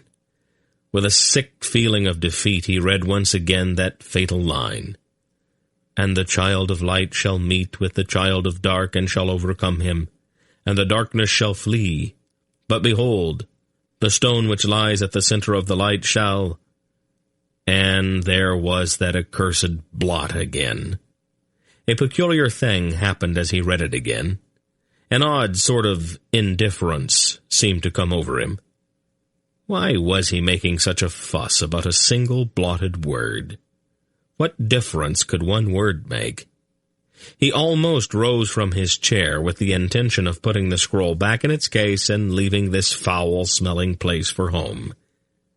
Then he stopped quite suddenly, remembering all of the hours he had spent trying to puzzle out the meaning of that blot on the page. Perhaps it wouldn't hurt to read it one more time. He had, after all, come a very long way. He started over again, but his distaste became so acute that he could hardly stand it. Why was he wasting his time with this nonsense? He had traveled all of this way to wear out his eyes on this moldering scrap of insane gibberish, this stinking, half-rotten sheet of poorly tanned sheepskin. He shoved the codex away in disgust. This was sheer idiocy. He pushed back the chair and stood up, shifting Iron Grip's great sword on his back. His ship would still be there, moored to that rickety dock. He could be halfway to Katu by nightfall, and back at Riva within the week. He would lock the library once and for all and tend to his business. A king, after all, did not have time for all of this idle, brain-sickly speculation. Decisively, he turned his back on the scroll and started toward the door. As soon as he was no longer looking at the scroll, however, he stopped. What was he doing? The puzzle was still there. He had made no effort to solve it. He had to find out. But as he turned back and looked at the scroll again, that same wave of insupportable disgust almost overwhelmed him. It was so strong that it made him feel faint. Once again he turned his back, and once again the feeling vanished. There was something about the scroll itself that was trying to drive him away. He began to pace up and down, carefully keeping his eyes away from the scroll. What had the dry voice in his mind told him? There are several words there. If you look at them in the right kind of light, you should be able to see them. What kind of light? The candles in this vaulted room obviously were not what the voice had meant. Sunlight? Well, that hardly seemed likely. Polledra had said that he must read the hidden words, but how could he, when the codex literally drove him away each time he looked at it? Then he stopped. What else had she said? Something about not being able to see without... The waves of disgust which struck him was so strong that he felt his stomach constricting. He spun quickly so that his back was toward that hateful document. As he did so, the hilt of Iron Grip's sword jabbed him painfully in the side of the head. Angrily, he reached over his shoulder to grasp the handle and push it back, but instead his hand touched the orb. The feeling of revulsion evaporated instantly, and his mind became clear, his thoughts lucid. The light. Of course. He had to read the codex by the light of the orb. That is what both Polledra and the dry voice had been trying to tell him. Awkwardly, he reached up and back, seizing the orb. "Come off," he muttered to it. With a faint click, the orb came free in his hand. The sudden weight of the huge sword strapped across his back very nearly drove him to his knees. In astonishment he realized that the seeming weightlessness of the great weapon had been the work of the orb itself. Struggling under that gross weight, he fumbled with the buckle at his chest, unfastened it, and felt the enormous bulk slide free. Iron Grip's sword fell to the floor with a loud clatter. Holding the orb in front of him, Geryon turned and looked directly at the scroll. He could almost hear an angry snarl hovering in the air, but his mind remained clear. He stepped to the table and pulled the scroll open with one hand, holding the glowing orb above it with the other. At last he saw the meaning of the blot that had frustrated him for so long. It was not some random splotch of spilled ink. The message was there, all of it, but the words had all been written down on top of one another. The entire prophecy lay in that one single spot. By the blue, unwavering light of Aldur's orb, his eyes seemed actually to plunge down and down beneath the surface of the parchment, and the words hidden for aeons rose like bubbles out of the substance of the scroll. But behold, the stone which lies at the center of the light shall burn red, and my voice shall speak unto the child of light, and reveal the name of the child of dark. And the child of light will take up the guardian's sword, and go forth to seek out that which is hidden. Long will be his quest, and it shall be threefold. And ye shall know that the quest hath begun when the keeper's line is renewed. Guard well the seed of the keeper, for there shall be no other. Guard it well, for should that seed fall into the hands of the child of dark, and be taken to the place where the evil dwells, then blind choice alone can decide the outcome. Should the keeper's seed be roughed away, then must the beloved and the eternal lead the way, and he shall find the path to the place where the evil dwells in the mysteries. And in each mystery shall lie but a part of the path, and he must find them all, or the path will lead awry, and the dark shall triumph. Hasten therefore to the meeting where the threefold quest will end. And this meeting will come to pass in a place which is no more, and there will be the choice made. Geryon read it again, then a third time, feeling an ominous chill as the words echoed and thundered through his consciousness.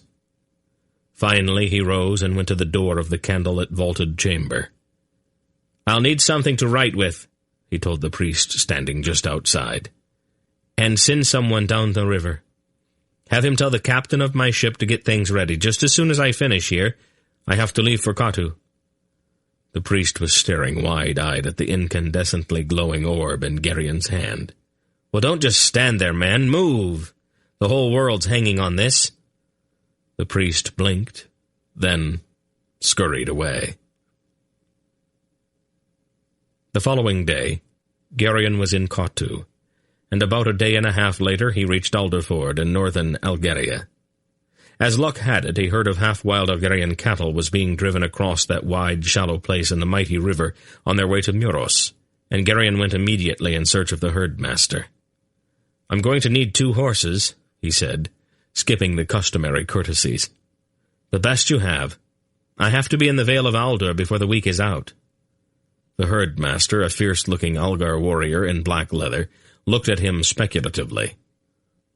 "Good horses are expensive, your majesty," he ventured, his eyes coming alight. "That's beside the point. Please have them ready in a quarter of an hour, and throw some food in a saddlebag for me." "Doesn't your majesty even want to discuss the price?" The herdmaster's voice betrayed his profound disappointment. "Not particularly," Geryon told him. "Just add it all up. I'll pay it." The herdmaster sighed. "I take them as a gift, your majesty." He looked mournfully at the Rivan king. "You do realize, of course, that you have absolutely ruined my whole afternoon." Geryon gave him a tight, knowing grin. "If I had the time, good herdmaster, I'd haggle with you for the whole day, right down to the last penny, but I have urgent business in the south." The herdmaster shook his head sadly. "Oh, don't take it so hard, my friend," Geryon told him. "If you like, I'll curse your name to everyone I meet and tell them all how badly you cheated me." The herdmaster's eyes brightened. "That would be extremely kind of your majesty," he said. He caught Gerion's amused look. "One does have a certain reputation to maintain, after all. The horses will be ready whenever you are. I will select them for you myself." Gerion made good time as he galloped south. He kept his horses fresh and strong by changing mounts every 2 or 3 leagues. The long journey in quest of the orb had taught him many ways to conserve the strength of a good horse, and he utilized them all. When a steep hill stood in his path, he slowed to a walk and made up the lost time on the long downhill slope on the other side. When he could, he went around rough terrain. He stopped for the night and was on the move again at first light in the morning. Steadily he moved south through the knee-high sea of waving prairie grass, lying lush and green under the warm spring sun. He avoided the man-made mountain of the Algerian stronghold, knowing that King Khohag and Queen Silar, and certainly Hetar and Adara, would insist that he stop over for a day or so. Regretfully, he also passed a league or so to the west of Poledra's cottage. He hoped that there would be time later to visit Aunt Paul, Dernick, and Erend. Right now, he had to get to Belgarath with a passage of the codex he had so carefully copied, and which now rode in the inside pocket of his doublet. When at last he arrived at Belgarath's squat, round tower, his legs were so tired that they trembled under him as he swung down from his lathered horse. He went immediately to the large flat-faced rock that was the door to the tower. "Grandfather!" he shouted at the windows above. "Grandfather, it's me!" There was no answer. The squat tower loomed silently up out of the tall grass, etched sharply against the sky. Gerion had not even considered the possibility that the old man might not be there. "Grandfather!" he called again. There was still no answer. A red-winged blackbird swooped in, landed atop the tower, and peered curiously down at Gerion. Then it began to preen its feathers. Almost sick with disappointment, Gerion stared at the silent rock that always swung aside for Belgarath. Although he knew that it was a serious breach of etiquette, he pulled in his concentration, looked at the rock, and said, "Open." The stone gave a startled little lurch and swung obediently aside. Gerion went in and quickly mounted the stairs, remembering at the last instant to step over the one where the loose stone lay still unrepaired. "Grandfather!" he called up the stairway. "Gerion?" The old man's voice, coming from above, sounded startled. "Is that you?" "I called," Gerion said, coming into the cluttered round room at the top of the stairs. "Didn't you hear me?" "I was concentrating on something," the old man replied. "What's the matter? What are you doing here?" "I finally found that passage," Gerion told him. "What passage?" "The one in the Mrin Codex, the one that was missing." Belgarath's expression grew suddenly tense, even wary. "What are you talking about, boy? There is no missing passage in the Mrin Codex." "We talked about it at Riva. Don't you remember? It's the place where there's a blot on the page. I pointed it out to you." Belgarath's look grew disgusted. "You came here and interrupted me over that?" His tone was scathing. Gerion stared at him. This was not the Belgarath that he knew. The old man had never treated him so coldly before. "Grandfather, what's wrong with you? This is very important. Somebody has somehow obscured a part of the Codex. When you read it, there's a part you don't see." "But you can see it," Belgarath said in a voice filled almost with contempt. "You? A boy who couldn't even read until he was almost grown. The rest of us have been studying that codex for thousands of years, and now you come along and tell us that we have been missing something?" "Listen to me, Grandfather. I'm trying to explain. When you come to that place, something happens to your mind. You don't pay any attention to it because for some reason you don't want to." "Nonsense," Belgarath snorted. "I don't need some rank beginner trying to tell me how to study." "Won't you at least look at what I found?" Gerion begged. taking the parchment out of his inside pocket and holding it out. "No," Belgarath shouted, slapping the parchment away. "Take that nonsense away from me. Get out of my tower, Geryon." "Grandfather." "Get out of here." The old man's face was pale with anger, and his eyes flashed. Geryon was so hurt by his grandfather's words that tears actually welled up in his eyes. How could Belgarath talk to him this way? The old man became even more agitated. He began to pace up and down, muttering angrily to himself. "I have to work. Things to do. Important work, and you come bursting in here with this wild tale about something being missing. How dare you? How dare you interrupt me with this idiocy? Don't you know who I am?" He gestured at the parchment Geryon had picked up and was holding again. "Get that disgusting thing out of my sight." And then Geryon suddenly understood.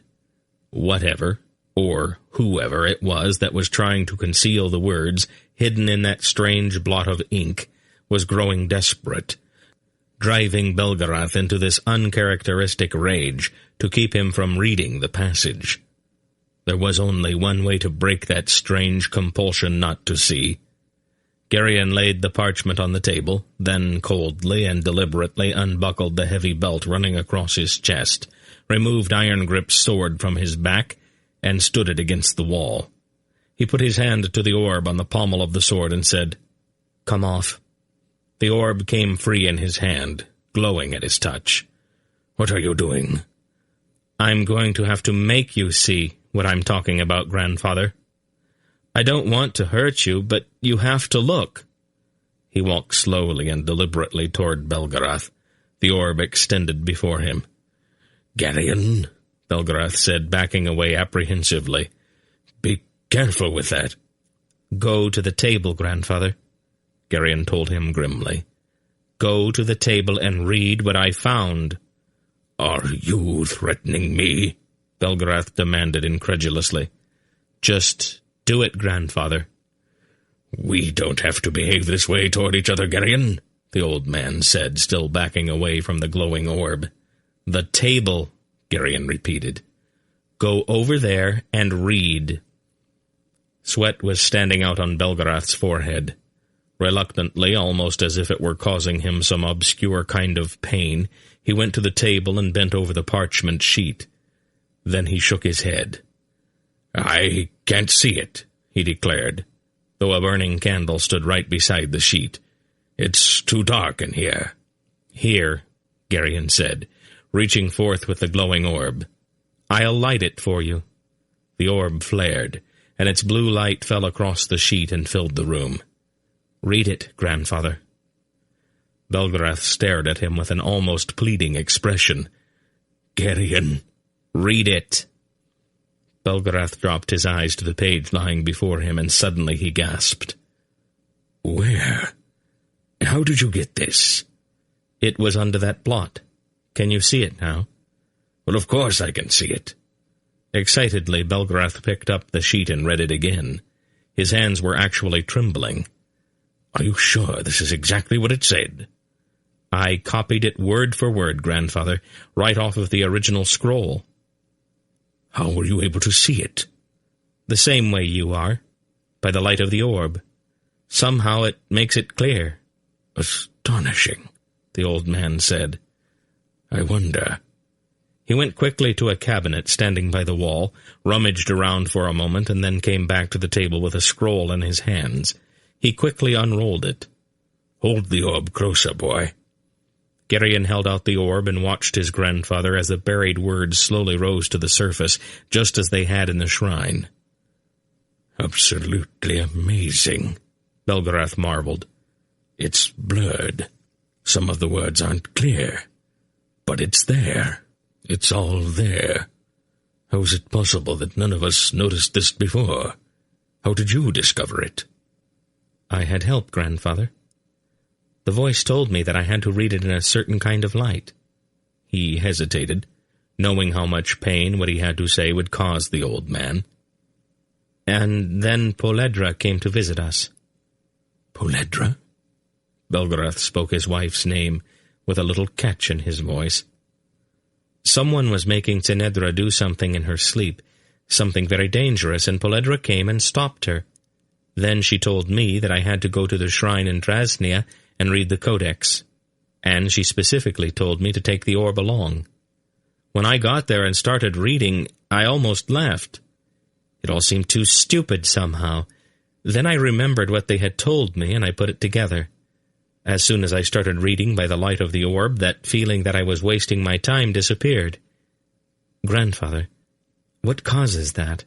I thought it was only me, but it affected you too. Belgarath thought a moment, frowning.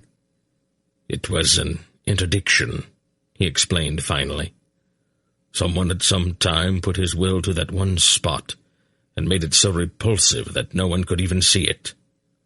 But it's right there, even on your copy. How is it that the scribe who copied it could see it well enough to write it down, but we could not? Many of the scribes in the old days were illiterate, Belgarath explained. You don't have to be able to read in order to copy something. All those scribes were doing was drawing exact duplicates of the letters on the page. But this... what was it you called it? Interdiction. It is a fancy word for what happens. I think Belden invented it. He's terribly impressed by his own cleverness sometimes. The interdiction made the scribes pile all of the words on top of each other, even though they didn't know what the words meant? Belgarath grunted, his eyes lost in thought. Whoever did this is very strong, very subtle. I didn't even suspect that someone was tampering with my mind. When did it happen? Probably at the same time the Mrin prophet was speaking the words originally. Would the interdiction keep working after the person who caused it was dead? No. Then... Right. He's still around somewhere. Could it be this Xandramas we keep hearing about? It's possible, I suppose. Belgarath picked up the sheet Geryon had copied. I can see it by ordinary light now. Apparently, once you break the interdiction for somebody, it stays broken. He carefully read the sheet again. This is really important, Geryon. I was fairly sure that it was. I don't understand it all, though. The first part is fairly simple. The part about the orb turning red and the name of the Child of Dark being revealed. It sort of looks as if I'm going to have to make another one of those trips. It's a long one, if this is right. What is the next part meaning?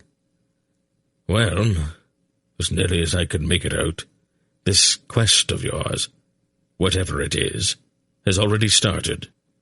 It began when Geryon was born. I don't like this part that says that blind choice might make the decision, though. That's the sort of thing that makes me very nervous. Who is the beloved and the eternal? Probably me. Geryon looked at him. Belgarath shrugged. It is a little ostentatious, he admitted. But some people do call me the Eternal Man. And when my master changed my name, he added the syllable Bel to my old one. In the old language, Bel meant beloved. He smiled a bit sadly. My master had a way with words, sometimes. What are these mysteries it talks about? It is an archaic term. In the old days, they used the word mystery instead of prophecy. As cryptic as some of them are, it sort of makes sense, I guess. Ho, Geryon!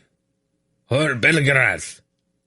The voice came to them from outside the tower. Who is that? Belgarath asked. Did you tell anyone you were coming here? No, Geryon frowned. Not really. He went to the window and looked down. A tall, hawk-faced Algar with a flowing black scalp lock sat astride a lathered and exhausted-looking horse. "Hetar!" Geryon called down to him. "What's the matter?" "Let me in, Geryon. I have to talk with you."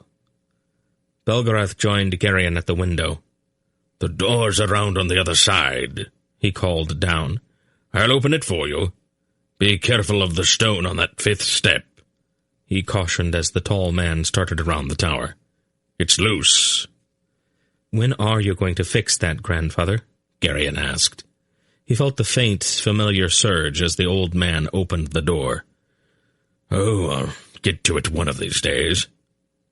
Hettar's hawk-like face was bleak as he came up into the round room at the top of the tower. What's all the urgency, Hettar? I've never seen you ride a horse into the ground like that. Hettar took a deep breath. You'll have got to go back to Riva immediately, Geryon. Is something wrong there? Geryon asked, a sudden chill coming over him. Hettar sighed. I hate to be the one to have to tell you this, Geryon, but Sinedra sent word for me to get you as fast as I possibly could. You have got to go back to Riva at once. Geryon steeled himself, a dozen dreadful possibilities arising in his imagination. Why? He asked quietly. I am sorry, Geryon. More sorry than I can possibly say. But Brand has been murdered.